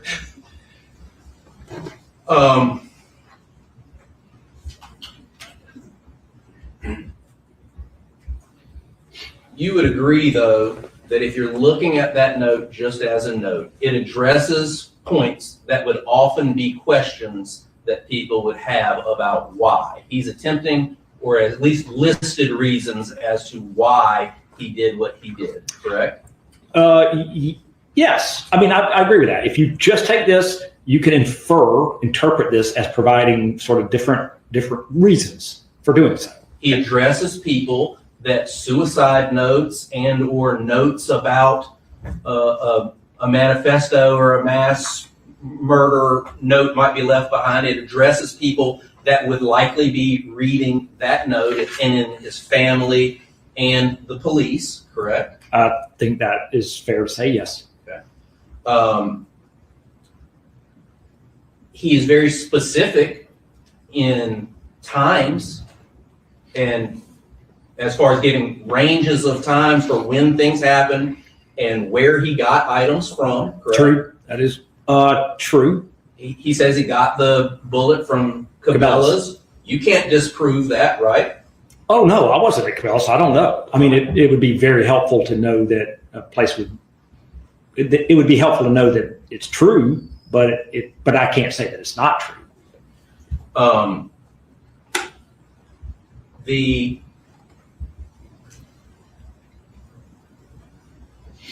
question about suicidal, he says he's not suicidal there, right? Correct. But he does talk about knowing that what the likely outcome of all of this is, right? I think so, yes. And at some point, when asked, I don't remember exactly where it was, but when asked why he shot himself, he said, because I don't want to go to jail, right? He told me that as well, yes. So his statements to you now about that issue are consistent with what he's saying in that letter, correct? Oh, the reason for shooting himself? Mm-hmm. Oh, yeah, that part is very consistent, yeah. Okay. Yeah. So part of it's good, part of it's bad, in your opinion, as far as consistency and making sense. No, wow. So no, when I say that there are inconsistencies, that's different than saying that everything is inconsistent. Psychiatry is a million shades of gray, proportionality matters, context matters, and so I'm having difficulty communicating that in a way because the questions are about undoing that in a way that makes the conclusions very unreliable, in my view.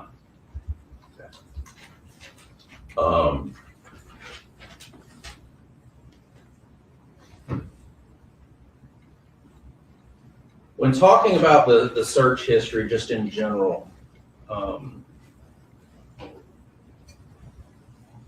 you've told us time and time again that they are not a red flag for you, fair? They are not for me. But you also testified that you practice outside of this forensic field, correct? Oh, yes. I mean, clinically, you mean? Yes. Mm-hmm. Yes. Right, so you see patients. I do. And if a patient presented to you and told you, I'm 15 and I'm searching torture photos of ISIS and torture techniques, and I'm constantly on, I think it's Crime USA, which is a website of violent videos and things like that, would you ignore that, or would you take some action in that? No. I would definitely explore the reasons for that. Now, I've got to tell you that what you just described is more than common. We don't have to like it. I don't have to approve of it, but it's as common can get. So no, absolutely. If I was there and was aware of that, I would want to explore, well, what's that all about? I was like, well, I'm going to be a forensic guy. I really want to be one of those guys on that TV show. So the reasons do matter. The drive for it does matter. And whether we want to accept this or not, this sort of focus on violent things that go boom, guns amongst teenage youth is just not rare. I'll just leave it there. That's fair. But my next question for you, though, is why would you explore that with that person? To make sure that the context wasn't that this had become the preeminent focus of his life. That's the proportionality. Was he doing it to the extent that he was letting every other aspect of his life? And when your expert and I talk about this, when this happens, it becomes all they care about. They focus on it, and there's an escalating trajectory of them immersing themselves more and more in very unhealthy online content. I think most every teenage boy is exposed to some of that because they seek it out. It's the ones that see it and then that's all they want. That's the problem. That's the area of exploration, to find out what is the meaning of this? Why are you doing this? Are they doing it because their friends are doing it and that's gross? That's different than, I want to do that. Is it common for young people to write down bomb-making materials and hide them in chapstick? I don't know that I would say that, but it is not uncommon for young males to, I'm trying not to self-disclose here, but little kids do things with fireworks, and we experiment with things and things that I'm lucky I still have 10 digits. But it depends again on what you mean. If somebody's building a trigger and they're trying to accumulate ammonium nitrate, that's different than drawing a picture of something. And I know about the chapstick. I asked about chapstick. I have no idea why he put the drawing in the chapstick, but the drawing itself was. Could the reason that he put the drawing in the chapstick is so that nobody would find the drawing? Yeah, but I don't know why it matters, to be quite honest. You don't know why having a recipe for a bomb would matter for a 15-year-old? I'm not sure I would go so far as that, but so it's uncommon for a male to do that and stick it in a chapstick. It's not uncommon for them to look at such things. It is not. It is uncommon for them to look at such things and then go out and commit mass murder? Well, are we talking correlation or causation? I'm not asking about the cause. I'm asking, I guess, correlation then. So is it usual for somebody to draw something that is about a bomb and then go on a shooting spree? I don't know that I would say I would say that most scenarios of individuals who do things like that never commit an act of violence. Fair. But could it be seen in someone who did commit an act of violence? Sure. I would think it might be because they built a bomb, but sure. Well, let's take that same event for the internet searches, Mhm. right? I mean, you internet search and you're looking at these things like how to make suppressors and where the most effective places to shoot someone might be, and then you go and do those things. Is that common for people who look up those things? It is not common for the people to look up those things to do those things. Right. Yeah. Okay. But it's not something to ignore when they do. I agree. I'm not ignoring it. It's much more common for people to look up those things and then do those things when that's all they're doing. When all they're doing is so then it's a different question. And I would very much agree with you then. That would be a concern. If I saw a kid doing that in my office, I'm bringing the parents in and we're talking hospital. I want to talk to you a little bit about, Doctor, the brain injury that the defendant suffered as a result of shooting himself. You've described this as, I think at some point you said it obliterated his frontal lobe. It messed it up bad. I mean, it's not a term of art, but it was a brain injury that they were not optimistic he would survive. Right. And you were shocked that he did, frankly, right? I was a little surprised. Yes. Well, I'm certainly surprised he woke up. Okay. The part of his brain that is damaged controls what? Generally speaking, prefrontal cortex, it's emotional regulation, impulse control, stimulus discrimination, affect and emotional formation. And by stimulus discrimination, it's that I think I tried to describe it earlier. Make sense of stuff. And so it's sort of, if you put all those things together, you can see how that really impacts your personality in a way. And so it's sort of the human part of our brain. The rest of our brain more focuses on biologic functions, sensory perception, feeling things, seeing things, hearing things. But the frontal lobe helps put all of that stuff together and then it sort of filters it and makes us who we are. Controls all your emotions. It does. Right, like your anger, your impulsive control. Right. Not entirely just that, but yes, it's a major component of that. Yes. And when that is damaged, it's not as though the brain grows back. It does not grow back, but this idea of plasticity in these kinds of injuries, especially among young people, is amazing. The brain does not grow back, but clearly he's regained some function. Right. But I think you said in various different ways, he's never going to be the person that he would have been because of this injury, correct? I do agree with that, yes. And maybe that doesn't necessarily make him a lesser person, but a different person. A different person. Yes. With different concerns and different issues health-wise, fair? Well, that will always be the case, yes, because of that. Yeah. And so the fact that there was this irreparable damage to his brain and the frontal cortex will also cause there to be a difference, or him to have difficulties in regulating those things that a otherwise healthy person with a healthy brain would be able to do? That's an excellent question. It can. It doesn't appear that it has, but it can. And so, well, because during the years that he's been in custody, he hasn't had problems. Maybe I misunderstood correctly, regulating his behavior in custody, because he has no behavioral problems in custody. Now, it's a controlled environment, obviously, but absolutely, you're correct. People with those kinds of injuries can have what we call behavioral disturbances associated with their neurocognitive disorder. He has not exhibited that, but they can. And if he gets out of a controlled environment, that might become an issue for him. It's possible, yes. And it's not as though that's a portion of his brain, again, that's going to come back and be 100% ever. That is true.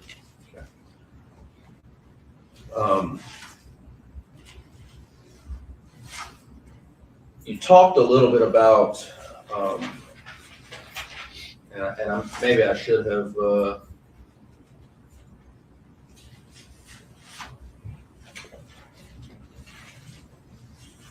Well, I'll ask you this. You asked about the gestures. You were asked about the gestures in the hospital. Oh, was that? Yeah, and there was some talk about him pointing the gun and his finger guns at the hospital. And you said, oh, that makes sense that he wouldn't be able to regulate those immediately after this, and that someone might act out of character because of the brain injury. Oh, I do remember talking about that. I just don't remember about that specific act. But yeah, especially in the very acute phase, people say and do things that was disinhibited, very disinhibited. And he also was encephalopathic. So when you say disinhibited, what does that mean? Oh, poor impulse control, just acting on impulse, saying and doing things that you might otherwise gate yourself and not do. In encephalopathy, I can give you all kinds of examples of folks that just get very agitated and really just inappropriate the way they are. The poor impulse control is part of the problem with having a TBI to the frontal portion of your brain, correct? Yeah, oh yeah. But I would say that in his case, part of that recovery is, as Dr. Sedlak has noted, is that his executive functioning actually has improved to some extent. And so the impulsivity, if it was at that degree bad that what we're just describing in the detention center, I suspect there's a high likelihood that he would be having more behavioral problems there. But when you say that his executive function has improved, he's still not back to the level that he was pre-morbidity, correct? That's my assessment, yes. Okay. Yeah. And so 3 years after this event, he's still not back to 18-year-old Alston. His executive function is not back to what 15-year-old Alston's would have been. Boy, that's a specific question. Probably not. Okay. Probably not. It would have been really useful to be able to do a detailed assessment of him pre-injury, but to that extent, right? But that is a reasonable theory. I want to talk to you a little bit about this idea of confabulation. Oh, yes. And the idea that you had concerns about that. Now, I think you even said, it's fair to say, you can't say that's what's happening here. Correct. I have a way of saying in there that only a psychiatrist cannot get in the actual head of someone to ascertain, right, what their emotional and cognitive conditioning is. So while I find that there are risk factors for it, I'm not saying this with absolute certainty that that's what's occurred. Right, and that's the idea of us talking about him conflating information that he has learned since as a memory. Right. I don't know if conflate is the word, but it's sort of like the void gets filled in by things he learns that likely occurred or did occur. And over time, it just becomes, oh yeah, that's my memory. I remember that. Well, one thing that might work against that idea would be if you're providing information or details about things that are not were not known before by other people. Fair? Oh, I think that's true. Yeah. And you talk at length about to give you details of the event, at least initially. Well, I didn't see him initially. It was other people that were saying that, right? So I saw him. It was a while longer, and he's given me a fairly consistent story on the occasions I've seen him. When you talked to him, what did he tell you happened that day? Oh goodness! Well, did I not outline it in the report? So he said, let me say this. He said universally, I don't know why I did it. I do not know why I did it. But he did describe getting the gun. He did describe walking in there and shooting James and then subsequently moving him and stabbing him and getting the materials together and leaving. He didn't remember much about, once he got to the Greenway area, he didn't really remember much of that. He did say, as we've talked about, that he shot himself to avoid going to jail. But what's really, so he described the events in some detail, right? While at the same time saying, but I don't know why, right? Could he really know why? Yeah. Don't know why he wouldn't be saying it. He wanted to plead guilty. He wanted to bring closure to this. Could a reason why be because this judge has to decide what his sentence is, and if the reason why is really bad and he does remember it, that might work against him in sentencing? Oh, sure. And I would say this, that if there was a really bad reason, I think we would have seen it. I think. Now, again, and I'm basing that on the phenomenology of mass homicide events that occur. Well, they all occur for bad reasons. None of them occur for good reasons. And so if there was one of those sort of recognized reasons, whether he was holding back or not, typically we already see the evidence of it. Right? We can figure it out anyway. So often we figure it out when they're dead. But you don't know, right? Not with certainty. You're right. Absolutely. I am the first to concede that as a psychiatrist, I don't know that there's going to ever be anything other than death and taxes that I will be able to tell this court with 100% certainty.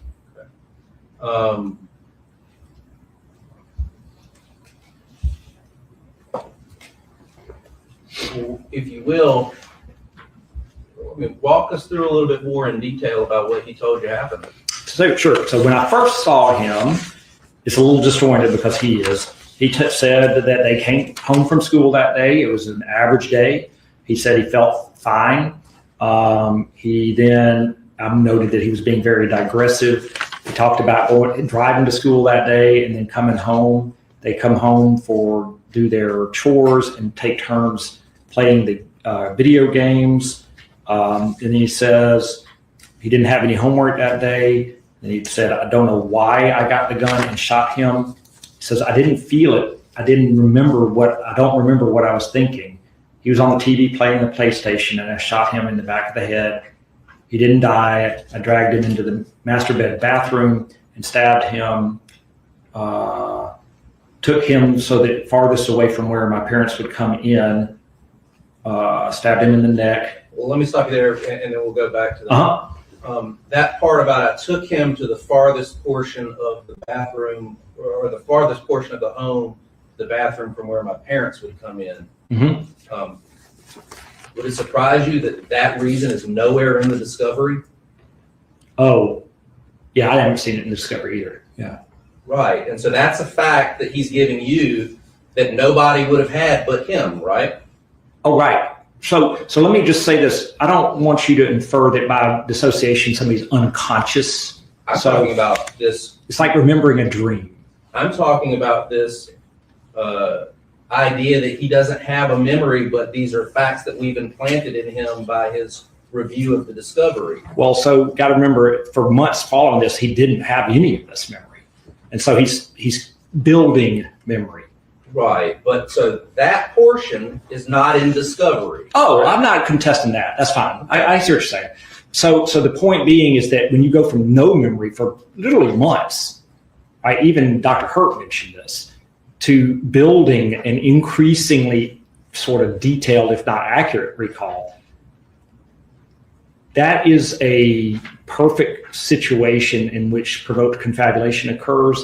That memories that are his, though, can be interspersed with memories that are not his, right? And so it's So another one of those million shades of gray that I know cause issues in courtrooms. So we think that, so in your opinion, there's a chance that he remembers why he drug him to the bathroom, but he doesn't remember shooting him in the head or doing anything. No. He didn't remember either of those things initially. And for example, I'm talking about right then when he's talking to you and says, I drug him from the living room to the bathroom. Could that have been confabulated? Right. Oh, yeah. With what? No. Provoked confabulation and confabulation there's two forms of this. So the provoked confabulation is when they're provided information. Okay. Unprovoked is a spontaneous sort of putting those pieces together in a way that makes sense, right? You're getting way beyond the opinions I'm giving, though, right? All I'm saying is he went from no memories to increasing memories over a period of months, which is highly suspicious. That doesn't mean that when he said, he gave the reason, I shot myself to avoid going to prison, when he didn't really remember shooting himself for a while. So I'm not saying that what he said isn't true. I'm not saying that some of it couldn't be truly held recall. What I'm saying is that with some uncertainty is that there are indicators that these memories, he didn't have them at first. So the question then becomes, how did he suddenly build memories that didn't exist earlier? So it could be some of one and some of the other. Or he could have that memory and just decided to share it now. In the realm of possibilities, yes, that's true. What else did he tell you happened after he drug him to the bathroom? He says he wrote a letter. I don't remember what was in the letter. Okay, that's interesting. So this interview, he says he doesn't remember what's in the letter. And then on the subsequent interview, he says, I remember writing the letter and he was aware of what was in the letter, but he doesn't know why he would have written what was in the letter. But nonetheless, so there's an evolution occurring. I guess I want him to die, but I don't know why. Some of this is not related to the event, so I'm trying to get to it. Then he talked about going and getting the materials that he left the house with and changing clothes because he was going to go hide in the woods. Then he went and he talks about which guns and ammunition he took with him. He was planning to go to the woods. Did he say what he was planning to do when he got in the woods? Hide. Wish I understood why I shot him, James. No idea why. I just did it. There's not a reason. So then he leaves the house, goes down the street, and he says, shot someone 3 times. So I shot because they saw me with a gun to stop them from calling, but it was loud. That would cause people. Some of it just is notes that don't make much sense. But he does say that I shot those people. Well, I want to go back to what you just said, because that's something that we didn't have in any of the discovery, right? Why did he shoot those people in the street? Well, the why couldn't be in the discovery. Couldn't possibly be. So why did he tell you? He's saying, he knows he did it now. So you got to remember, we're going back to a period of time where he didn't know he did it. Doctor, I'm asking you a very specific question. You just said that he said why he shot the person on the street. Why did he tell you he shot the person on the street? So that they couldn't call the police on him. Okay. And did he go on from there and say what he did next? Basically the same. I can read the whole loud. thing. What was the part about it being loud? Something about that they would have heard it. Got on the fairway very near the house, cut through houses, saw a guy in the car, saw a gun in the car, saw me, shot him. I think her. So he says he saw a gun in the car? That's what he said. Yeah. Okay. So did not report me. So he shot him so he wouldn't report him as well? Yeah. There was a lady, shot her 2 or 3 times. Then it says the only female was the victim in the car. Crossed the bridge to the wooden rail around that. There was a trailer park. Saw a helicopter. Dad called him. Trailer park. He said he didn't remember as much when he got to the Greenway. So it kind of skips to him being in the shed. Is it shed? Goes through the thick woods. After I shot myself, he says there was nothing else to do. I shot myself. Nobody knew why I was in there. After I shot myself, they returned fire at me and came in with a robot after 2 hours. He clearly doesn't That's not something he remembers. He How doesn't. do you know that? Because he had just blown the front of his brain off, and I saw the video of him on. He didn't. But he knows. In your opinion, he did. In my opinion, he didn't, and it's probably fairly accurate, I guess. I don't know how long it took for them to come in. Anyway, so he doesn't really remember anything after that until he was in the hospital. I want to talk to you a little bit, Doctor, about minocycline. Sure. And the defendant's ingestion of that. You, unprompted on several occasions, talked about how rare that reaction is, right? It's rare, yes. In fact, when you read some of the studies about all of this, isn't it also true that, even contrary to what you said on your direct examination, that the onset of that depersonalization or disassociation happens relatively quickly in all of those studies? Well, you're normally not on the medicine that long. But I mean, within 2 days. No, it can. I think I said it can happen early, middle, or late treatment. It can happen anytime. I'm saying, though, in the literature on it, is it not true that the onset in those that have been studied is very quick? Depersonalization. As a result of that medicine, minocycline. That is potential. I'm not disagreeing with that. I just don't remember that. But I do know, but I'm going to say early, middle, or late is still rare. Very rare, right? I discounted it initially. Right. Yep. You discounted it until you looked at it and decided that he was acting in a different way than he normally would have acted, based on your research and how he was moving. Different than he would act, and different than the behavior in the cohort of mass homicides that I've been involved in. Right. But I want to focus on the defendant. Okay. Some of the big things that you focused on for why it could be this dissociation and depersonalization is the way he was moving. I would say that at the times he was moving in a manner that other people thought was unusual. His appearance was unusual, kind of more calm. Did you talk to any of those people? Just their interviews, I guess. I did not talk to them. Okay.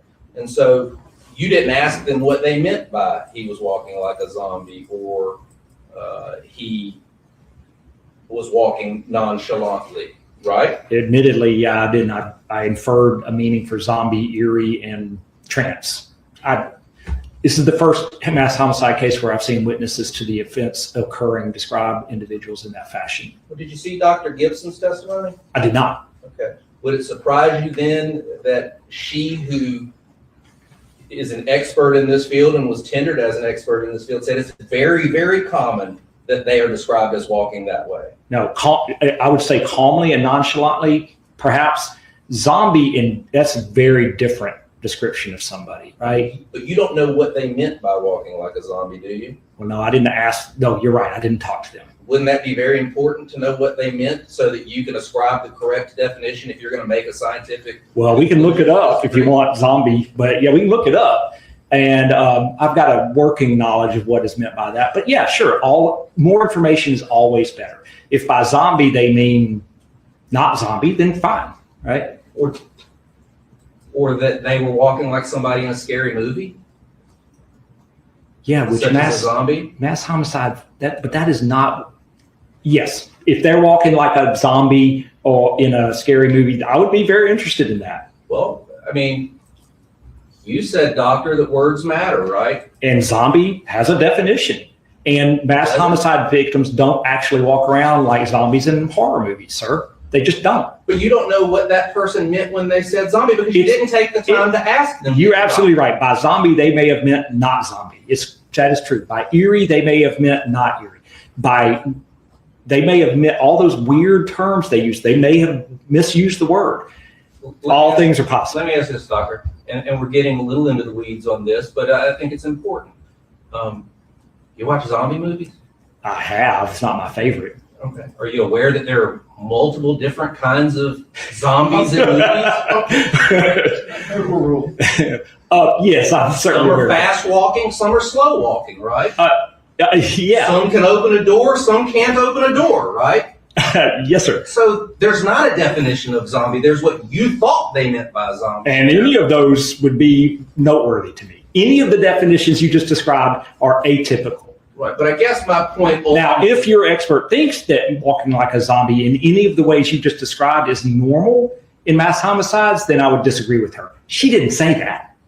Right. Okay, I've read her research. That she didn't say that. You're saying that.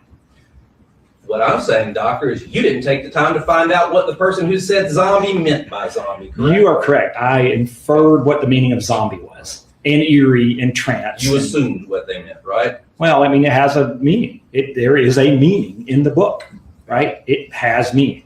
You said that person, I think at some point, or I don't know if you said that person, but at some point you talked about there being this lack of emotion and that he was calm. Right. He was at times very calm. Well, I mean, when he was talking to that person saying there's an active shooter carrying a gun, he was reasonably calm. And what he was saying, if he knew what he was doing, would be arguably pointing somebody and obfuscating his actions and putting it on someone behind him so that he could continue to get away. Well, possibly, although it's kind of odd that he's, carrying a gun while he's saying that. But all things are possible. Yeah, sure. The gun's in the woods, dressed as a hunter. All in Headingham area? Okay, sure. All things are possible. The trailer park's not in Headingham, though, fair? I don't think it's a hunting area, but nonetheless, all things are possible.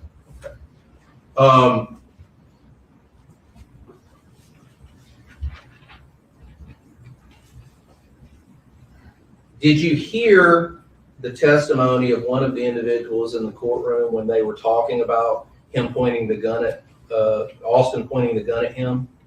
No, I've not been here except for today. I've not heard no other testimony. And he said that Austin had emotion in his face when he pointed the gun at him? I don't discount that. Okay. I mean, I don't know what emotion it was, but I don't discount that. If he said it, he said it. And that would be helpful information for you to know if you're going to make this sort of... All information is better, especially if it's accurate.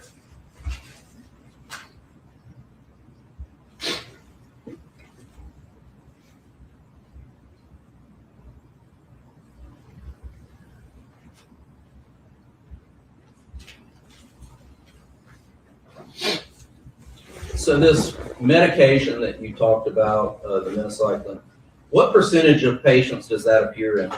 So there's no numbers. From the research I got, it was infinitesimally small. I can't give you a good, accurate number. The one study I saw was a series of like 167 people, but it's extremely small, and I can't give you the numbers. I can't remember. Do you know how many people that drug is prescribed to? Oh, hundreds of thousands. It's commonly used. I mean, other pharmacology folks would know perhaps better than I do, but it's commonly used, and I don't know how else to say rare other than rare. Rare means rare. Got it? That's fair. You kept talking talking about Ambien. We're not talking about Ambien, correct? You absolutely correct. The only reason I even use that as an example is because most people do know it, because it has a much higher incidence of that, and it's been described a lot in the public press. So, but those are completely different drugs, correct? Yes. The reaction we're talking about is not different, but they are completely different classes of drugs with completely different purposes and side effect profiles. And completely different percentage of people that suffer that side effect. Yeah, Ambien is, in the last research I saw, and it was about 5% will have some disruption of consciousness with it, sort of in a dissociative phenomenon. I think you described them as doing something, just not doing it well. Yeah, doing something, but not typical for them. It's hard to describe what it's like when somebody's, you've heard saying the lights are on, but nobody's home. They're doing things. It has purpose. It can be organized. It can have really bizarre elements to it, but they're awake, right? They look awake, but they're just not quite all the way there in terms of understanding the reality of their situation. And so sometimes that disruption will peek through, like I might have used the example of the guy that poured the drink through his hand. So he did everything right except for picking the glass up.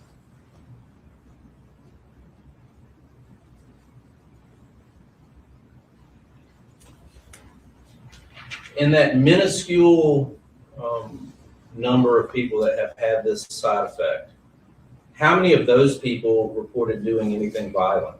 I've not read any case reports of that occurring. And similarly with Ambien, thankfully, even though it happens a lot more, violence occurring in this state of dissociation with Ambien is also very uncommon. Amongst that group, they're mostly a danger to themselves. Very few hurt people. And so you cannot point us to a single person that has, in the literature or in any of the studies where we know that was a side effect of minocycline that committed any act of violence, can you? Right. The first part we can say. The second part, I have not ever seen a study where it was confirmed that there was a minocycline reaction and that it was the proximate cause of some felony. So the percentage of that we know is 0. Well, I don't know that. I just don't know of any cases. So, but it could be. Yeah.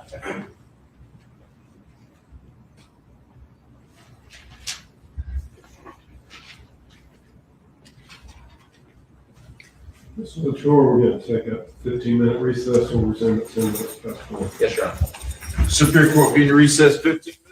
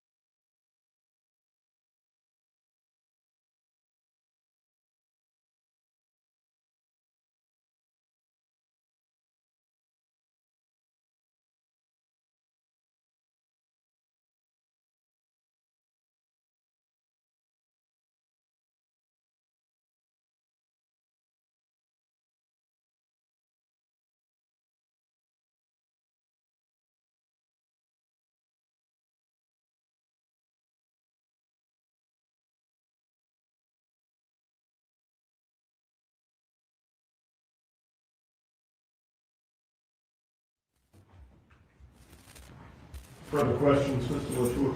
Yes, Your Honor.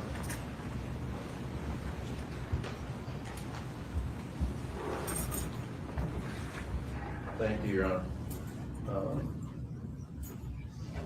Doctor, I have a couple other areas I want to talk to you about, and it may be jumping around a little bit, and I apologize for that. No worries.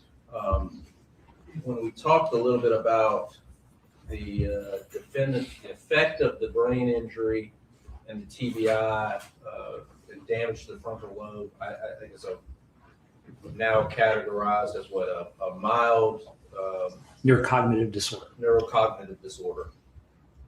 And you talked about the effects of that, and that there's this idea that the outward may not be the same as what is happening inside. Oh, affectively, yes. Right.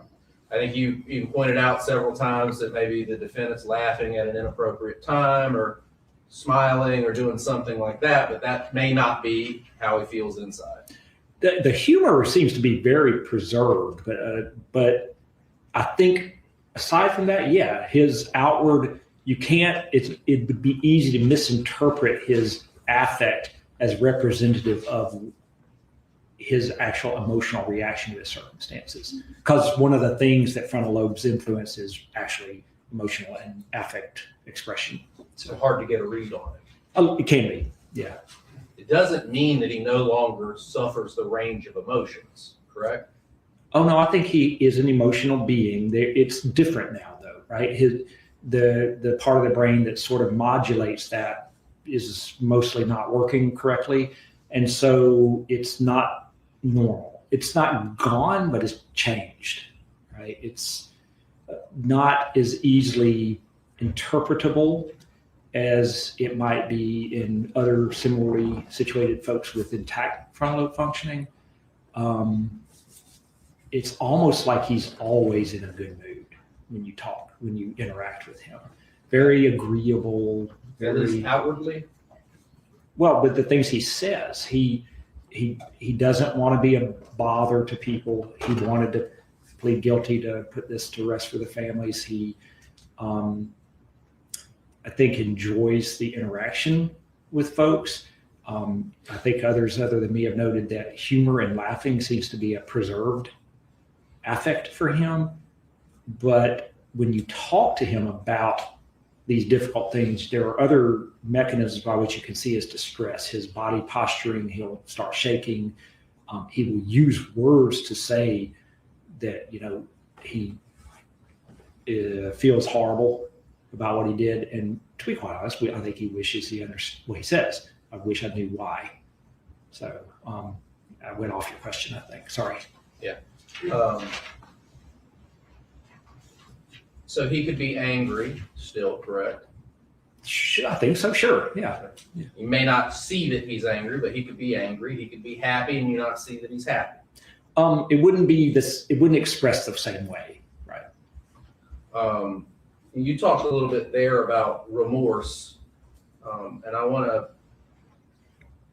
talk about a couple things.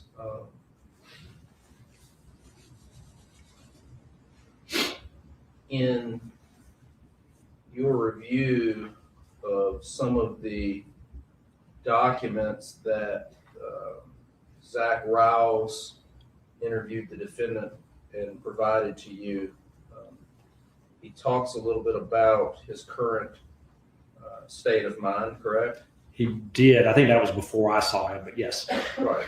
But you reviewed all of these things. Yeah, I can't remember it, and I've got to pull it from my notes if we need to talk about it. But yeah, I did review it.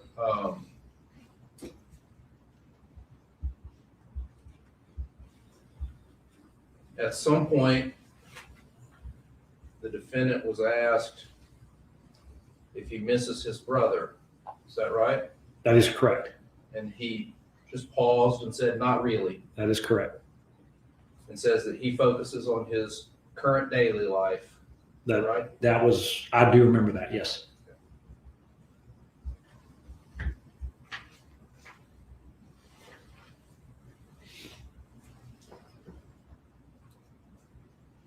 You talked about him being a different person than he was then. because of the brain injury. What about his interests? Are his interests changed? He seems to be a little interested in everything, to be quite honest with you. So I don't know that I would say that it's changed much, but when you talk, I almost wish you could just sit and talk with him. Because if you ask any question about anything, you are going to have a very long discussion about a lot of topics, one of which might be the question.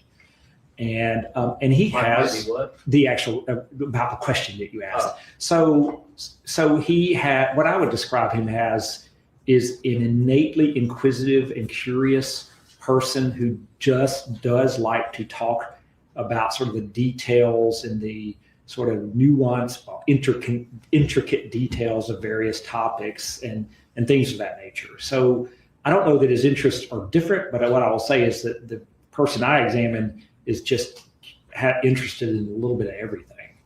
When he was asked about the firearms that were inside the residence by Zach, he was able to give a very detailed explanation about each of those firearms, wasn't he? He still can talk to you about firearms. He had training and experience with firearms, and I think he still can. And he was able to tell, there were 10 guns and walks through each of them, wasn't he? I think so, yes. Yes. He said at first, he said there were 9 guns, then he counted them again, and there were 10. Does that sound accurate? Sounds like something he would do, actually, yes. And then he went on through and listed the ones that he remembered, correct? Correct. You're still talking about Zach, not Yes. Okay. Yeah, not with you, but Okay. the things that you relied upon. Yeah. He said that there was a 12 gauge that Alan's grandfather had given him, right? That is correct. Said that there was James had a 12 gauge, correct? Yes. And another 12 gauge that was bought in September for Austin for Christmas, right? The details I don't recall, but this sounds very familiar to me, He yes. said that there was a 6-hour P22 that was a 9mm, correct? Yes.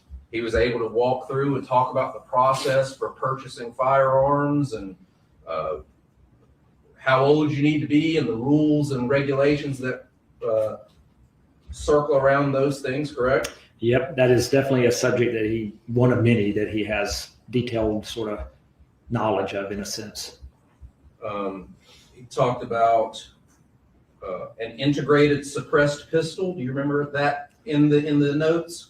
I don't specifically remember that, but I would venture to assume that he knows what that is, yes. He said an integrated suppressed pistol. Austin isn't sure what caliber of bullets it used, and said, quote, he had shot it before and asked about the suppressor part. He seemed confused and explained what a suppressor meant. Does this ring a bell? It's ringing a bell now, yeah.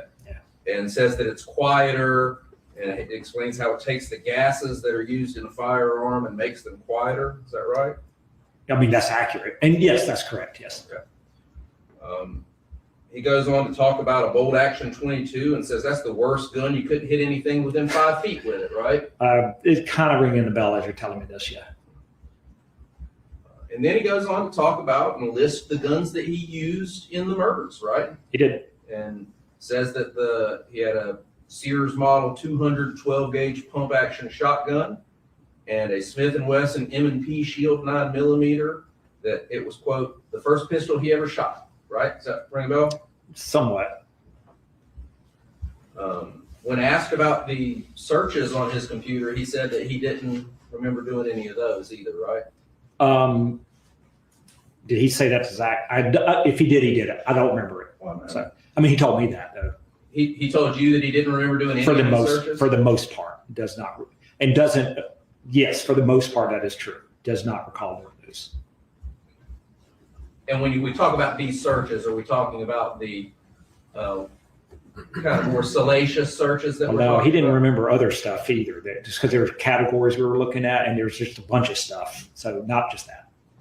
Okay. Do you remember that he told Zach Rouse let me see what date this is, just so I can. On an interview listed as March the 4th of 2024, says that he tells Austin that he has seen some of the discovery that shows they come through his phone and search history and found a bunch of search history going back months related to shootings. And Austin asked him what that meant. And he tells him that they found searches related to police codes, other mass searches from earlier in the other mass shootings from earlier in the year to include Buffalo and Uvalde. That's correct. Yeah, I found my notes. So yeah, this is the 24, 24, I believe so. 21, something, but I got it. Yeah. And he says that searches about school shootings and other things like that, and he says he doesn't remember or know anything about that. Asked him if he remembered making the searches, and he said no. That's correct. Okay.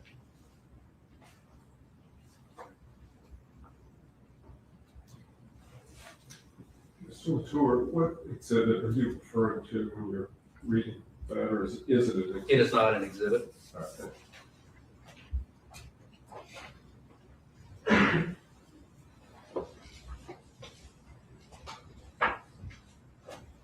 I may have a moment, Your Honor.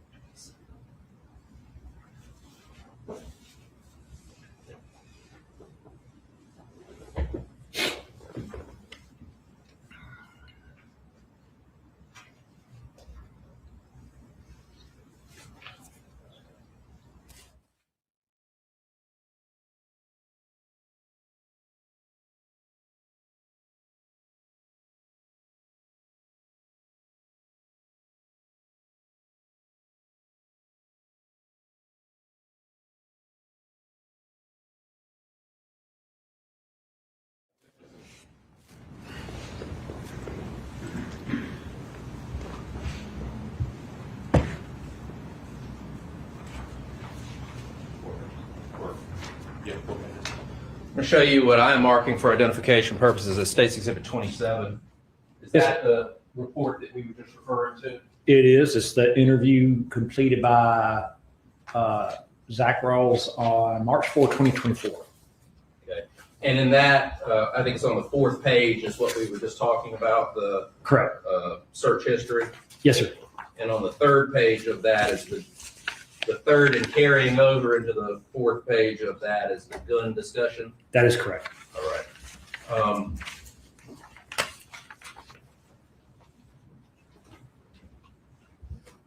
The state will move to admit State's Exhibit 27.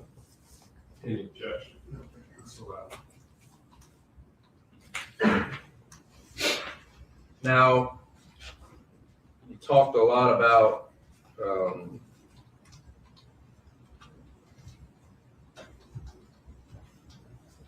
Austin sharing information and sometimes more than you may want. Fair? As far as being talkative. Yeah, so he didn't have much gate between what he's thinking about and says, which is sort of frontal. And so he talks a lot. At some point,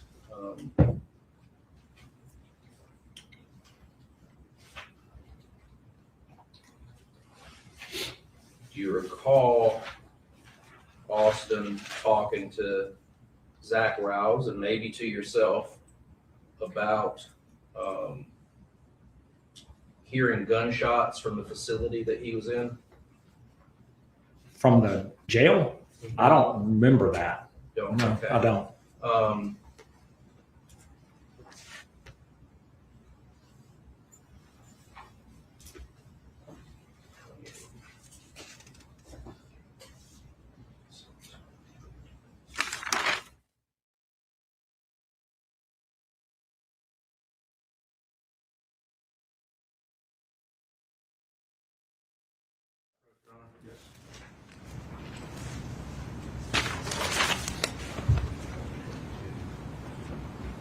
show you State's Exhibit 28.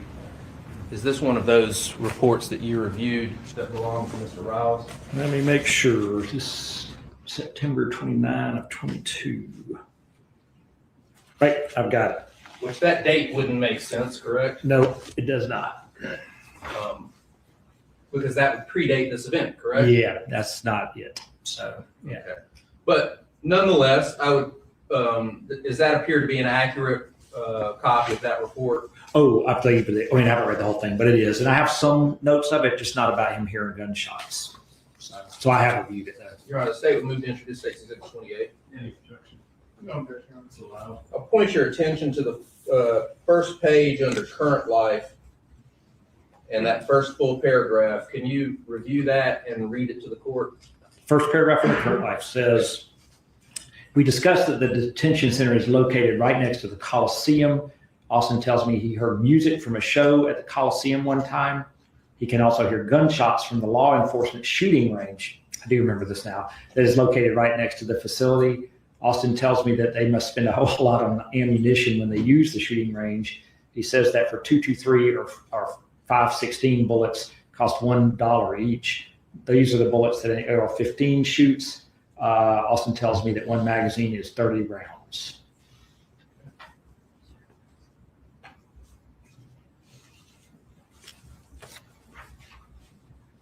And on the second page of that, in the second full paragraph, he discusses his parents' separation, correct?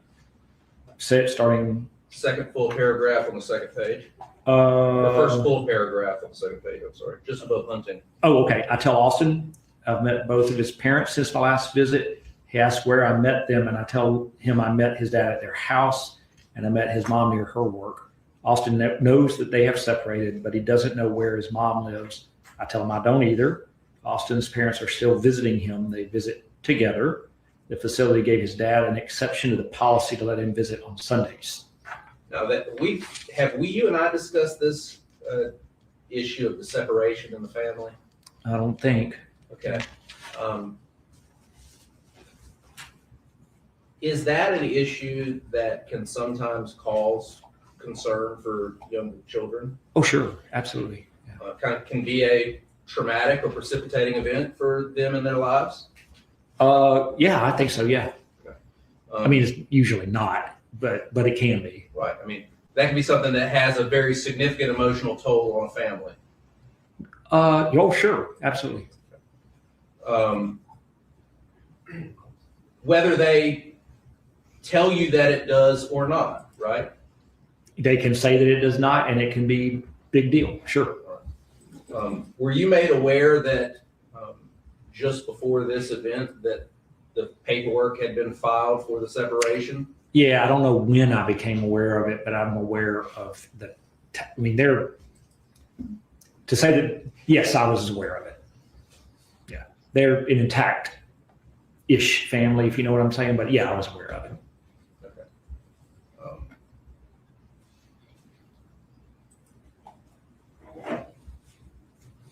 We've talked a lot about the larger note that was left, that Austin left for everybody.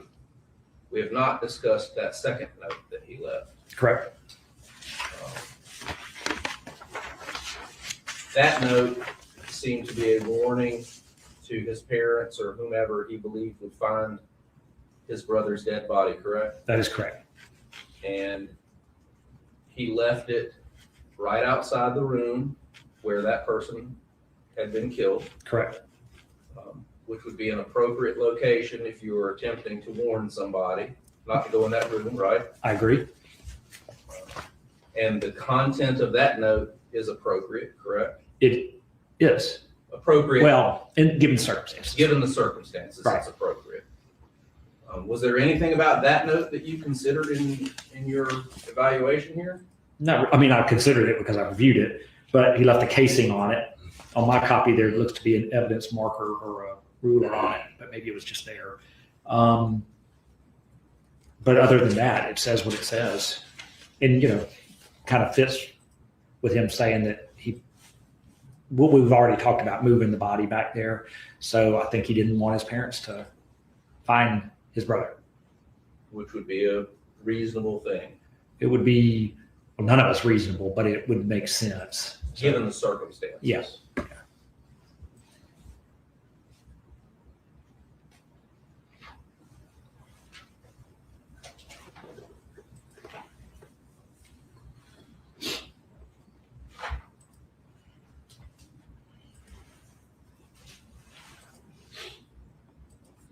You talked about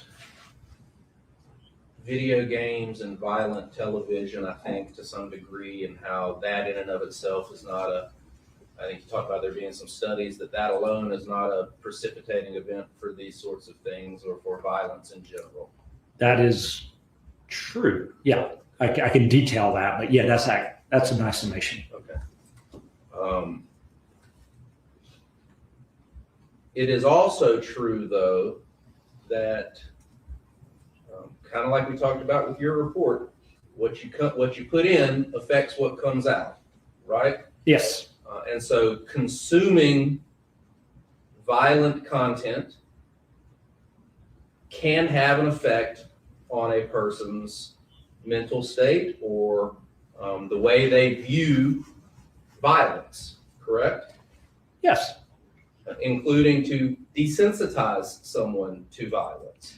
I would say that makes sense to me, that the more you are exposed to, it's nice to be able to separate fantasy from reality, but the more you are exposed to sort of adverse stimuli like that, you become numb to it. Right. Yes. And so when you become numb to that sort of thing, your reaction to it is atypical. It's not what a normal person may react to. Is not so desensitized. Can that be the case? Yes, that's true. That can be the case.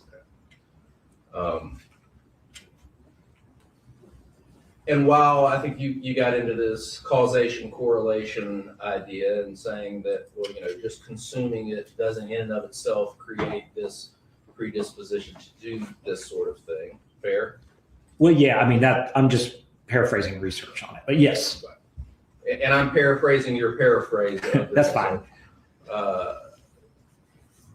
But if someone already has a predisposition to do something violent, consuming that sort of stuff and desensitizing yourself to those sorts of things can make it easier to take that next step. So I tend to agree with you on that. The research is not as clear on that, right? So the research would suggest that if for people that have a lot of internalized anger, that another equally plausible theoretical approach to that is that if you give them a actually nonviolent way to express that hostility, to get it out, that can actually be protective. And there was one decent study that looked at this and said that these video gamers, that while they have more propensity to have like arguments with their family and scream at each other and stuff, that they were actually less likely to engage in overt violent acts than age-matched non-gamer controls.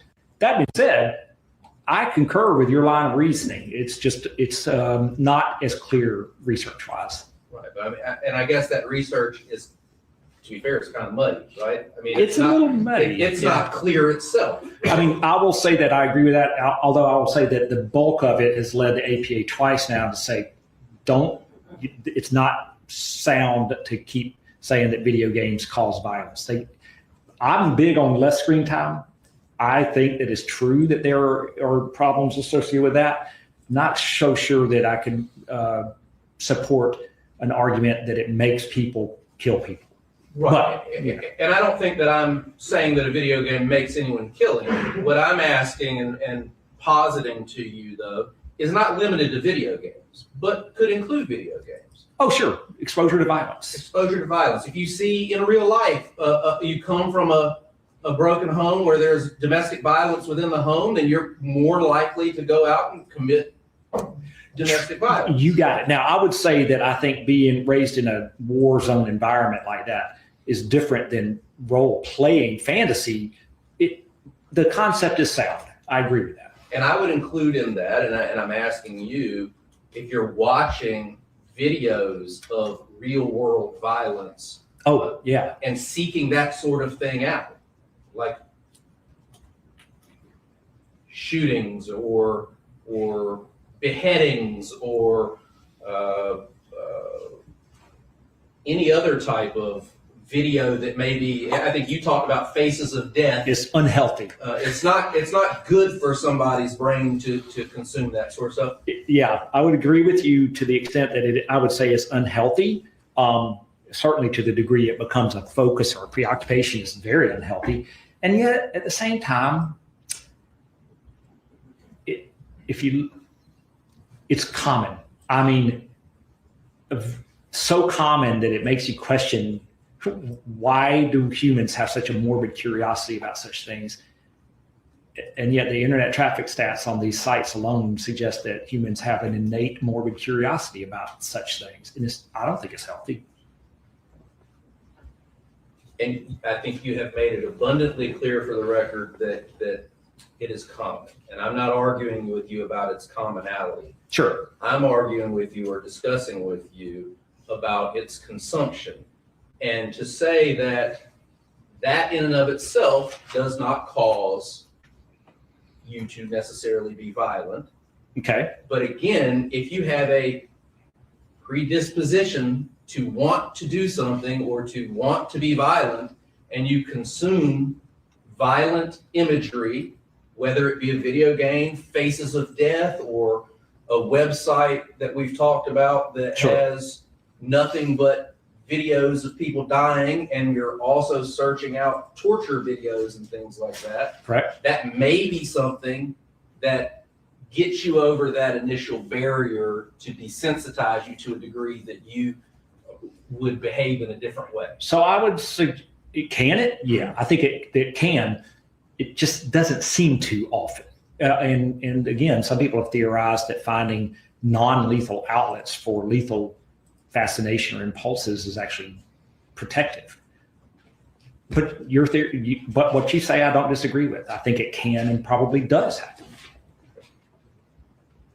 I don't have any other questions at this time, Your Honor. Thank you, Your Honor. Yes, thank you, sir. Dr. Corbin, I'm just going to go through the questions with you that you were just asked by the state. I'll probably have to jump around a little bit. You mentioned we talked specifically about 2 dates that there were mistakes on. Was that the problem of just the attorneys turning something over to you with an improper date on it? I believe that to be the case. I don't know who wrote that date on there, to be honest. Okay. Yeah. And that was apparently a typo with that.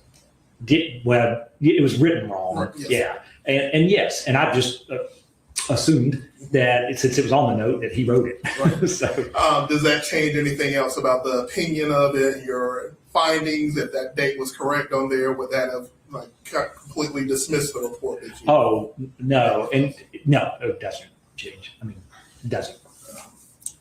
When we're talking about this separation between Austin's parents, are you aware of any internet searches that Austin was struggling with that, or was it desperation about his parents breaking up? I never really saw that as a topic in any aspect of the assessment for him. So.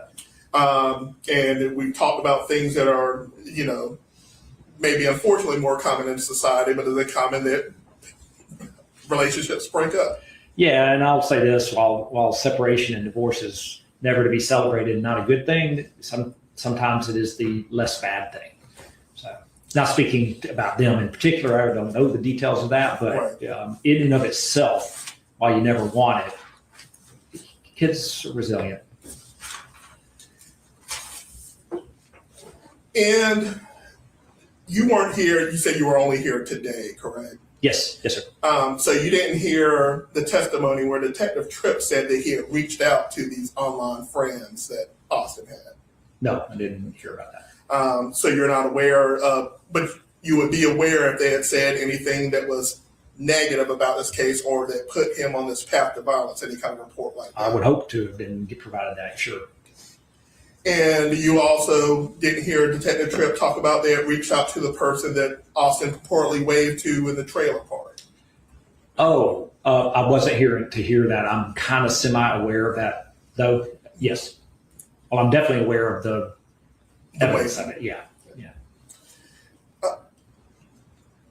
In your experience and your, I guess, hours talking to Austin and the hours going through the interviews where other people talk to Austin, Mr. Rouse namely, is there any indication that Austin is holding back what people want to know the most?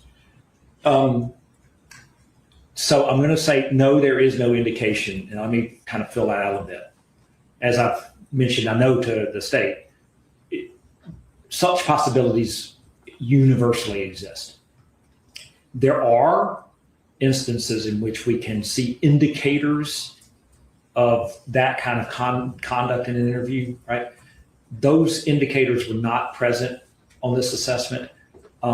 Similarly, there are certainly real reasons, at least one very real reason, that sort of recall and then being able to explain thoughts, feelings, and emotions around that time would be very, very difficult given the extent of his injury alone.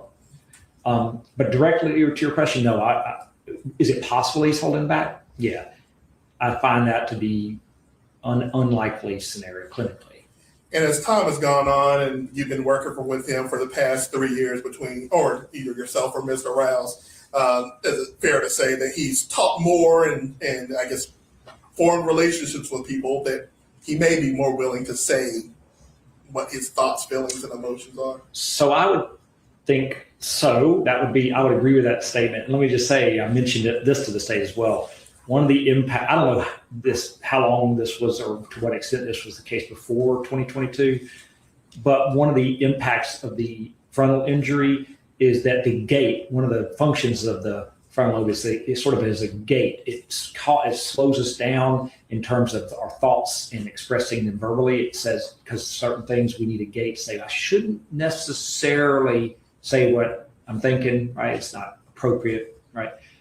He is sort of out there, kind of hyperverbal, lets it all hang out. There's very little gait, and that's organic, right? My suspicion is he might have been a little bit that way before, but he's a lot that way now, and I can say that with real certainty because I've experienced it. He is very impulsive in what he says. So it would be, not that it's impossible for such a person to manage their presentation and manage what they're sharing with, but he's clearly remains very close with his parents. I think he's had a very healthy relationship with members of your defense team, as much as I understand that. And he's been extremely talkative with me, right? So I think it's less likely that he would be even able to really effectively hold back, and I'm just not sure he really wants to. So. And you're aware, you got records about his behavioral records in the jail? Yes. In the detention facility? I mean, not until today, but yes. And you're aware of any kind of behavioral issues that may have popped up while you've been, because I think you had talked about him taking a shower that was too long. From what I know, he's maintained a pretty high level and did get one write-up for taking a shower that was too long. I don't know how long, but too long. And so in your opinion, he's performed well in this restrictive environment? Oh, right. So yes. I mean, he's done very well in that environment. It will be curious to see whether when he moves to a more general population adult correctional facility, which has different stressors and different constraints and different controls than the juvenile detention center, which I gotta say, I was impressed with their handling there too. It might be a different struggle for him. Talk to me more about that. What is curious about it and what are the different struggles that you have? Well, so, I mean, the juvenile detention center is a juvenile detention center. And so it is, if y'all have never been there, I mean, it's structured as such. The programming is structured as such. The interactions that they have in the system of rewards and sort of removal of rewards in what we call a milieu economy is designed to be very therapeutic, almost school-like therapeutic kind of controls.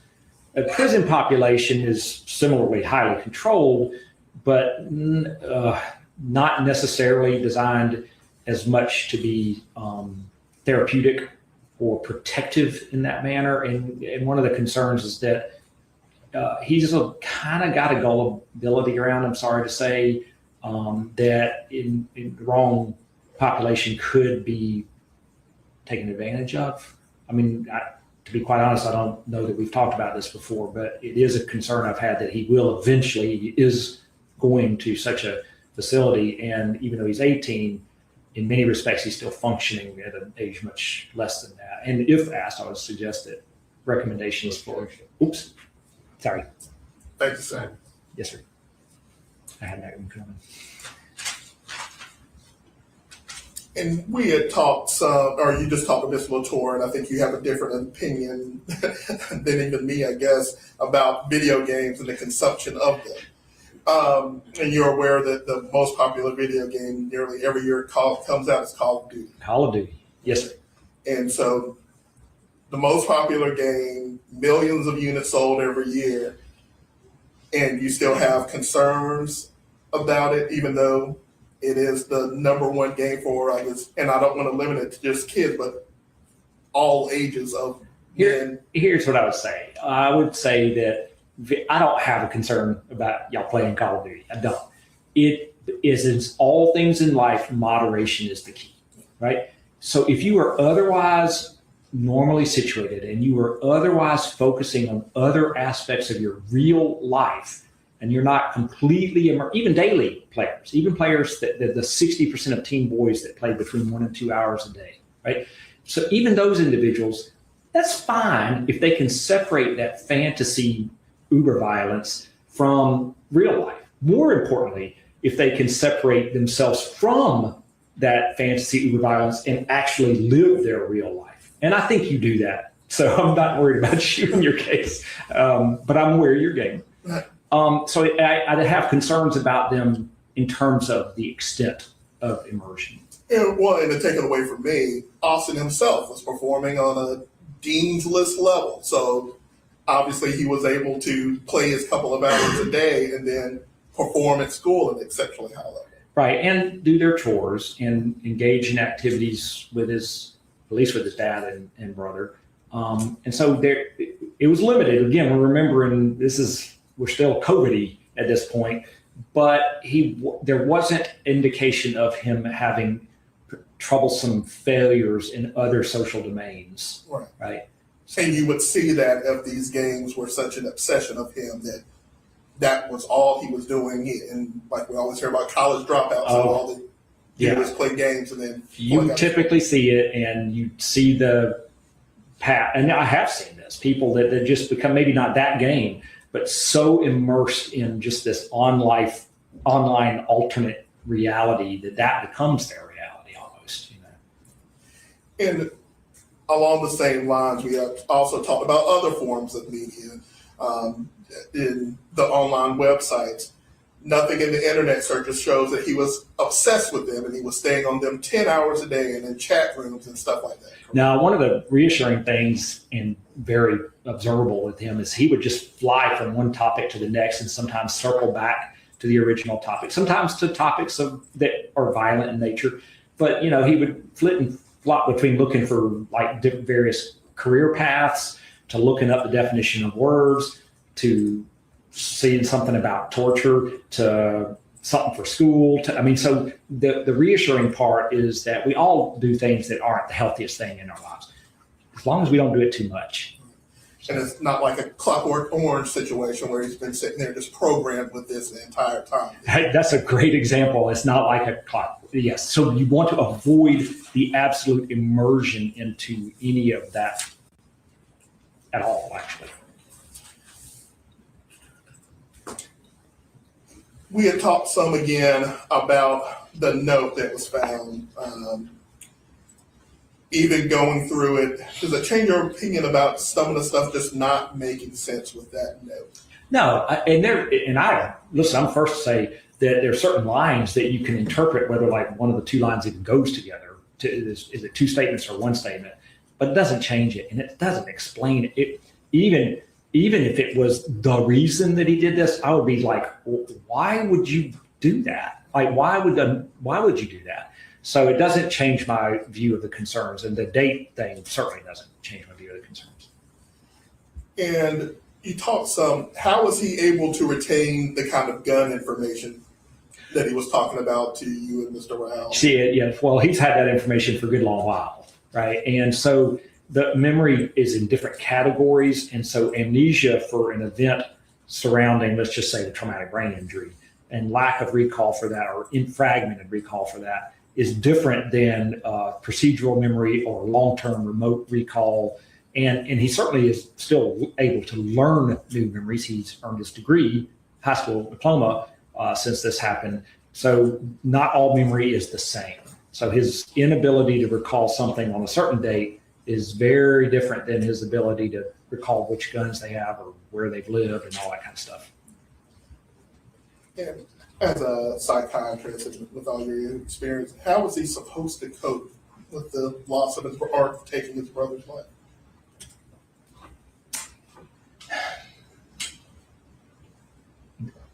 How can you? You move on. You do what you can. You maintain and rebuild relationships that have been destroyed. I mean, let's say with his parents, it is so reassuring that despite what happened, because they're victims in this too, that they have circled around him. So, and it's complicated by the fact that he does not understand, nor is it likely the case that he will ever really understand why he even did this, which is, while you feel remorse, and he does, in my view, he doesn't know why it happened. He doesn't doubt that it happened.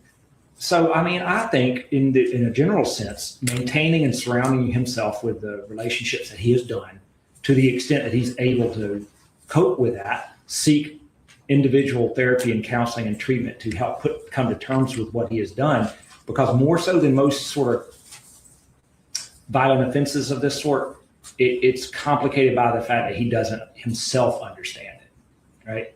So we all talk about this phrase, senseless crimes. That doesn't mean no reason. Most crimes, when we look at it, there's a reason. It's a stupid, senseless reason. In this case, I'm still left with a very high concern that there's just no discernible reason. And for him, there seems to be no reasoning for it. When we look at this video, let me back up for 1 second. We were talking about information I believe he was giving to you specifically about the shooting itself. That's right. You recall, talking with Mr. Latour about him shooting a person because they had a gun? Or he saw a gun. Or because he saw a gun in the car? Right. And he said that was the only woman that he shot? My notes say that, but it could be wrong. He talks fast, and I was taking notes fast. Okay. But could it be right? Or that's what he told you? Yeah, it could be right that that's what he told me. Okay. He moves a mile a minute when he gets going. So.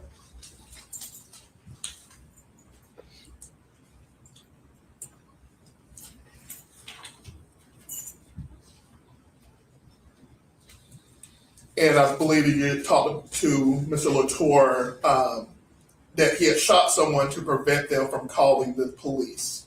Correct. And you've seen the videos.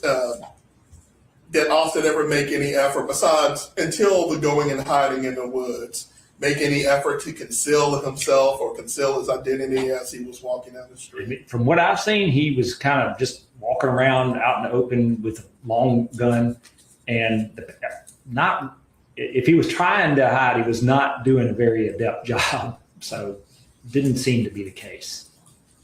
And talk about this a little bit, because we have is the word, I guess, we're talking about how important words are.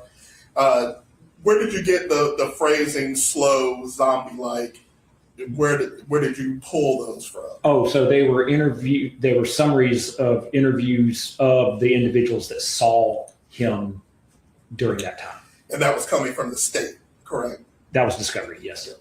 And I know there was a debate about fast zombies and slow zombies. What kind of zombies are you talking about when you're talking about these?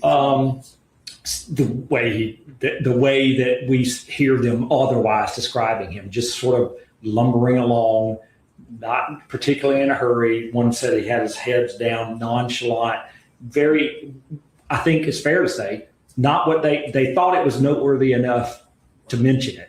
And so not what one would expect to see in the circumstance. And so when they thought of it enough to mention that he was walking like a zombie, that is should be in the general opinion of what a zombie walks like. Yeah, I mean, regardless of how you define it, it's noteworthy in that it's not just normal. It's not normal. And just a couple more questions about this. And so it wasn't like a fast zombie and not. When a person says, or when Fox News says downtown San Francisco looks like a zombie apocalypse, are they talking about fast people running around and walking? And I wasn't. Sustained. What kind of zombie is that? General, what's your textbook definition of zombies? In this case, Yeah, sustained injection. Counter, I objected when we started to this. And Mr. Latour, we got a whole paragraphs about zombies, and now we're being shut down. We're getting pretty far afield. Sustained injection. Thank you, Your Honor. All right. Dr. Corbin, you personally examined several mass shooters. unfortunately, more than several, yes. How many would you say you examined? 20-ish. I have a couple other actives right now. So. And you're familiar with all the research that goes into the research and classifications of mass shooters? Tons of it. And there's just, I doubt that I am familiar with all of it because it's a huge volume of research, as you can imagine. And you reviewed thousands of pages of well, how many pages of records have you reviewed? And several thousand, anyway. In this case, you mean? Yes, yeah, in this case specifically. Yeah. Is it still your opinion after being cross-examined by the state, your process is sound in ruling out those other past the violence that we've heard about? It is. I mean, so, but I want to be fair in this. I have, to my satisfaction, not found evidence to support any of the sort of more typically observed or untypically observed rationales for this to have occurred, which leaves the more rare event to be more likely. And there is evidence that seems to support that that rare event did take place. But I tried to be I did not offer an opinion as to automatism or something like that with a reasonable degree of medical certainty, because there's just not enough data to give me that degree of certainty. But in the realm of possibilities, many of which the states talked with me about today, I still find it to be the most likely scenario. When you say it being the most likely, what are you talking about? Altered mental state. I'll just say altered mental state incorporating elements of dissociation, most likely resulting from innocence. That's further. Thank you, sir. Yes, sir. Recross, Mr. Latour. A couple quick things, Your Honor. Doctor, what you were just saying, this rare event, you find it to be more likely. And we've talked about words having meaning. Yes, sir. I just want to be clear if I'm understanding you correctly. Are you saying you're finding that the rare event is more likely that it could have been that rare event than it otherwise would have been? No. What I'm saying is that it's this sort of a medical decision-making thing. Once the other things become less likely, because I can't find evidence of them, then the thing that's still a rare event becomes more likely. If it was highly likely, it's highly more likely that I would have come here and told you, look, it's my opinion that did in fact happen with a reasonable degree of medical certainty. I know we're talking about sort of fine legal concepts, but it's not that it's more likely than anything. It's the more likely of the information that we have. When we look at this, again, I'm trying to figure the why out. The why, in my opinion, is not because he was angry and wanted to blow up the world. I doubt very seriously, despite him saying that it's over, that humanity destroying the world, I don't find that to be a credible assertion given my psychiatric analysis of him. So while I'm saying that the dissociative reaction in altered mental state is what's left as the most likely scenario, that's different than saying that's what happened. Yeah. I was just trying to clarify if you were saying it's more likely than these other things, or more likely than I would have thought it normally Oh, would be? it's more likely than the other things that I think are not likely. Yeah, I got you now. I just wasn't understanding. I wanted to. Yeah, and I totally didn't get your question right. Sorry about that.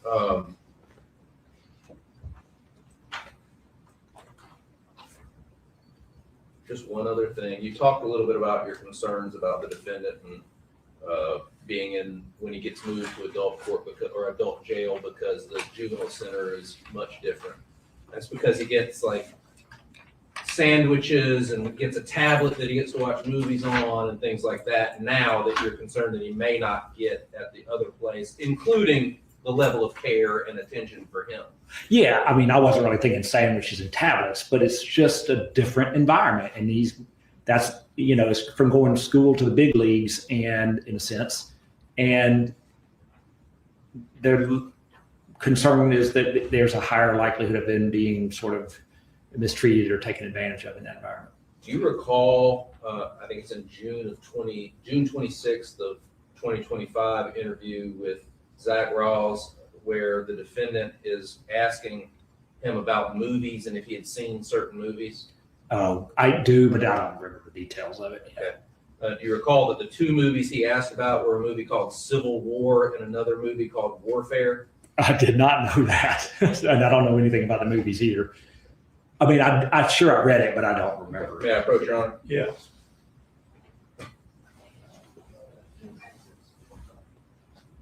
I want to show you State's Exhibit 29, which Thank you, is sir. that interview, and I would move to introduce State's Exhibit 29.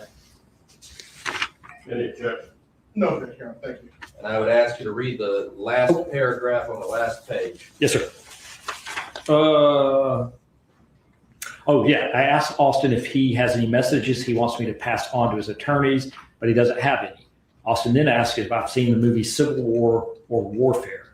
I tell him I've seen neither, but I've heard about Civil War as being interesting.